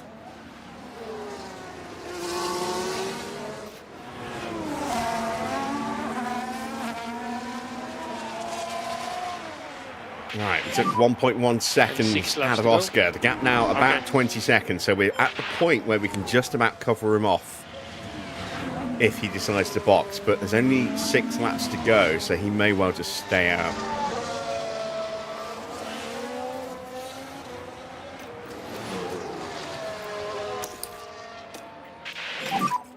Charge on. Yeah.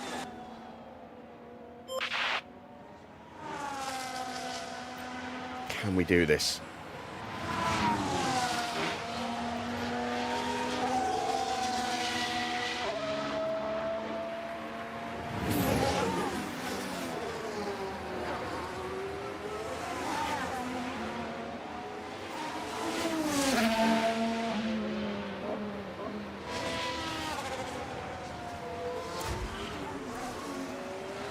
Staying out. I think he's going to go the distance. Oh, Albon's car gets worse. Why are we clipping so much? It's like crazy.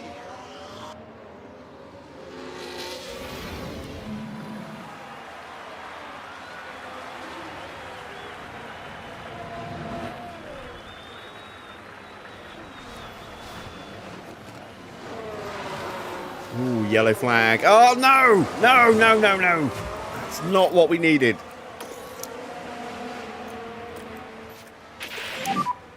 Virtual safety car deployed. Let's take a closer look. The circuit looking quite damp. Now he can box and come out ahead of us. Oh, that's a big loss. There. Yeah. And all it can take is one mistake. Into the barrier momentary at lapse speed. Of concentration.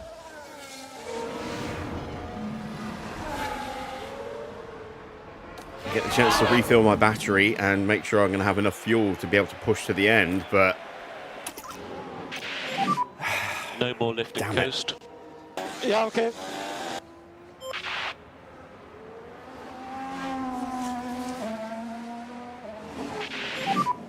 It's a big one. Is everyone okay? yeah, if I was Oscar, I'd be calling that pit crew out right now. In fact, Just let me have watch a quick the debris on the gander. track. I was hoping we can maybe see into the pit lane, see if the mechanics are out. Not yet. He might just stay out. At any rate, even if he doesn't box, Car ahead is Albon. this is going to take 1.5 laps to 2 laps out of my ability to hunt him down. Russell behind you. There are 5 laps to go at the end of this one. So we'll have like maybe 4 laps left when the VSC ends.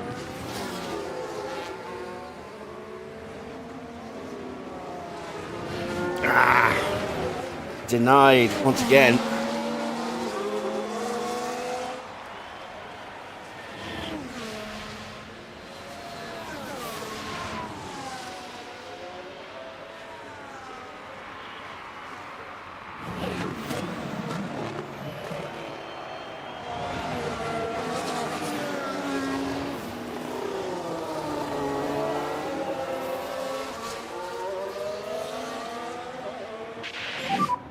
Four laps to go. Yeah, confirm. Yeah, I mean, I would have boxed if I was Oscar, just to be on the safe side, but he can stay out now. I need to see what his tyres are looking like. It's still at 50%. Well, 49, because we're counting that left rear. They'll be fine. They'll make it. He won't stop. Not now. Raining quite a bit.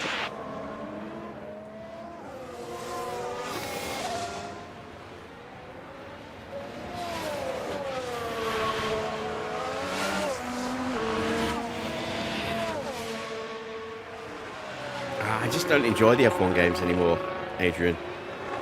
As silly as that sounds.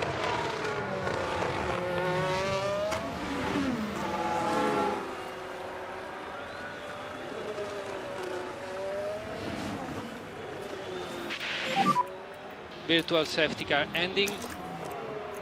Okay. So deployed. Yeah, confirm. Mode 3 push, laps. please. We're not going to catch him. Not unless he makes a mistake in these conditions, which he's unlikely to do. He's the entire start-finish straight ahead of us. Lock it for Mini in turn 1. This is what happened. Now this was at turn 1. Struggling with the car. They were just unable to do much about it.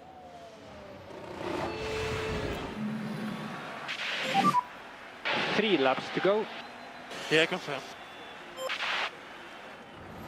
17.5 seconds. We've got more of a chance of Max getting past Albon than we have of catching Oscar, despite how bad those tyres are going to be for these conditions.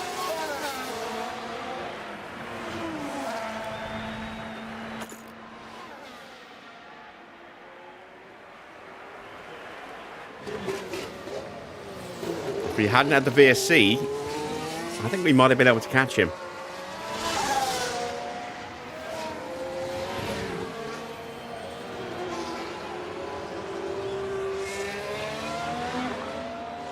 I mean, his tyre temps are going to be going through the roof.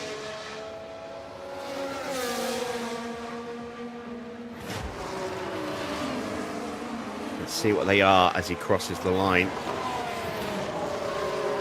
With 2 laps to go, he's got a queue of cars behind him because they're all on the right tyre and he's on the wrong tyre now.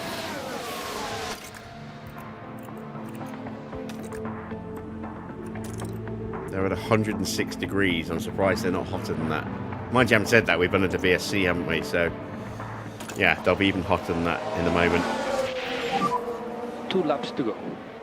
Yeah, confirm. Gap down to 13.2. Look at that. We took nearly 5 seconds out of him. This is why I said we just don't have enough laps left. Oh, Gasly gets through, unlaps himself. That might take a little bit more time off him. Max sets the fastest lap. 3.8 seconds to Albon, but no battery left. We're not going to catch him either. Charge on. Yeah.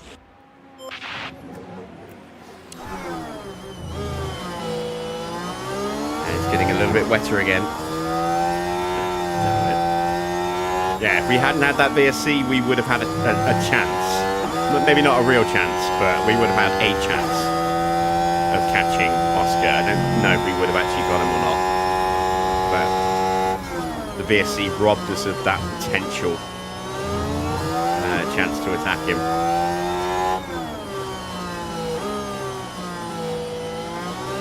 Final lap for Oscar. He's 10 seconds ahead of us. Charge button on. Confirm. And just a reminder on garage. Confirm.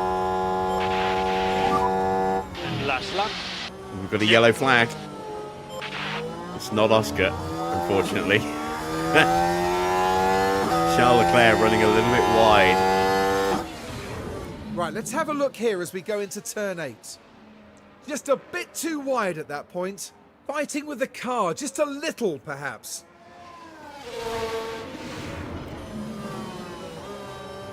I'm just looking to see if we can actually get close enough to see him. It's just a little bit out of range at the moment.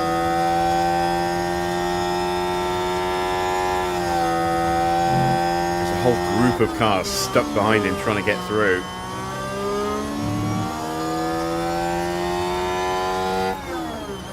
Drukovic, Bortoletto, and Gasly's right there as well, plus there's other back markers in there.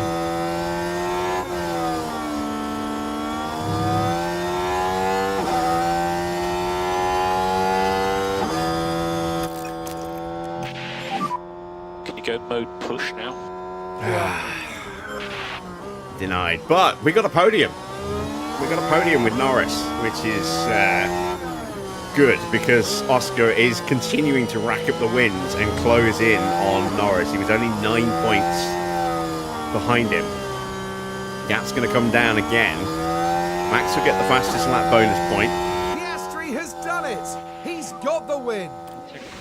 And the winner today, it's Oscar Piastri. Gasly got blue flag back behind him again. Just an incredible demonstration of why they belong in Formula One. We need to actually take a look at the race records because I want to see how many wins in a row he's had now. He's had quite a few, including the sprint. P2 for Lando, that's a pretty strong result, all things considered. It'll be P5 for Alex Albon. Max finishing less than 4 seconds behind him in P6.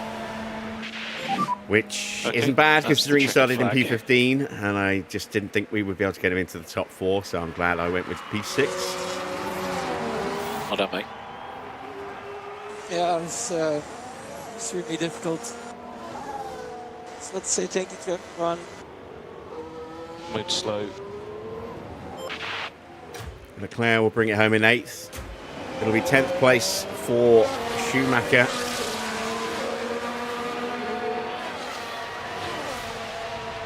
And Tsunoda will bring it home in 11th for the final point.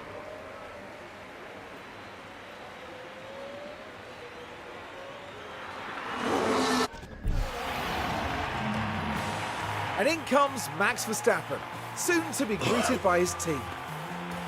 Yeah, and in the end, it was a finish in P6, which will bring in a few points.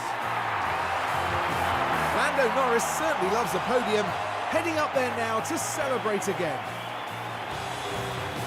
That's an amazing number of podiums now this season.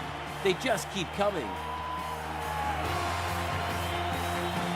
And as far as those three are concerned, well, they'll be leaving Budapest hungry for more. That joke is funny every time I hear it.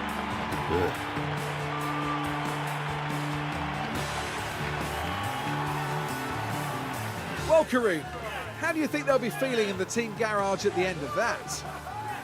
They'll certainly be pleased to have made the podium. A job well done for sure. And that then marks the end of our time here in Hungary. Join us for the next round as we head to Shanghai for all the excitement of the Chinese Grand Prix.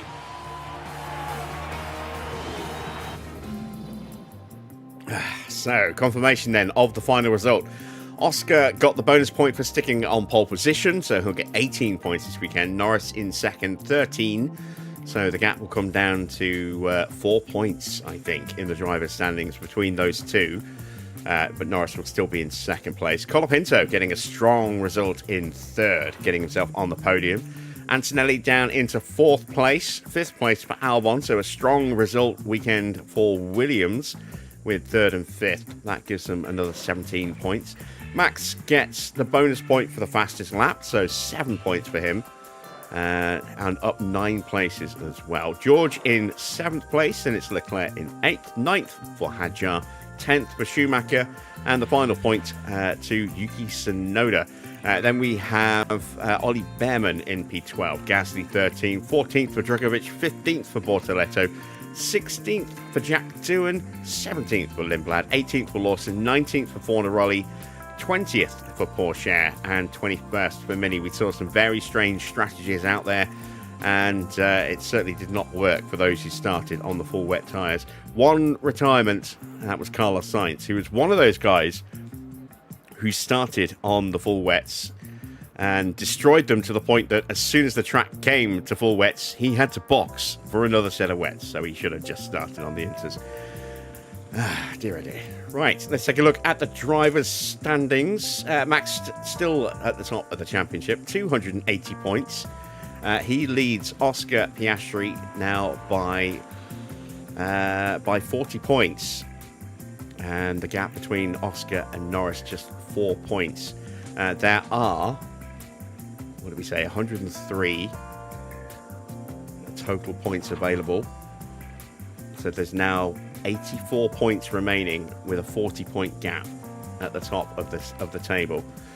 So still very much advantage Max, but Oscar has been putting together some very strong results of late. He's now on 8 wins for the season. George in 4th place is a long way back with 151 points. Leclerc on 122. Antonelli on 94. Albon on 87. And then no points for the next few drivers. So Gasly stays on 77. Lindblad 66. Sainz on 62. Hadjar moves above Porsche. 58 points to 56. And then it's Tsunoda with 52. Also now on 52 points after that excellent finish for Colapinto, getting himself another podium. He is on 52 points as well, but behind Tsunoda. Then it is Ollie Bearman in P15 with 38 points. 28 points for Doohan, 23 for Lawson. 20 points for Schumacher as he moves past Drugovich by a point, who has 19. 18 for Bortoletto, 17 for Mini, and just the 4 points for Fornaroli. We will check in with Ugo in a moment because we have not actually checked in with him for a while in F2. So we've got to catch up on his results. In the constructor standings, we've already won the championship and we outscored Ford by 2 points as well. 524 points. They are now on 317, which means they are 207 points behind with nowhere near enough points left to mount a challenge of any kind. They are probably safe from McLaren. They might be confirmed in 2nd place now, or very, very close to being confirmed. There we see Jordan, Honda in 4th place with 174 points. They could still catch McLaren. And likewise, Williams could catch Honda, although I don't know if they could catch McLaren. They're on 139 points now. 118 points for Mercedes. No points this weekend. And Ferrari now just 4 points behind after picking up 10 this weekend. 104 points for HiTech. Audi have 46. 42 points for TGR. And Minardi have 21. Let's check the pit stops. We had some absolutely belting pit stops from Max, who ends up in 4th, despite getting the best pit stop time 3 times out of 4 times. 3 out of 4 of those stops, all the absolute best, and yet it only gave him 4th place. That's so annoying. Williams getting monster points. Ford also getting a really strong result with Gasly. McLaren picking up 5th and 8th. Ferrari 6th and 7th for HiTech. 9th for Audi. And we do get the final point as well from Lando. But yeah, frustrating that we didn't get the top spot there with Verstappen. So, standings are as this. 375 points for Mercedes, who failed to score any points in the DHL competition this weekend. Williams with big points in 2nd place. They're now on 312, so they're 63 points back. But they picked up 33 this weekend, so they could easily catch up. Then it's Ford with 301. They outscored us in a big way as well. They got 25 points. We only got 13. So we're on 278. We are slipping away from the battle for 3rd. We're comfortably ahead of Ferrari, though. Ferrari have 181 points, as do McLaren. They're on 181 as well now.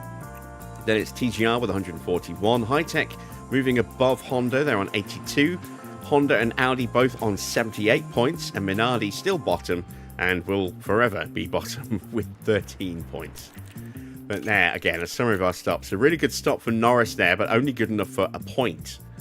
And then, yeah, 3 perfect stops for Max, and yet it was only good enough for 12 points, which is frustrating. Both drivers getting their targets achieved, so 2.5 mil or 2.4 mil added to the bank. We'll head back to HQ, survey the damage done to the cars in terms of wear and tear, get prepped for the next race, and then we will also take a look at the standings in the database so we can track the previous results. So let's do that in just a second.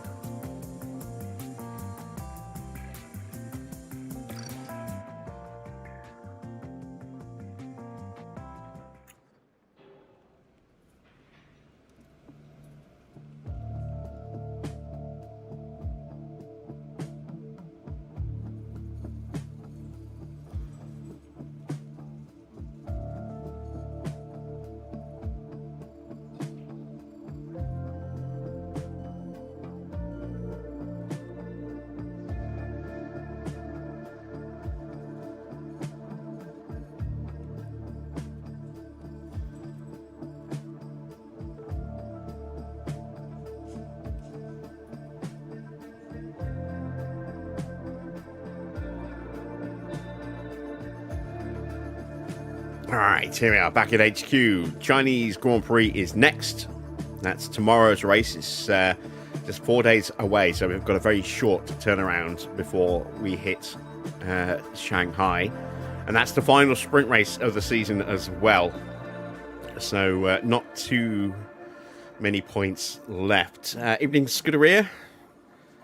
How is Sydney at the moment? Is it nice and hot over there? Or is it starting to cool down a bit now that you're approaching the winter months? Right, let's check in with the inbox. Board might actually be quite pleased with that podium. It's been a while since we've had a delighted result, I think, from them. Let's see, we've got a brand new ATR, so we'll spend that on research for whoever wants to run this file next season. Post-race data, the car came through unscathed, which is not too bad. Not too bad at all. Let's see what the board thought. They were delighted. That's our first delighted result since Silverstone, so it's been a while. And we end our streak of 2 disappointeds, which is quite nice as well. Right, let's check in with Ugo, because we haven't done that for a little while. He sits top, some good points this weekend. Amato still in second place, but the gap now is 131 points. So, yeah, he is essentially, I think, the champion now. Let's take a look at what rounds we haven't checked out. So, did we take a look at this one? I think we did. So we haven't checked out Montreal. We got the win in the feature race and the sprint there. And Amato was down in 9th in the sprint and 8th in the race, which is why the gap has suddenly exploded, because it was quite tight for a little while. And then in Budapest today,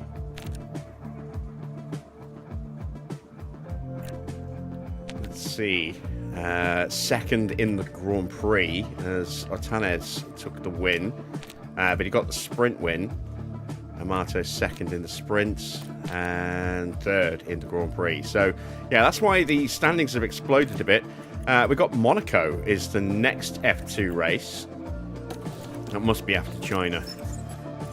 Yeah, so we've got 4 rounds to go. Final sprint of the season is tomorrow when we go to Shanghai. And then next week we will do a triple header to complete this series. So Wednesday we will do Monaco, Thursday we'll do Sakir, and then Friday we'll do the end of season run at Austin. So we'll have 3 rounds of this championship to close it out next year, and then the file will be made available on request to anyone who wants to carry it on. You'll need your own version of the mods, though. You won't get those. You'll just get the save file. Right. Where are we? In the inbox. Okay, nothing coming up there.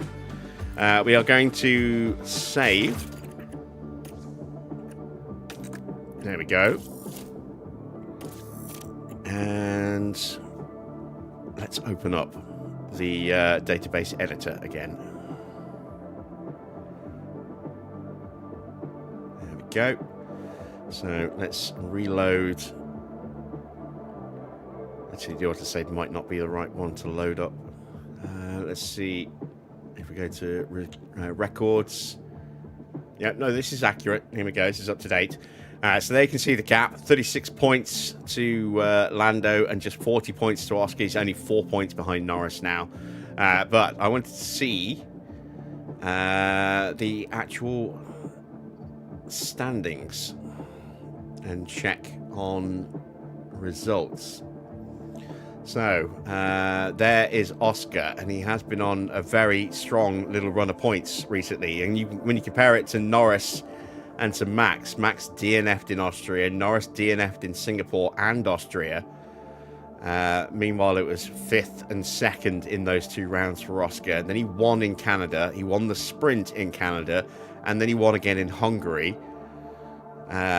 George had that little run of 3 wins in a row, and then got 3rd in Canada and 2nd in the sprint. So those two have been on a bit of a tear while we've been struggling for results recently. 2nd is our best result since Qatar. We had a couple of back-to-back 2nd places for Norris, and we had a win for Max in Silverstone, 2nd in Singapore with the fastest lap. But yeah, you can see that, you know, Oscar's been pretty consistent. He's had a few shocking races. Brazil was not a kind race to him, nor was Vegas. Saudi, not the greatest result either. Same with Silverstone, but he's had a lot of strong results. So you can see 1, 2, 3, 4, 5, 6, 7, 8 wins to our 6. We got Japan, we got Vegas, Brazil, Mexico, Belgium, and Silverstone. Where was Norris's wins? Norris's win was at Spain and Barcelona when Max came 2nd. So we haven't had a win in our team since Silverstone. That's 6 rounds ago. So yeah, we are definitely starting to slip a little bit in terms of what's fitted to the best cars. This has changed because you can see these guys have got broken bits. So that is Doohan with a broken front wing and a broken rear wing. So his car's down to 40% now. Oscar needs to change his chassis and his front wing. Side pods for Lawson. Side pods for Bortoletto. Front wing for Ollie Bearman. Side pods for both of the 2 Williams cars and the front wing on Gasly as well. So they are definitely down on where they should be. But the Fords were at the top here going into today's Grand Prix. Not the Ford, sorry, the Williams drivers. So, yeah, very, very curious to see what they're going to look like at the next round. We will advance time.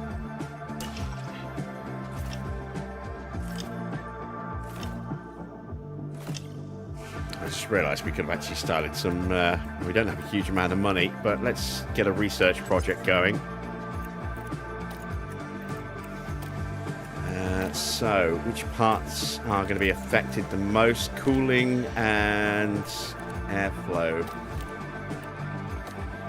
Have we done a side pod project yet? Have we done any projects apart from the 1 chassis, 1 front wing, 2 side pods, 2 suspensions. No rear wing yet. 1 underfloor.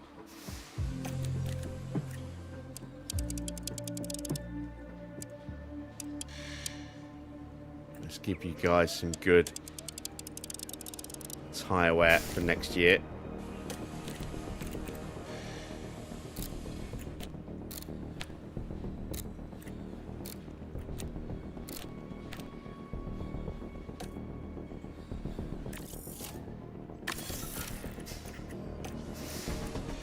And some good engine cooling for next season as well.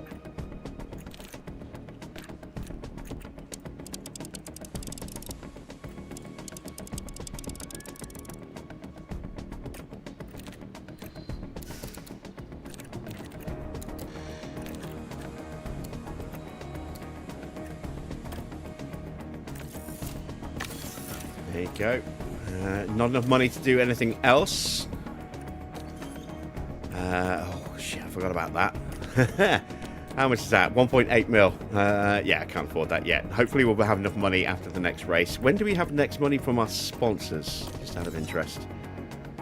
Ah, not for a while yet. Not until the end of November, by the look of it. Yeah, there we go. November 24th. So almost a month. 3.5 weeks. Right. What else has gone a bit iffy? Everything else there is okay. Boardroom refurb is going through.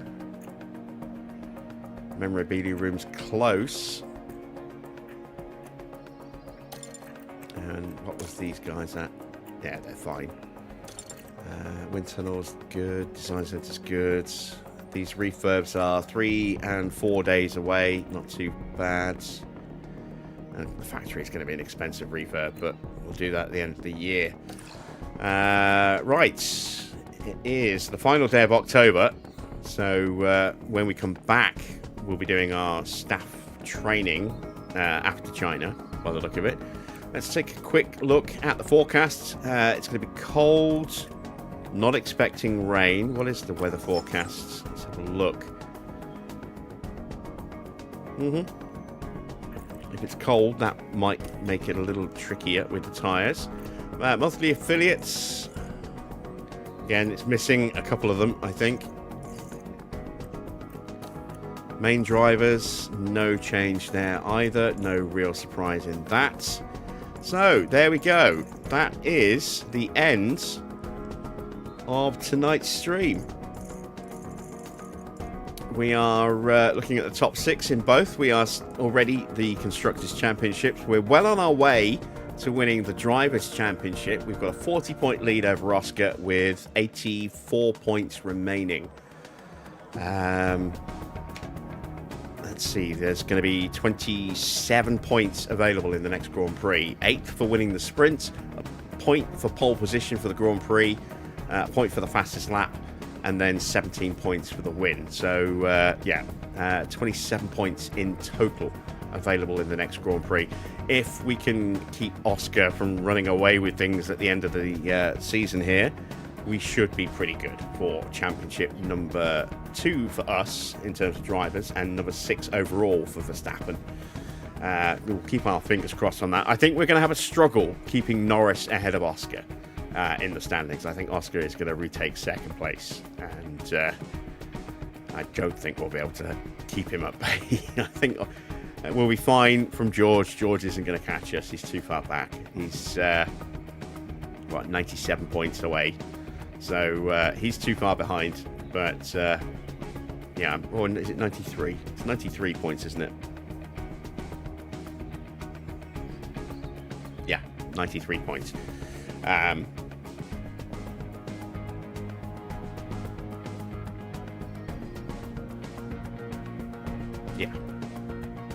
93 points. Yeah, my brain's not working. It's late. I'm tired. So there we go. We'll see how we do. We'll be back at the usual time tomorrow, 8 p.m. here in the UK. That's GMT +1, because we're in British summertime now. Or Universal UTC, if you want to use the Universal instead of GMT. It's still the same. It's still +1. So hopefully I will see you guys tomorrow for round 21 as we head to the final sprint weekend of the season in China at Shanghai. And then next week, as I say, we'll have 3 rounds, Wednesday, Thursday, Friday, to finish this championship off. And of course, we'll be back Monday and Tuesday with our 2013 mod playthrough, rounds 7 and 8 on that championship. So hopefully I will see you for those as well. Until then, that's it from me. Thanks for watching. If you have enjoyed tonight's race, a thumbs up. Always appreciated. Don't forget to click on that subscribe button if you're not yet subscribed, and hit the bell for notifications on live stream start times and all that usual good stuff. And if I don't see you tomorrow, then enjoy the weekend, enjoy the Miami Grand Prix, and I'll be back with some more F1 Manager very soon.